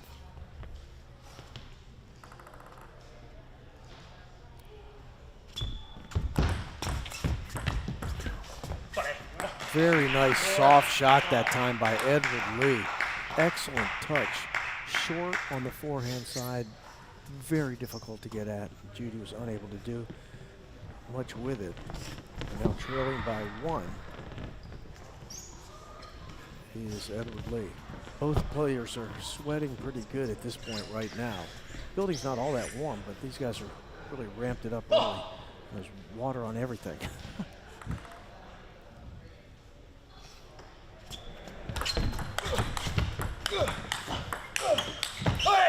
Great sequence. Judy on the attack, right from the receive. He hit a hard looping forehand and continued the pressure until he won the point and regained the two-point advantage.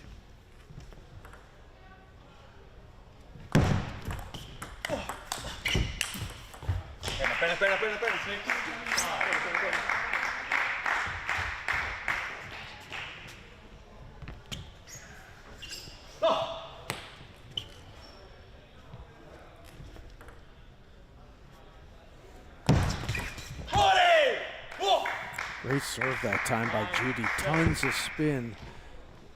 Had to be side spin as it was cutting from Judy's right to left into the body of Lee, who tried to pivot, get himself in a position on the backhand, was unable to do that, and now trails by 2 at 5-7 and the serve.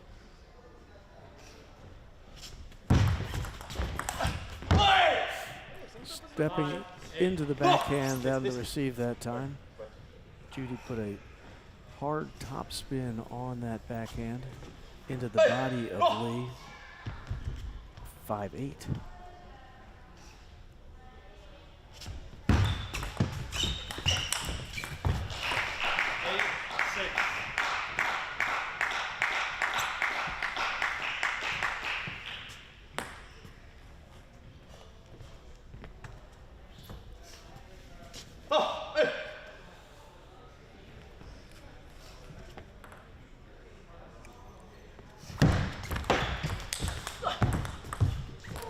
Great movement with the ball that time by Judy. Deep on the forehand side, had Lee kind of running out of the picture. Came back a little tap on the backhand side to win that point. 9-6.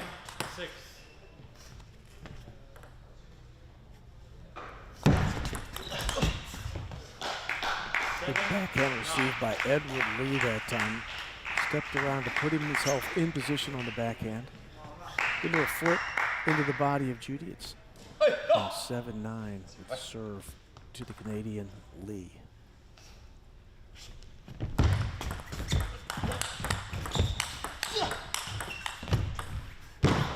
Great sequence between the two, and lunging after that ball at the end was Judy, and it looked like he reached at his lower back just a little bit after an extended exchange between the two, and I think they're going to call timeout, the Brazilian team here.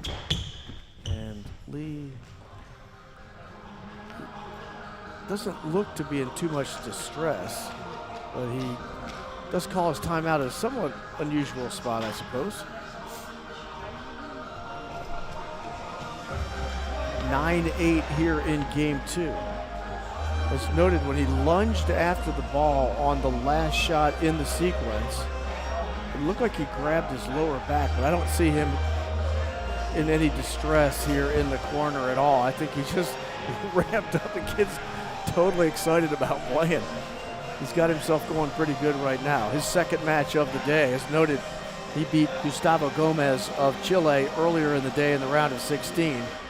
And for Edward Lee, he's sweating profusely as well, but this is his first table tennis of the day, and it took late into the day to get to it. 8, 9.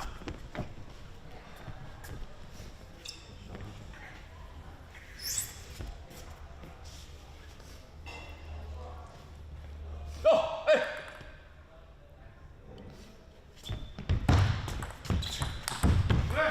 Step around forehand that time. Big bullet by Edward Lee. Cross court to the backhand side. Just blew it by Judy there. We're tied at 9.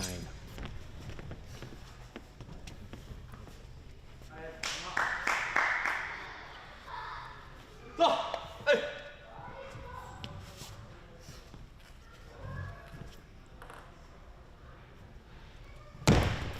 Let 9, 9.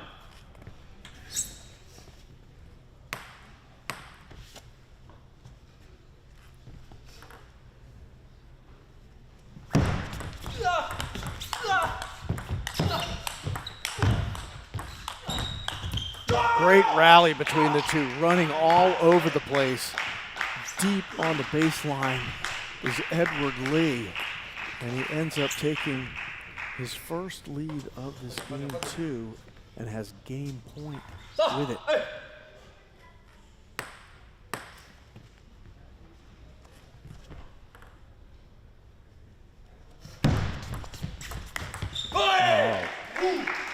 Stepping to his right to put himself in the position for the backhand, Eric Judy reties it and snaps a string of 4 consecutive points for Edward Lee.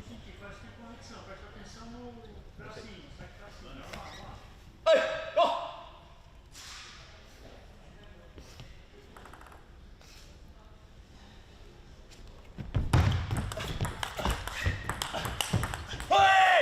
Judy handled the fast and long serve and got into a bit of an extended rally with Lee. Forehand to backhand, and Judy ends up retaking the lead and has game point himself.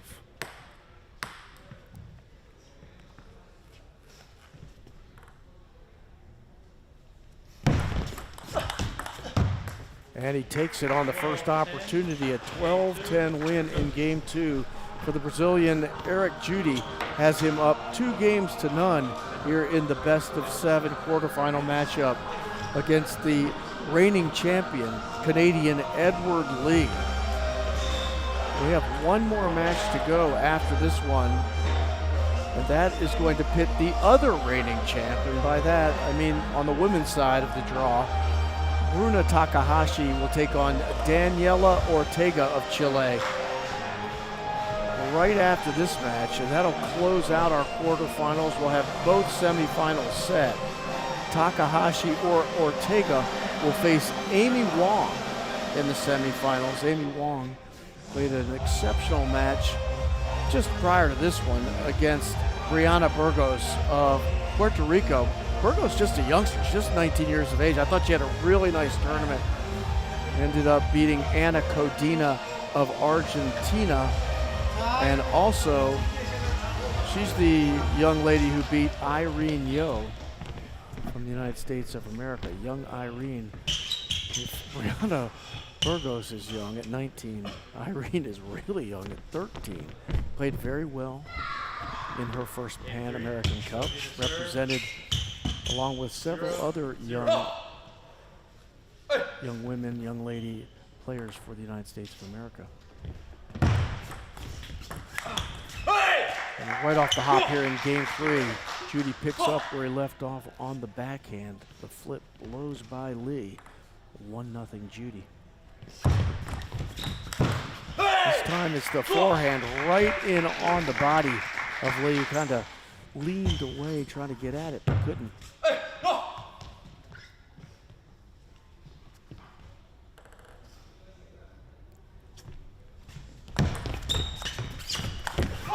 That time Lee was able to adjust.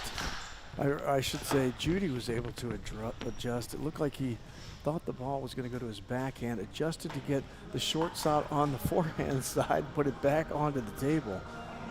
And a 3-0 early lead for Eric Judy gets Edward Lee and his corner to take their timeout here in game 3.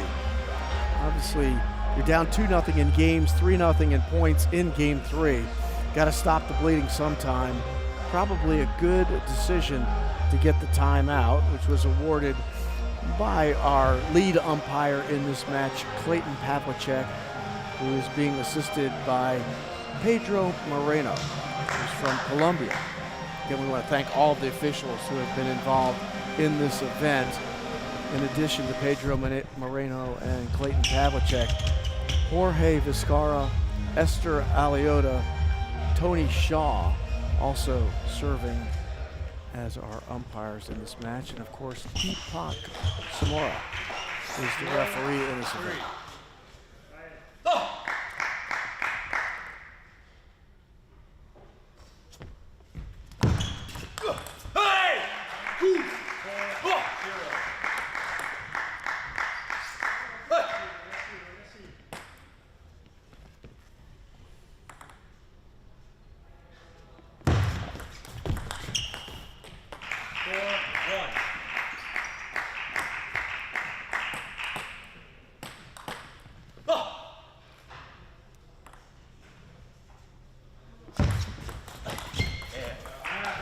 Good backhand on the receive that time by Edward Lee. Down the line on the backhand side for Judy. Into the net it goes. And Lee draws within 2 and gets the serve here early in game 3.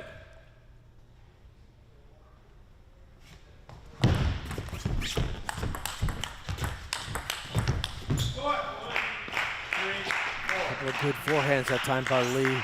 Put Judy on the defensive. Finished it with the backhand.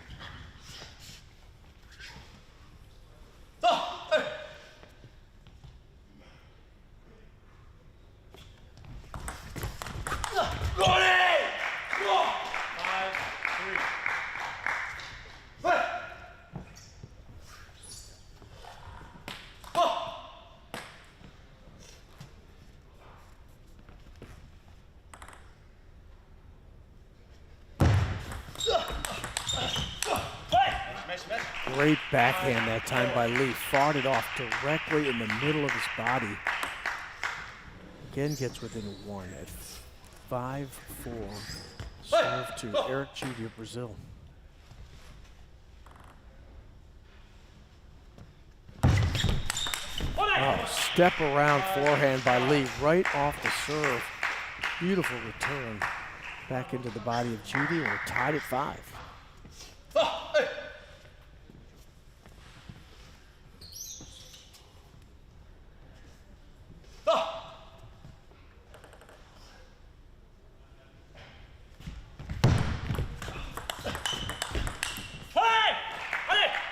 Backhand to backhand exchange between the two players.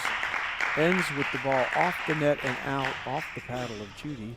And with his first lead of this game 3, Edward Lee at 6-5.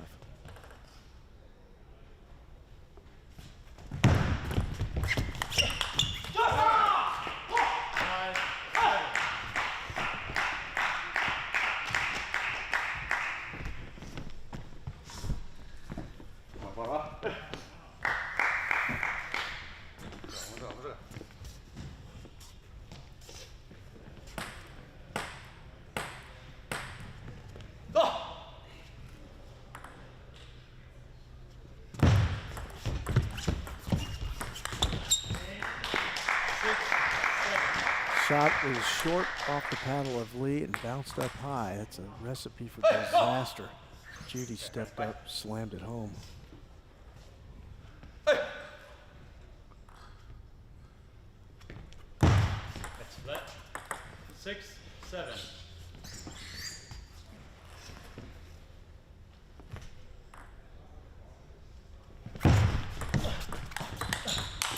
And go! 8, 6. Sorry.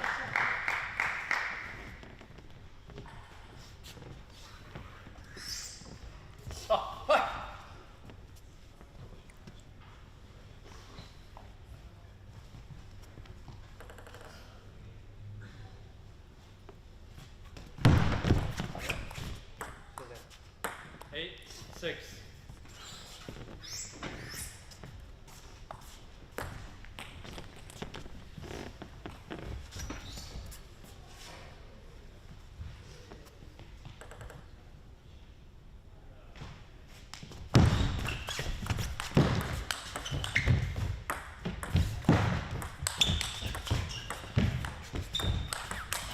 Oh, what a rally. Edward Lee. 8, 7. Wait. That's out, right? Okay. I didn't know. Yeah, because I was curious. Edward Lee asking whether it was out. It was. It hit the body of Bailey, but it didn't hit the table on that last shot. But what a sequence of shots by Edward Lee. Short and long, soft and hard.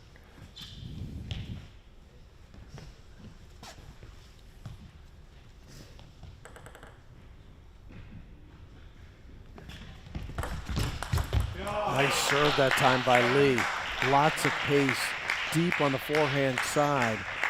Judy had trouble with it. It's now 9-7 Edward Lee, but the serve comes across to Judy.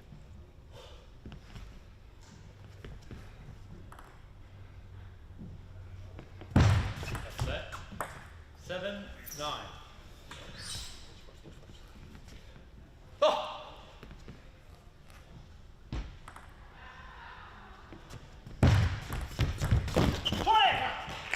7, 10.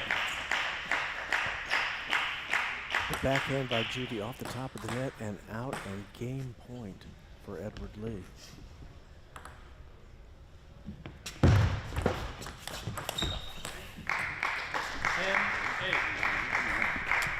And on that 17th point, it looked to me that Judy kicked the table skirt of the butterfly Europa table that we're using and kind of loosened it off the side of the frame of the table, so maybe something that needs to be adjusted.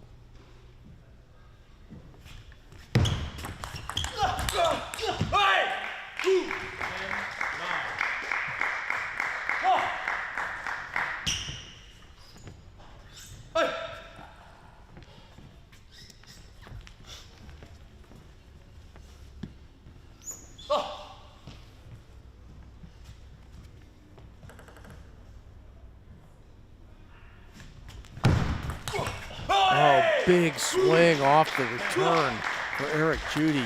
Ties this up at 10 as he staves off game point 3 times here in game 3. And now even things up. 10.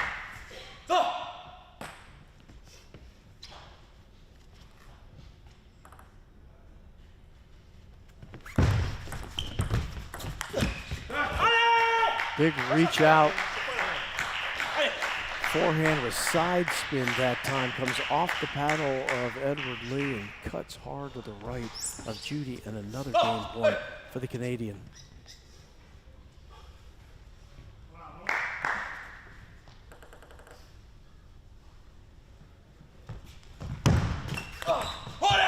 But responding just as quickly, a beautiful backhand by Judy. Serve fast and long into the body. He comes equally fast and long back with the backhand. That flip had some pace, and we're back tied, this time at 11.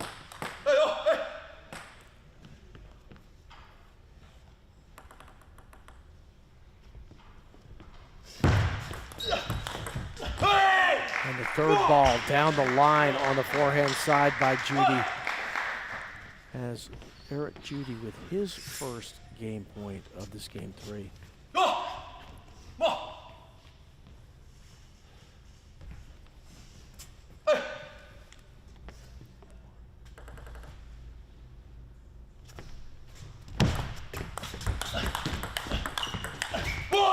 Judy anticipating that serve, cut hard to his right, received it with the backhand, got into the exchange with Edward Lee and closes it out here in game 3, 13-11. He staved off game points against 4 times, did Eric Judy of Brazil in that game 3, to end up winning it and going up 3 games to none on the reigning champ here in this quarterfinal matchup at the 888 Table Tennis Center. We're in Burlingame, California. We're late in the day. There's only one more match to go in the Pan Am Cup for 2025, presented by J.P. Morgan.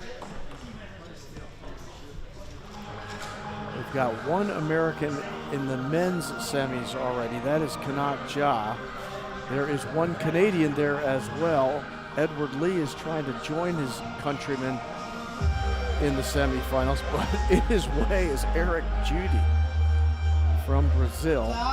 The other male in the semifinals is Horacio Cifuentes. He will play Eugene Wong, the veteran. Eugene has had a tremendous tournament so far, advancing his way through, including an exceptional battle earlier in the evening against the Olympian Alberto Mino of Ecuador.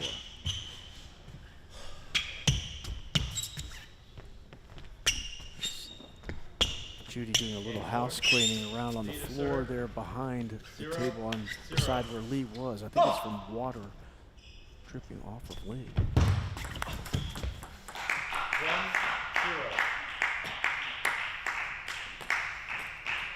1-0.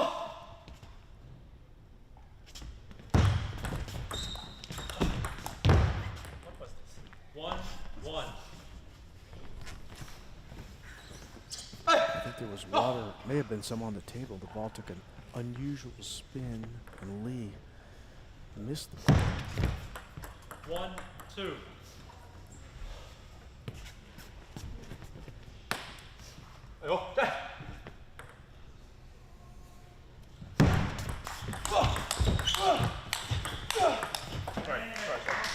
Three consecutive forehands that time by Eric Judy, responding to the forehands of Edward Lee, and Judy is now up with his first lead in game 4 at 2-1. It's 2-2.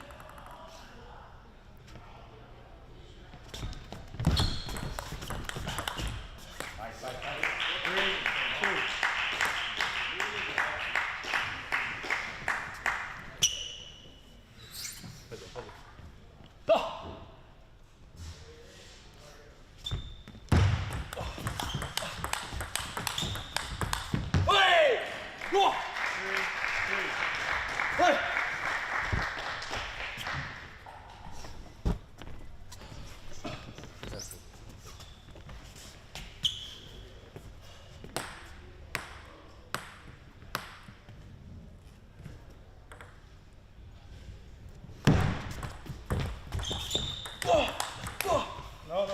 3, 4.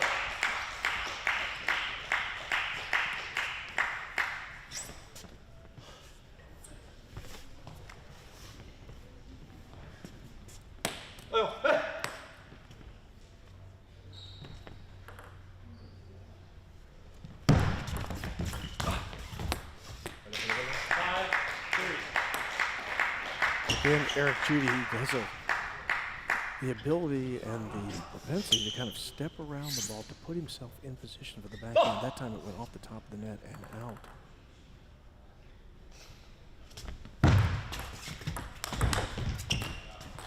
Good forehand into the body that time with power from Edward Lee. Judy got a paddle on it, but it went long. And it's now 6-3 for the Canadian. Down 3 games to love. Trying to fight his way back. 4, 6.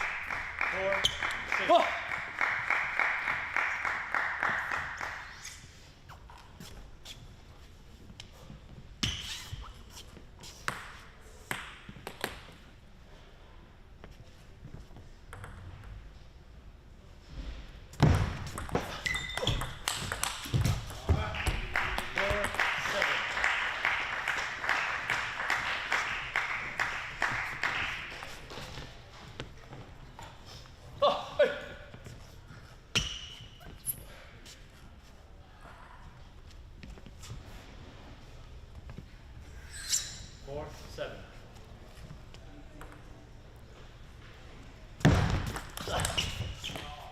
Nice return receive that time by Edward Lee on the backhand. He has now opened up a 4-point lead here in game 4.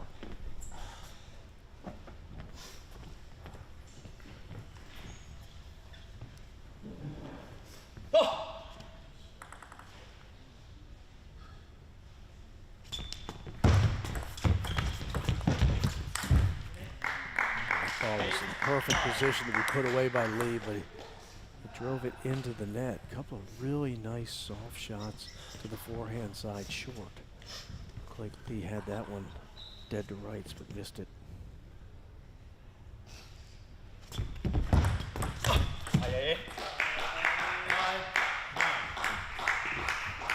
Serve to the backhand side. Judy unable to handle it. It's now 9-5.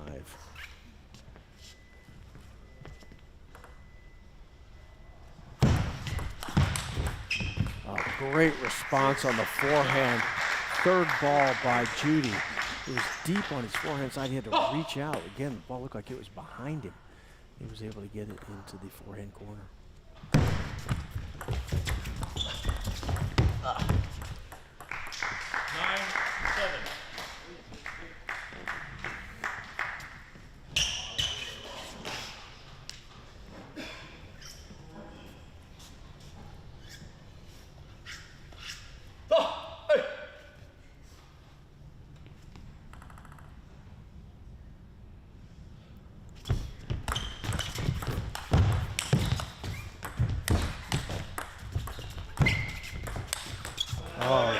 Judy missed on the forehand after several great shots, including a little touch tap that forced Lee to the table. But now with 3 game points, the Canadian Edward Lee.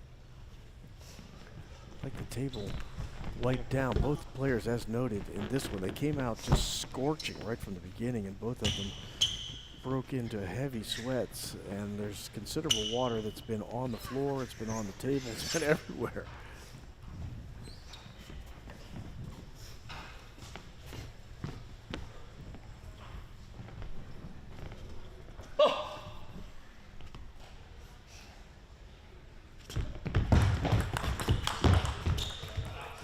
And Edward Lee takes care of business with that game point, wins 11-7 in game 4, and gets on the board games-wise, down 3-1 after 4, but Edward Lee, the reigning champ, not going quietly into the night, so to speak. After this, we've got one more quarterfinal matchup. The other reigning champion, Bruna Takahashi on the women's side, taking on Daniela Ortega of Chile. Of course, Takahashi is a Brazilian as well. I'm sure she is hopeful that her country person, Eric Judy, can get the Brazilians to the semifinals here on the men's side of the draw as well. And if you live north of the border, you're pulling for Edward Lee, I would imagine, to join Eugene Wong as another Canadian in the semifinals. Those two, in theory at least, could still meet in the finals on the men's side. The winner of this match will face Kanak Ja, who after a bit of a scare in his first round match, the round of 16 match against Leonardo Azuca of Brazil, was better today against Santiago Lorenzo. I don't know if it was better, but it was an easier match for Kanak. He moved on to the semifinals. Game 5. 30 to serve. 0-0.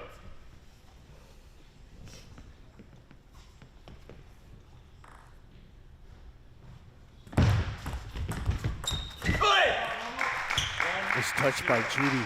Ball bounced twice on the side of Lee. And it's Judy who takes a 1-0 lead in game 5. Set. 1-0.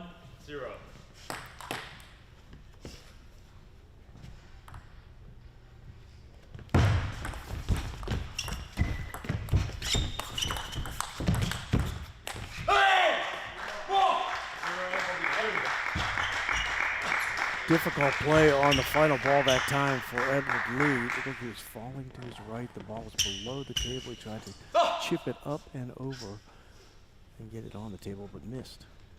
2-0.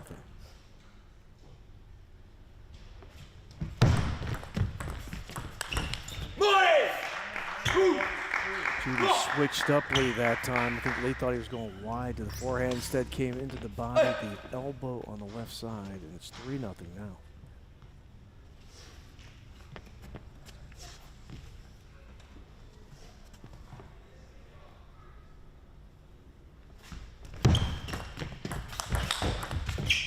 Block back on the table off the forehand of Lee. The block by Judy, perfectly placed. And he's extended his lead to 4 here in game 5.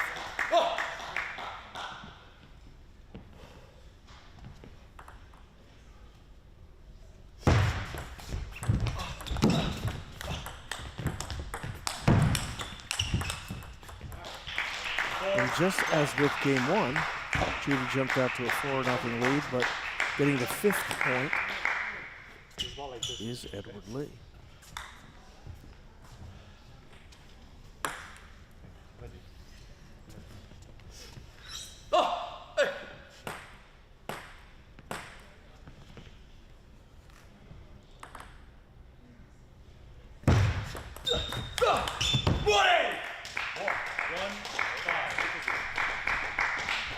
Excellent reverse pendulum spin serve that time by Judy, paid off with the 3rd ball.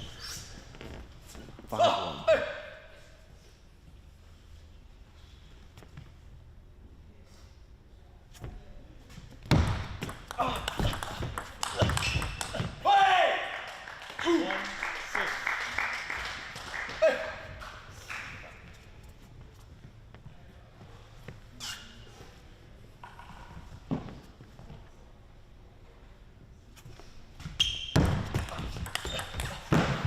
Nice backhand that time by Edward Lee into the forehand corner. Bounced up high, no chance for Judy there. 6-2.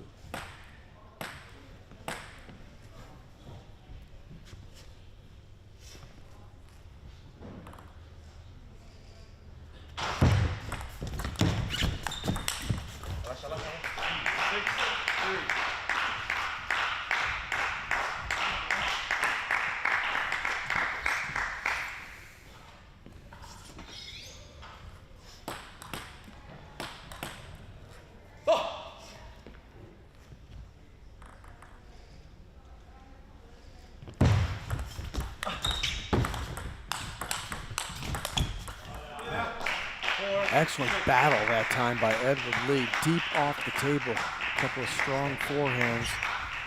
He's now had 3 points in a row to draw within 2 at 4-6 and the serve.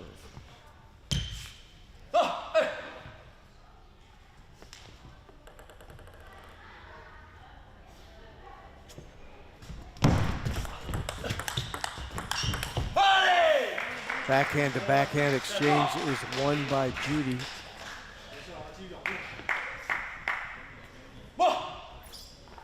Stops that string for Edward Lee. Now 7-4 for the Brazilian.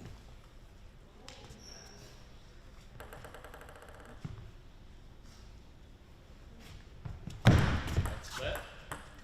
4-7. Set.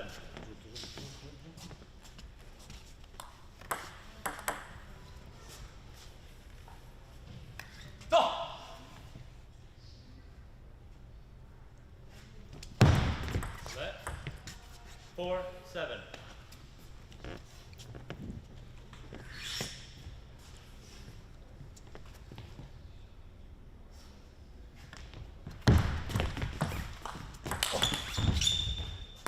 Great touch that time off the receive return by Judy, short on the forehand side. Lee kept it alive for a moment, but not long enough. It's 8-4.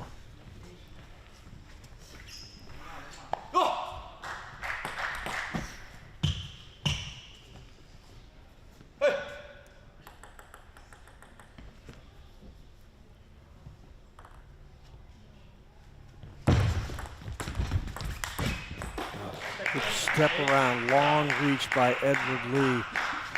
Drives the forehand across the table and behind Eric Judy, and now it's 8-5.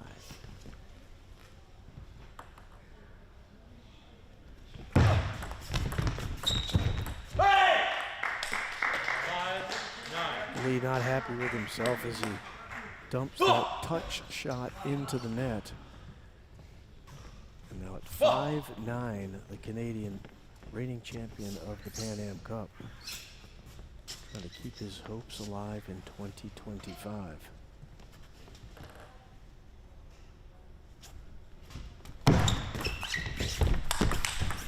Oh, great response on the step around forehand by Lee. Judy waiting on it with the backhand, able to punch it back on the table, and now has match point.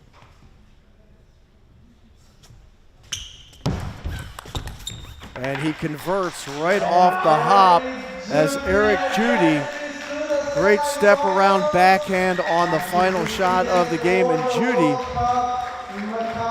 ends up knocking off the reigning champion in the Pan Am Cup, Edward Lee. So Eric Judy of Brazil not only advances to the semifinals of the 2025 ITTF Pan American Cup, he also gets that automatic qualification to the World Cup in Macao in April. So that's a big win for the youngster. I say youngster, he's 30. Of course, Edward Lee is just 22.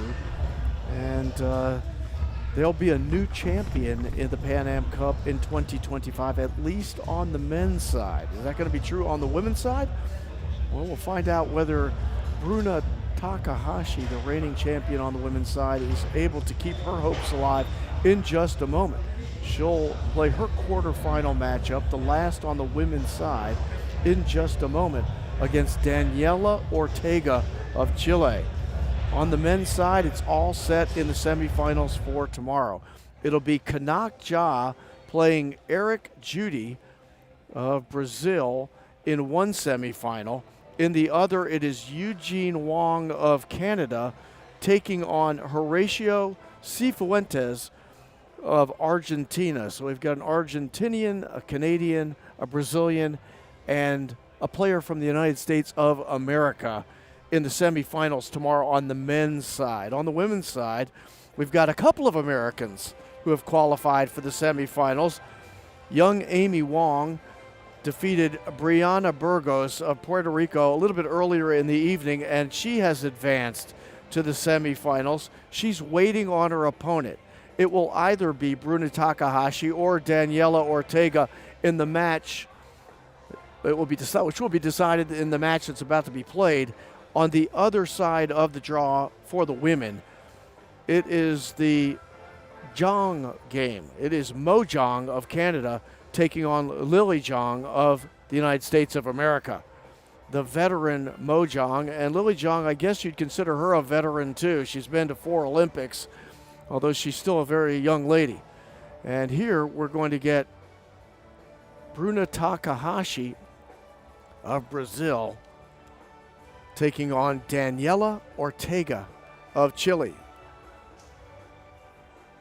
Takahashi's just 24 years of age.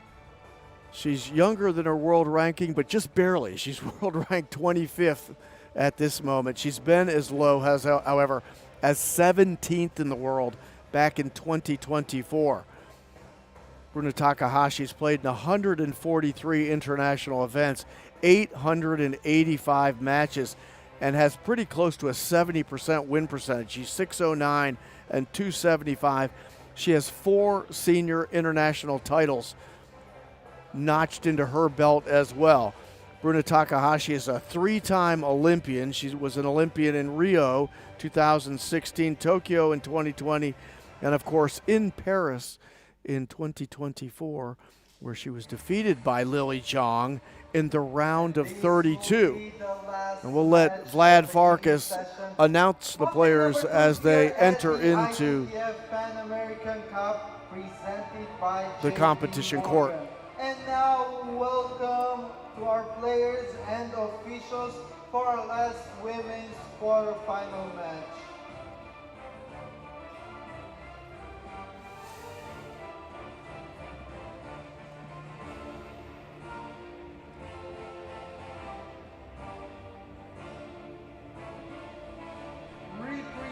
representing Chile, Daniela Ortega.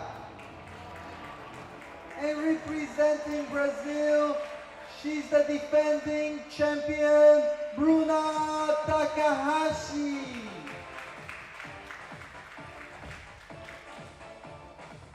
Our officials for this last quarterfinal match are Esther Aliota from the USA and Jorge Vizcarra from Ecuador.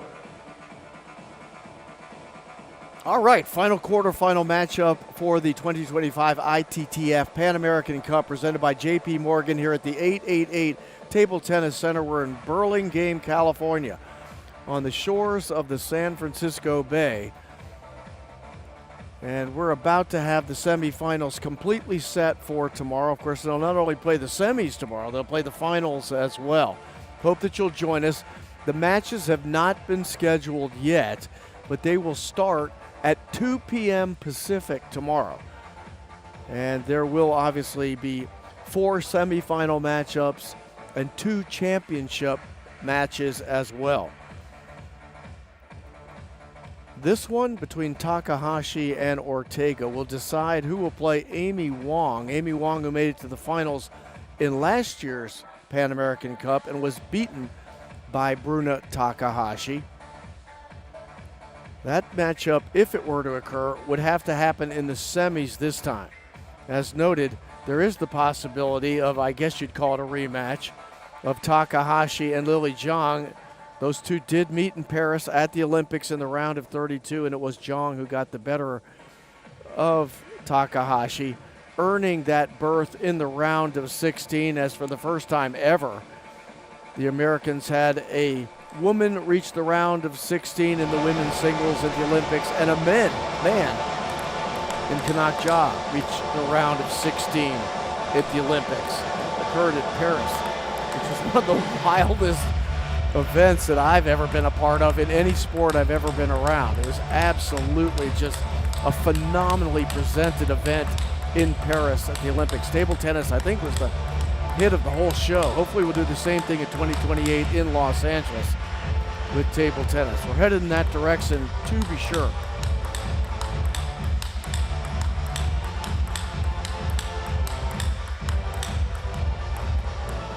The opponent for Takahashi is Daniela Ortega. She's from Chile.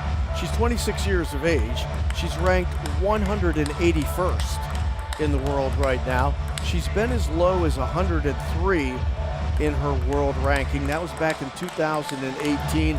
Daniela Ortega has played in 82 international table tennis events, 475 matches, has a 56.8% win ratio, having won 270 of those 475 matches.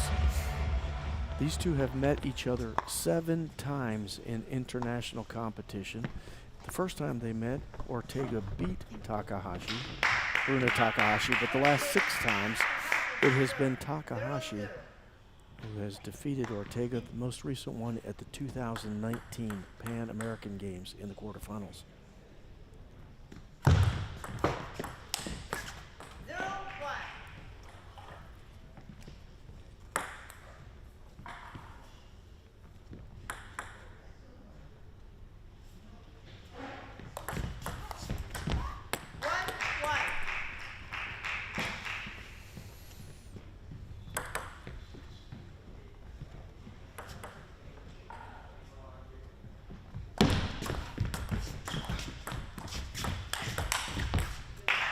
Powerful forehand that time by Takahashi, blocked back by Ortega, but long.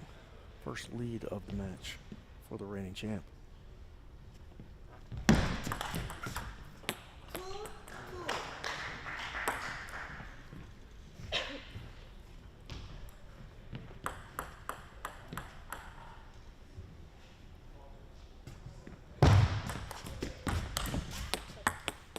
High toss serve that time by Takahashi, but the third ball's in the net.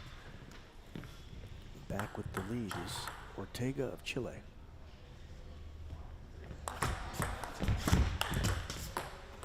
Off the net and the edge that time by Takahashi to even things up at 3. She got both of them.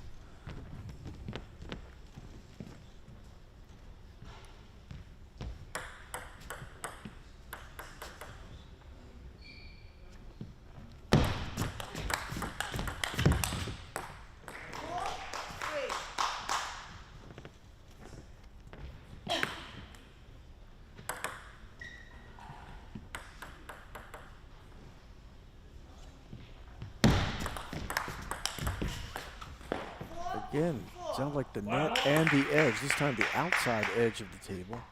We're tied at 4. So Takahashi riding a luck streak here.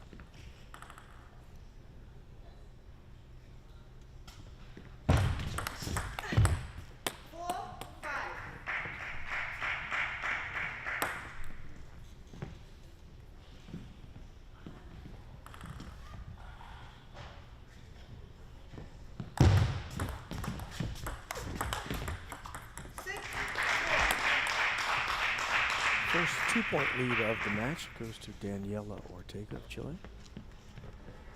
6-4 and the serve.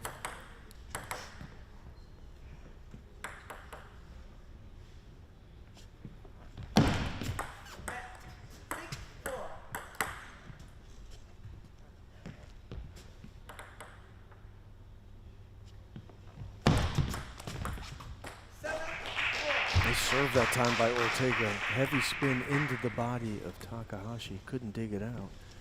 And it's a 7-4 lead.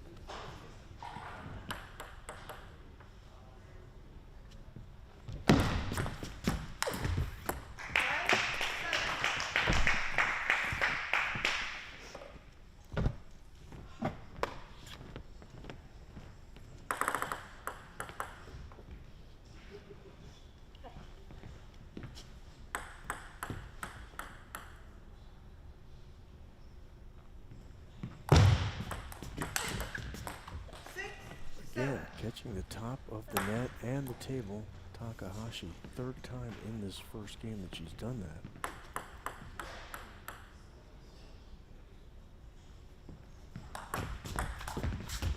Like I said, to do it 3 times, it's not luck anymore. And we're tied at 7.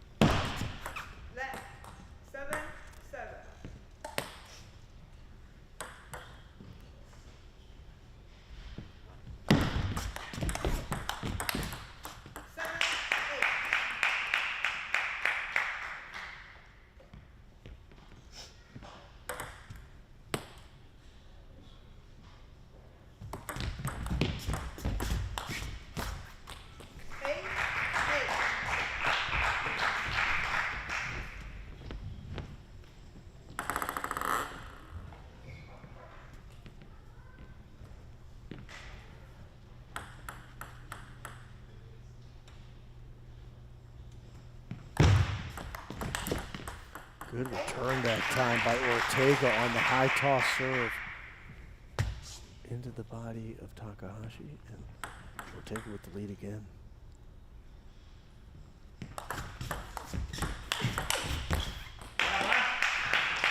Quickly back to even.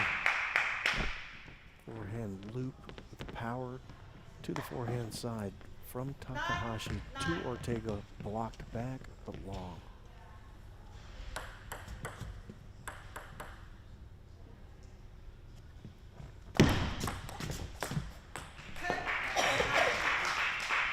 Now with game point, Daniela Ortega.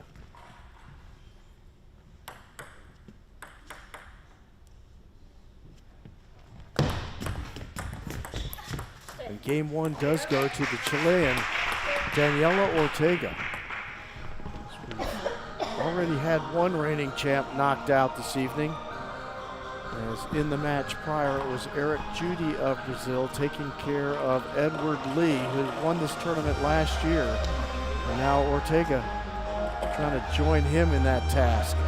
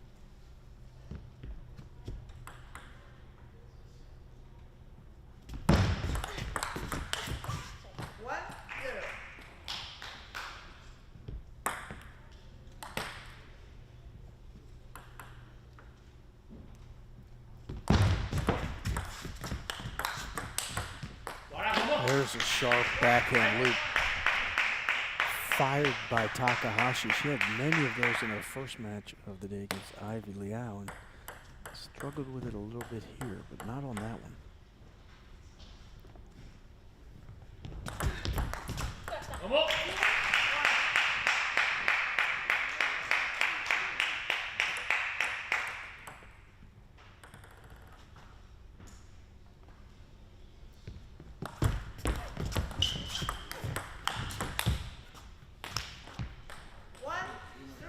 Takahashi catching the net on the forehand loop again. Tough ball for Ortega to handle. She hit it long. Nice block back into the body that time by Bruna Takahashi. Nothing Ortega could do on that one.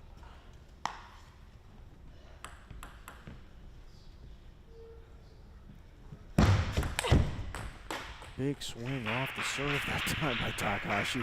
She got all of it, but it went long. 4-2.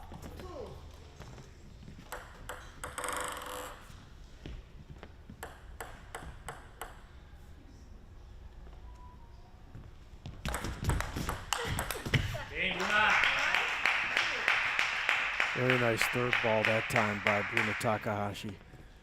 Coming back to the forehand side after a serve to the backhand side.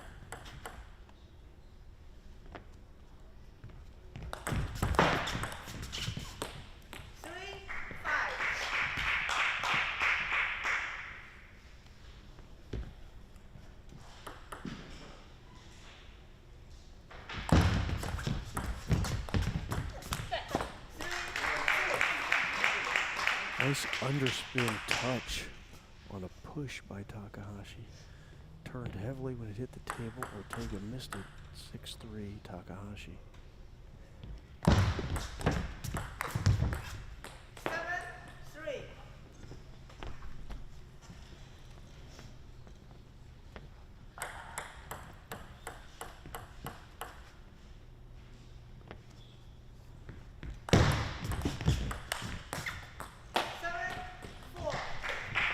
It's an example there again of Takahashi's backhand not quite being as sharp as it was earlier this evening.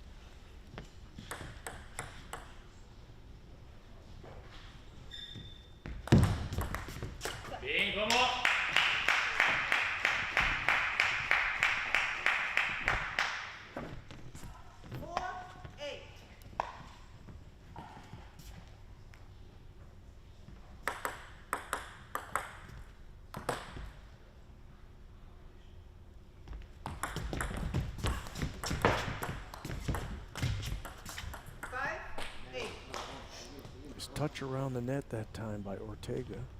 Draws back within 3.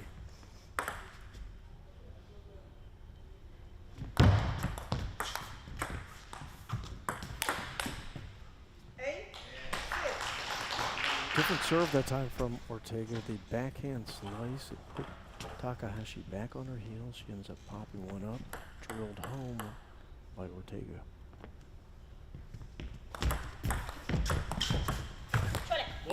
There's just a ton of spin on that ball right off the serve, and then the third ball is moving equally rapidly. Difficult to handle. 9-6.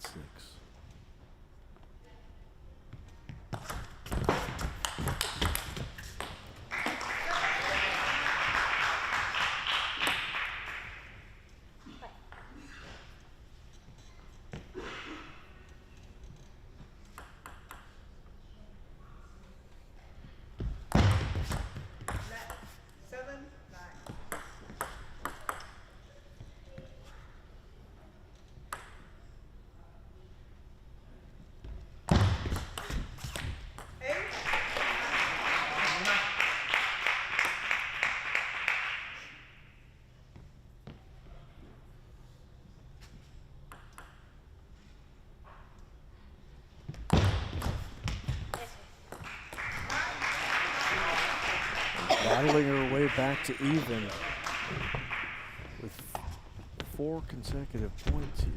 Or excuse me, 3 consecutive points is Daniela Ortega.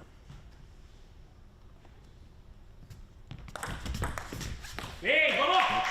Snapping that streak is the reigning champion. Takahashi has game point now here in game 2.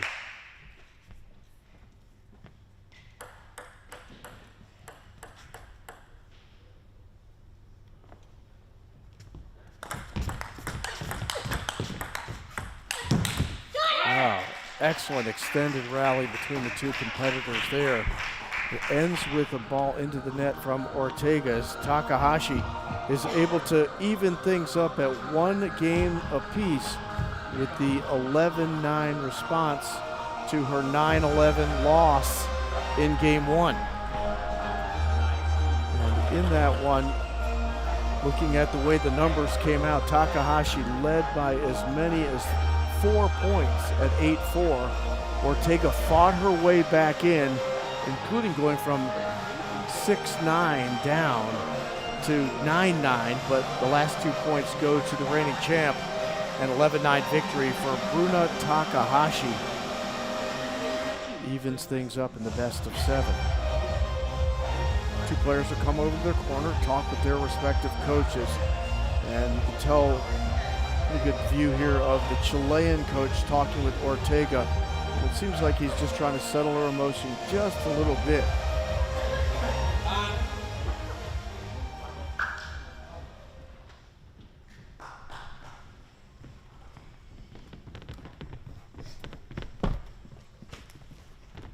Third game, Takahashi to serve, 0-0.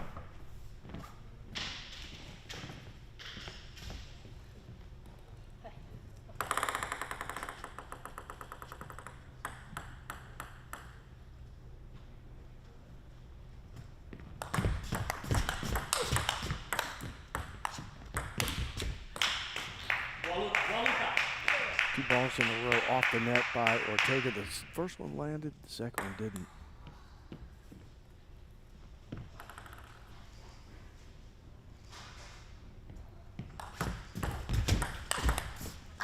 Nice soft high toss serve that time by Takahashi. Short on the forehand side, then went deep to the backhand to take a 2-0 lead.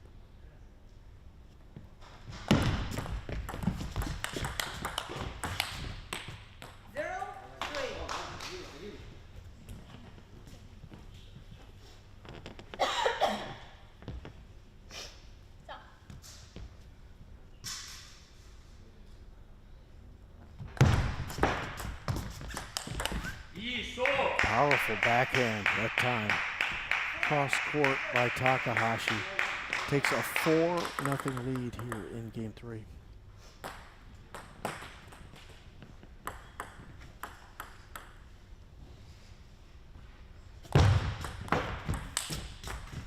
Takahashi using the hook serve that time. Landed very softly and short on the table, but her third ball off the top of the net and out. This time the third ball was well into the body of Ortega. And it's a 5-1 lead for Bruna Takahashi. Bruna's sister, of course, Julia, lost earlier in the day to Lily Zhang, who is now in the semifinals. And Bruna trying to get there as well. 2 Americans on the women's side in the semis. You got Amy Wong and Lily Zhang. Mo Zhang from Canada. And whoever wins this one. As Ortega does get a break off the top of the net. Draws within 2.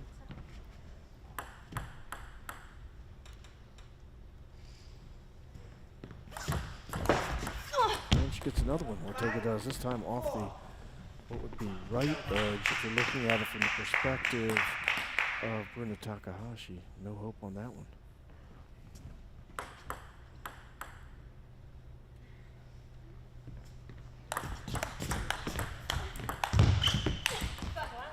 Takahashi started with the fast long serve.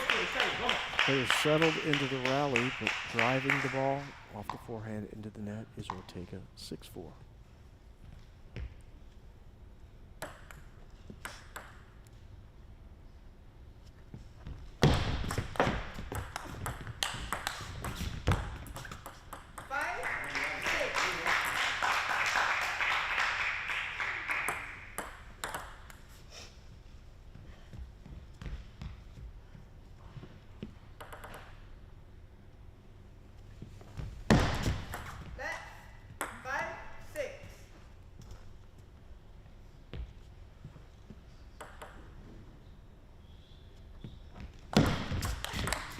Oh, nice backhand. On the received return, a bullet. Good backhand flip with pace into the body of Ortega. And it's 7-5 in favor of Takahashi of Brazil. She'll take the serve and the 2-point advantage.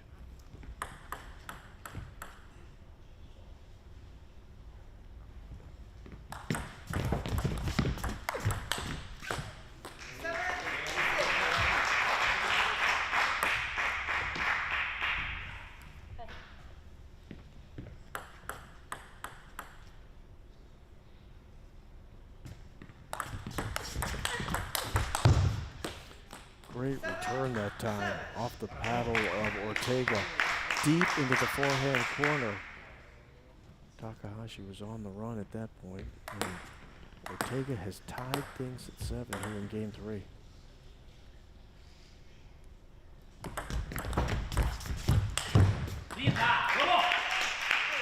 Beautiful forehand that time. It was a half-long shot by Ortega that popped up just high enough for Takahashi to drive it the steep exit angle, take the lead again. 7-8.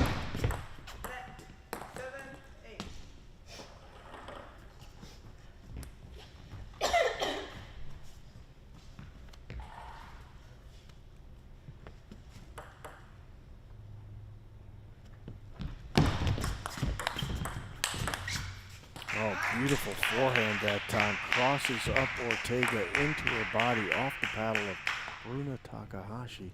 2-point lead with the serve at 9-7.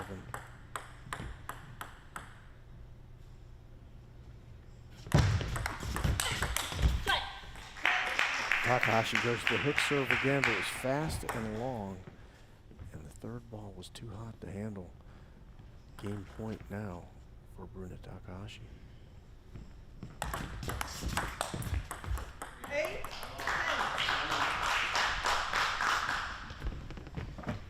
Ortega not only wins that point, staves off game point, and gets the serve now. Down 8-10 here in game 3.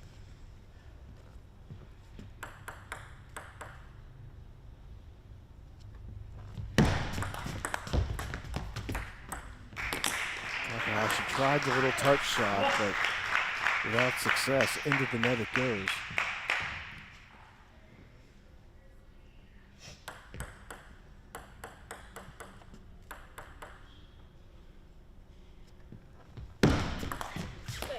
And now, 3 consecutive points by Ortega has tied this game up at 10 apiece.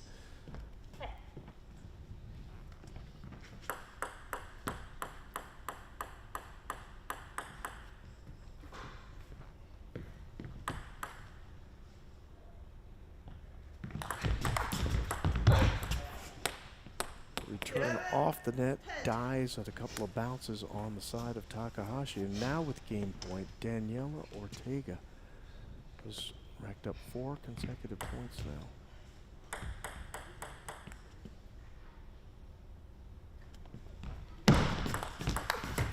And a brilliant backhand that time by Ortega, spinning for her right to left, away from the paddle of Takahashi. And Ortega staves off game point 3 times, ends up winning the game 12-10, winning the last 5 points of game 3. And has now taken a 2-1 lead here in this quarterfinal matchup against the Brazilian and defending champion Bruna Takahashi. And remind everybody that action starts a little bit later in the day tomorrow, when we'll have the semifinals and the finals. It'll be 2 p.m. Pacific that the matches will actually start. The times, as I understand, have not yet been set. They'll wait for this game or this match to finish before they set the times of who plays when. Of course, it'll be done in the same fashion that all of the matches on the competition table have been played. It'll be an alternate between the men's and the women. I don't know who will go first. Of course, there'll be 4 semifinal matchups and 2 championship matches tomorrow.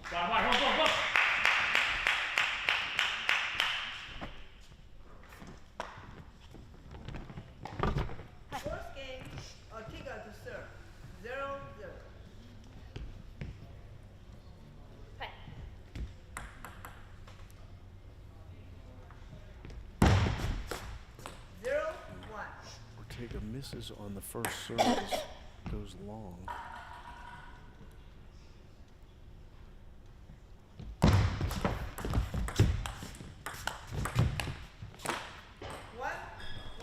Good job saving the ball off the top of the net by Daniela Ortega, and Takahashi could not handle the forehand.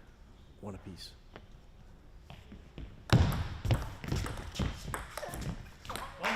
Very nice, soft, high toss serve that time by Bruna Takahashi. Landed short on the forehand side.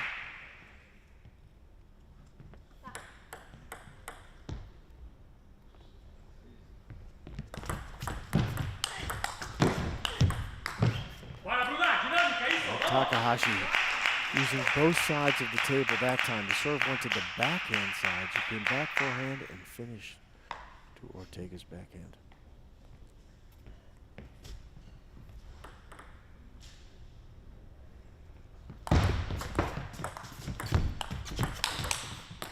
Great shot that time by Ortega. Just moving slightly to her left to get in position on the forehand. Driving it back against the green across the table. 2-3.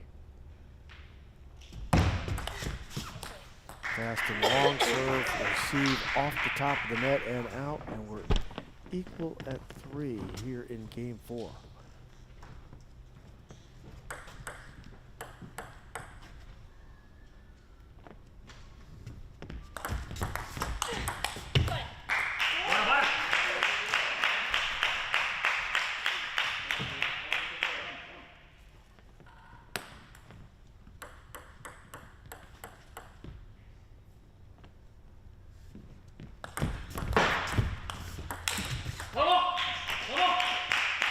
Nice forehand that time by Takahashi. Tons of topspin.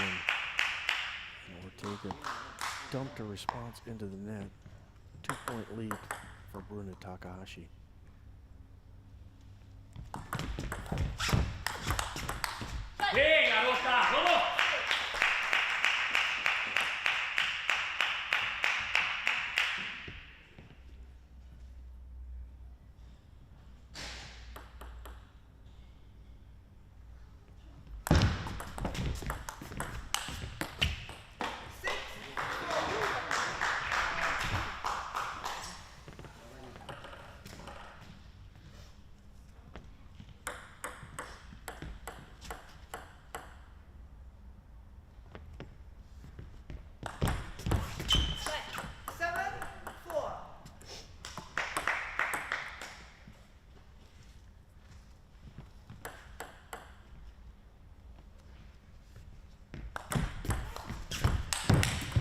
Great serve, set that one up by Takahashi. High toss that had rotation from Takahashi's right to left. Caused it to take a big turn when it landed short. Ortega had trouble with it.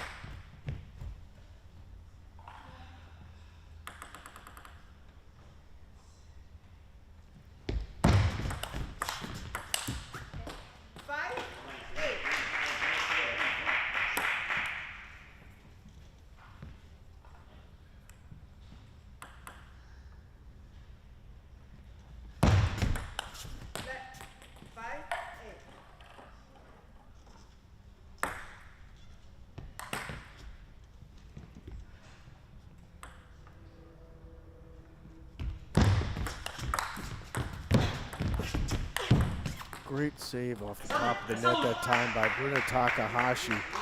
He was able to keep the play alive and win the point and go up by 4 here in game 4.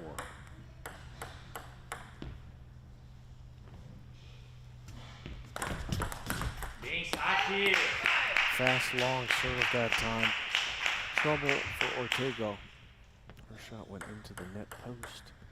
And now with game point is Takahashi. And she capitalizes on the first opportunity with game point and reties this match, this time at 2 games apiece with the 11-5 win in game 4. So this one has gone 11-9 in favor of Ortega, 11-9 in favor of Takahashi, then 12-10 for Ortega to take the 2-1 lead but an 11-5 win in Game 4 for Bruno Takahashi has us tied at 2 in the best of 7.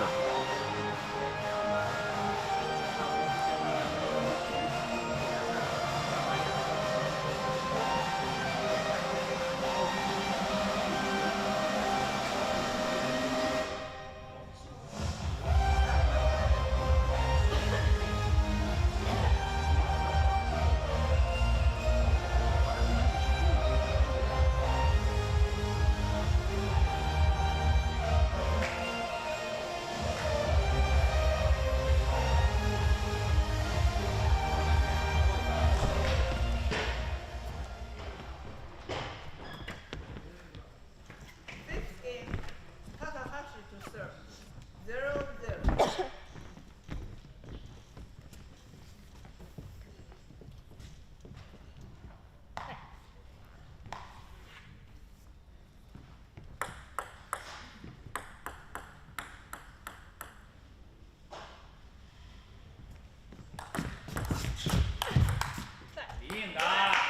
Nice third ball that time by Takahashi, deep on the table with pace. She takes a 1-0 lead for the third consecutive game.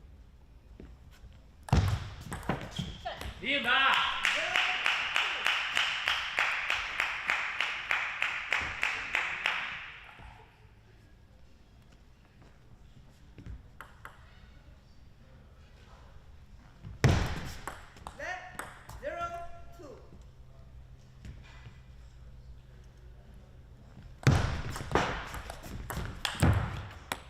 One, two.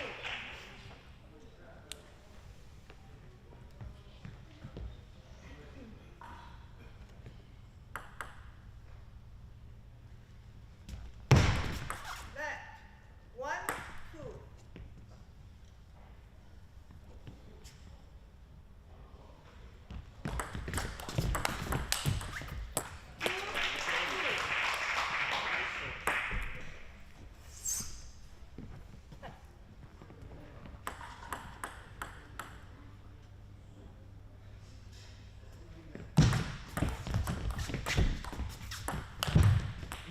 Ortega's shot popped up high and stepping into the forehand, catching the edge. Bruno Takahashi retakes the lead at 3-2.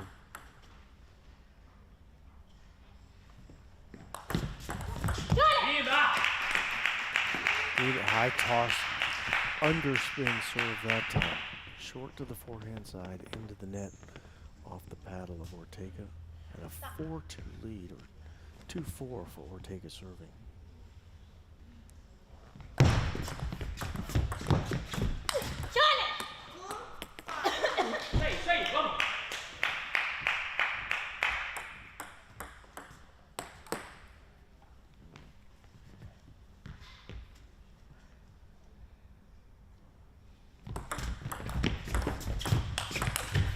Powerful forehand into the forehand corner of Daniela Ortega by Bruno Takahashi.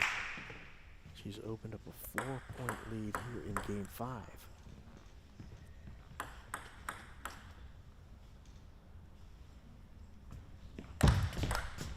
Net 6-2.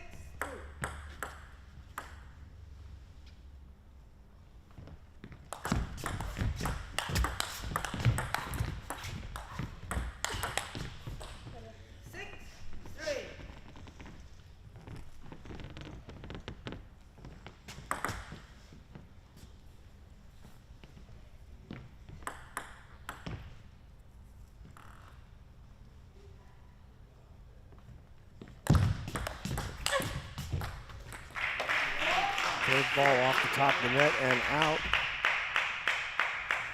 2 in a row for Ortega. Back within 2, 4-6.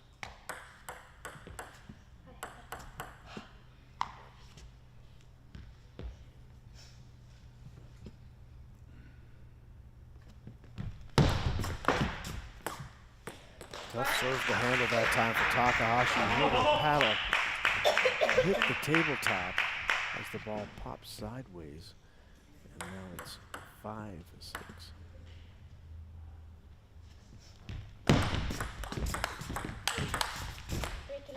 Seven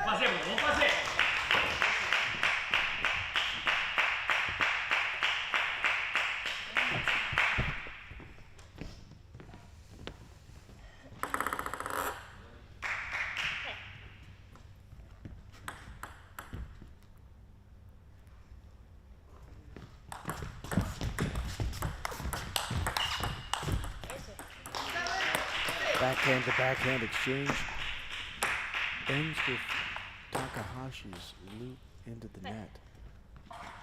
7-6.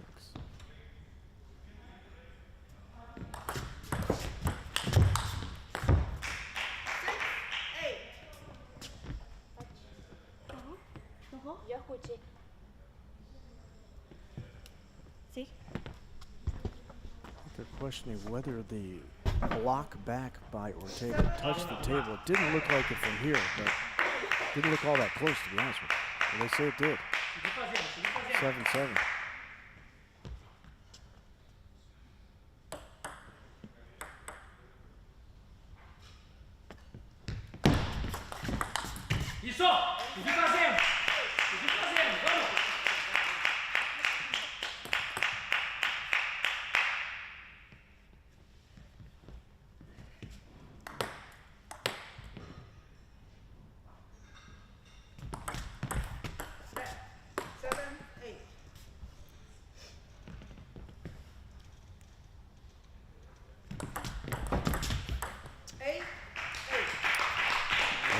Backhand slice serve that time by Ortega into the net off the paddle of Takahashi. We're tied at 8.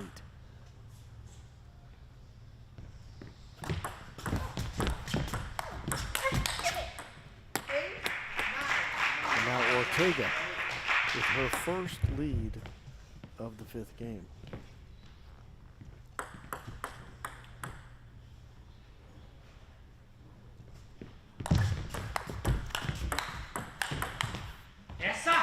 Backhand that time by Takahashi. A tough play because the ball was very deep on her side of the court. It looked like it jammed her up just a little bit. She reties this 5th game at 9.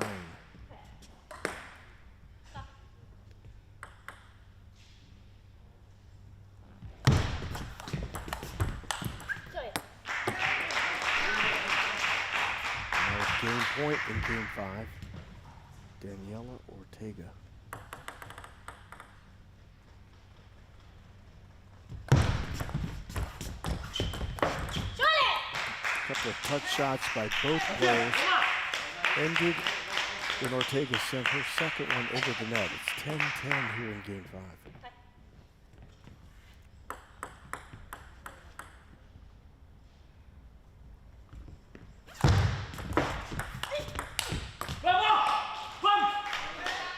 Big forehand by Takahashi into the elbow of Ortega. She had trouble on the return. Now it is Takahashi with game point.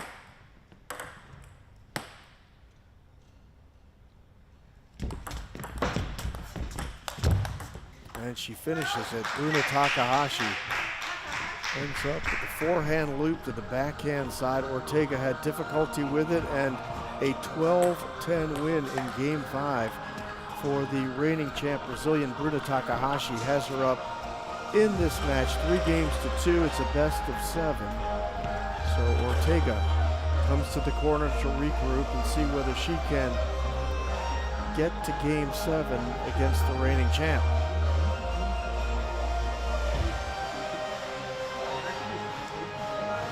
This break, we'll have an opportunity to once again thank all of our sponsors. First of all, I want to thank our host from the 888 Table Tennis Center, Boy Fen Chen, who's been so gracious to have us around for as long as we've been here. We've been here forever. The 2025 ITTF Pan American Cup presented by JP Morgan. Our other sponsors involved in this one, part of the team Butterfly, of course, providing all of the equipment, including the Europa table that we're playing on here on the competition floor. Pixelscope providing the live stream. Hope everybody's enjoying that. And Pine Grove Capital Partners, the Silicon Valley Bank, and Mongo DB.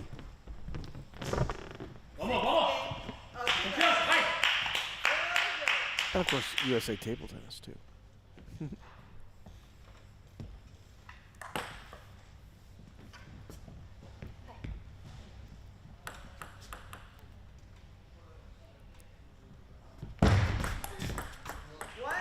Fast long serve right off the hop by Ortega. Very aggressive. And Takahashi had trouble with it.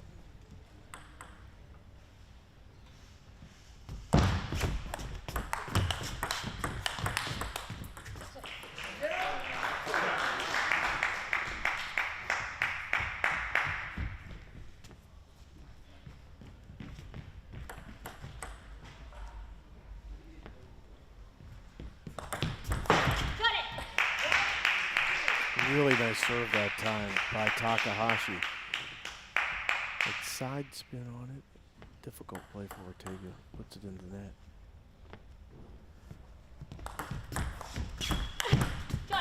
Another one. Third ball that time. Popped up high enough for Takahashi to bury it. Tied it 2.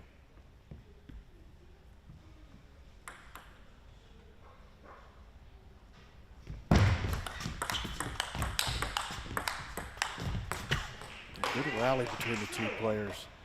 Ends with the shot off the backhand of Takahashi going long.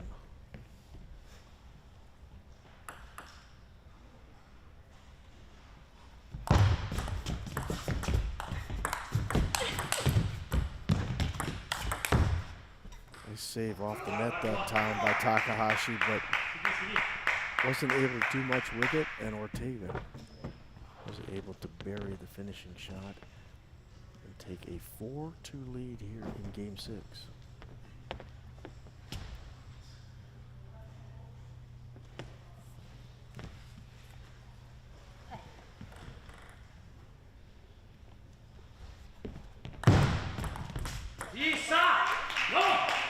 Another very effective side spin serve off the high toss by Takahashi.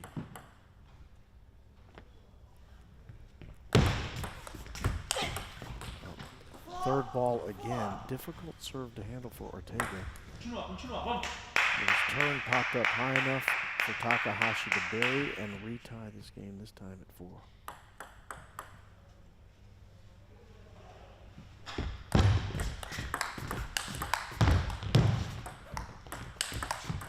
Wow, 3 nets in a row that time by Takahashi. Ortega saved the first 2, but not the third one.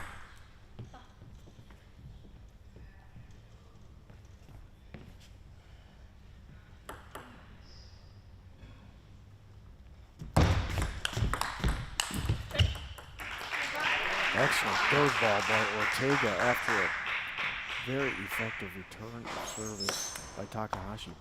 Beautiful forehand loop, but Ortega was waiting on it.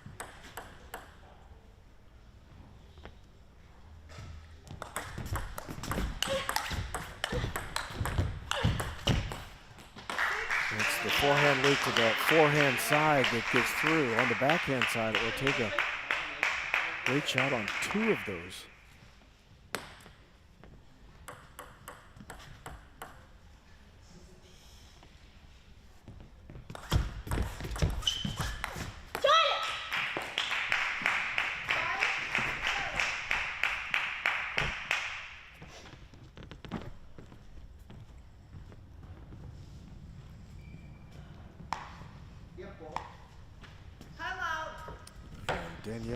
Ortega in her corner are going to use their time out at this point. Not a bad decision. Down 3-2 in games, down 7-5 in Game 6. Obviously, you don't want this one to get out of hand at this moment. The next point, I would say, is an extremely important one, and I would imagine that the coach of Daniela Ortega and Daniela herself feel the same way.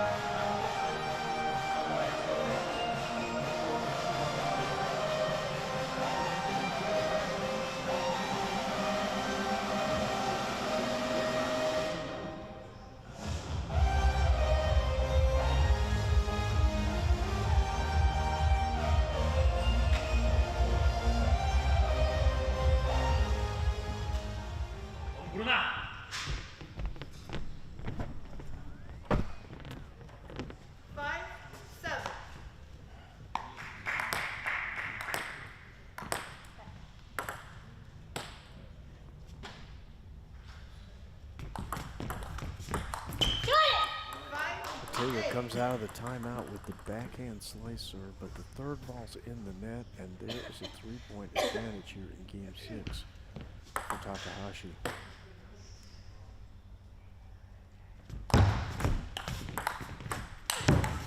Oh, excellent shot by Takahashi after a fast and long backhand serve by Ortega.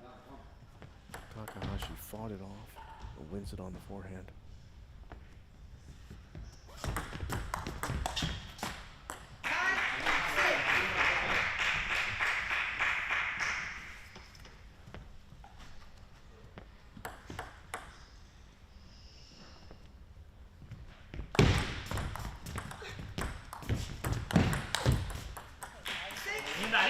Touch shot that time by Ortega.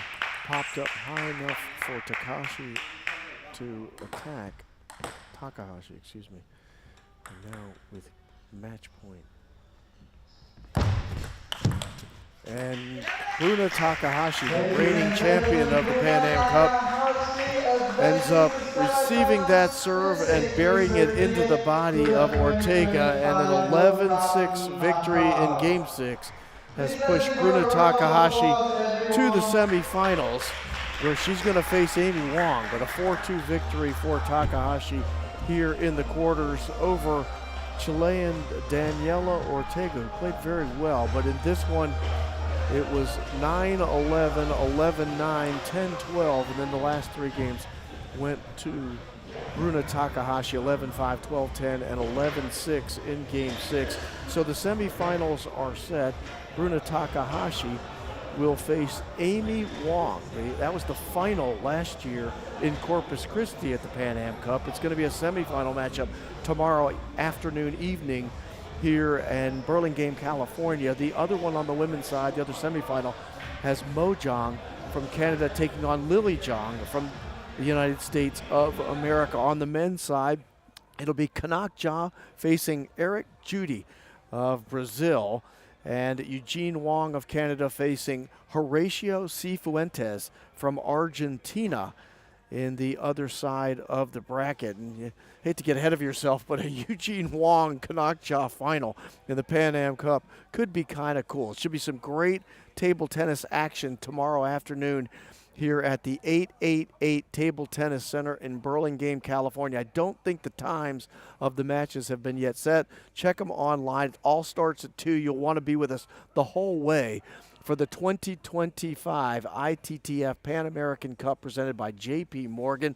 Again, want to thank everybody associated with putting on this event. We'll send it to close here for tonight and thank everybody for being a part of this broadcast. Have a great night, everybody. You've been listening to the ITTF Pan American Cup for 2025 presented by JP Morgan here on the Pixel Scope live stream brought to you by USA Table Tennis. Have a great night, everybody.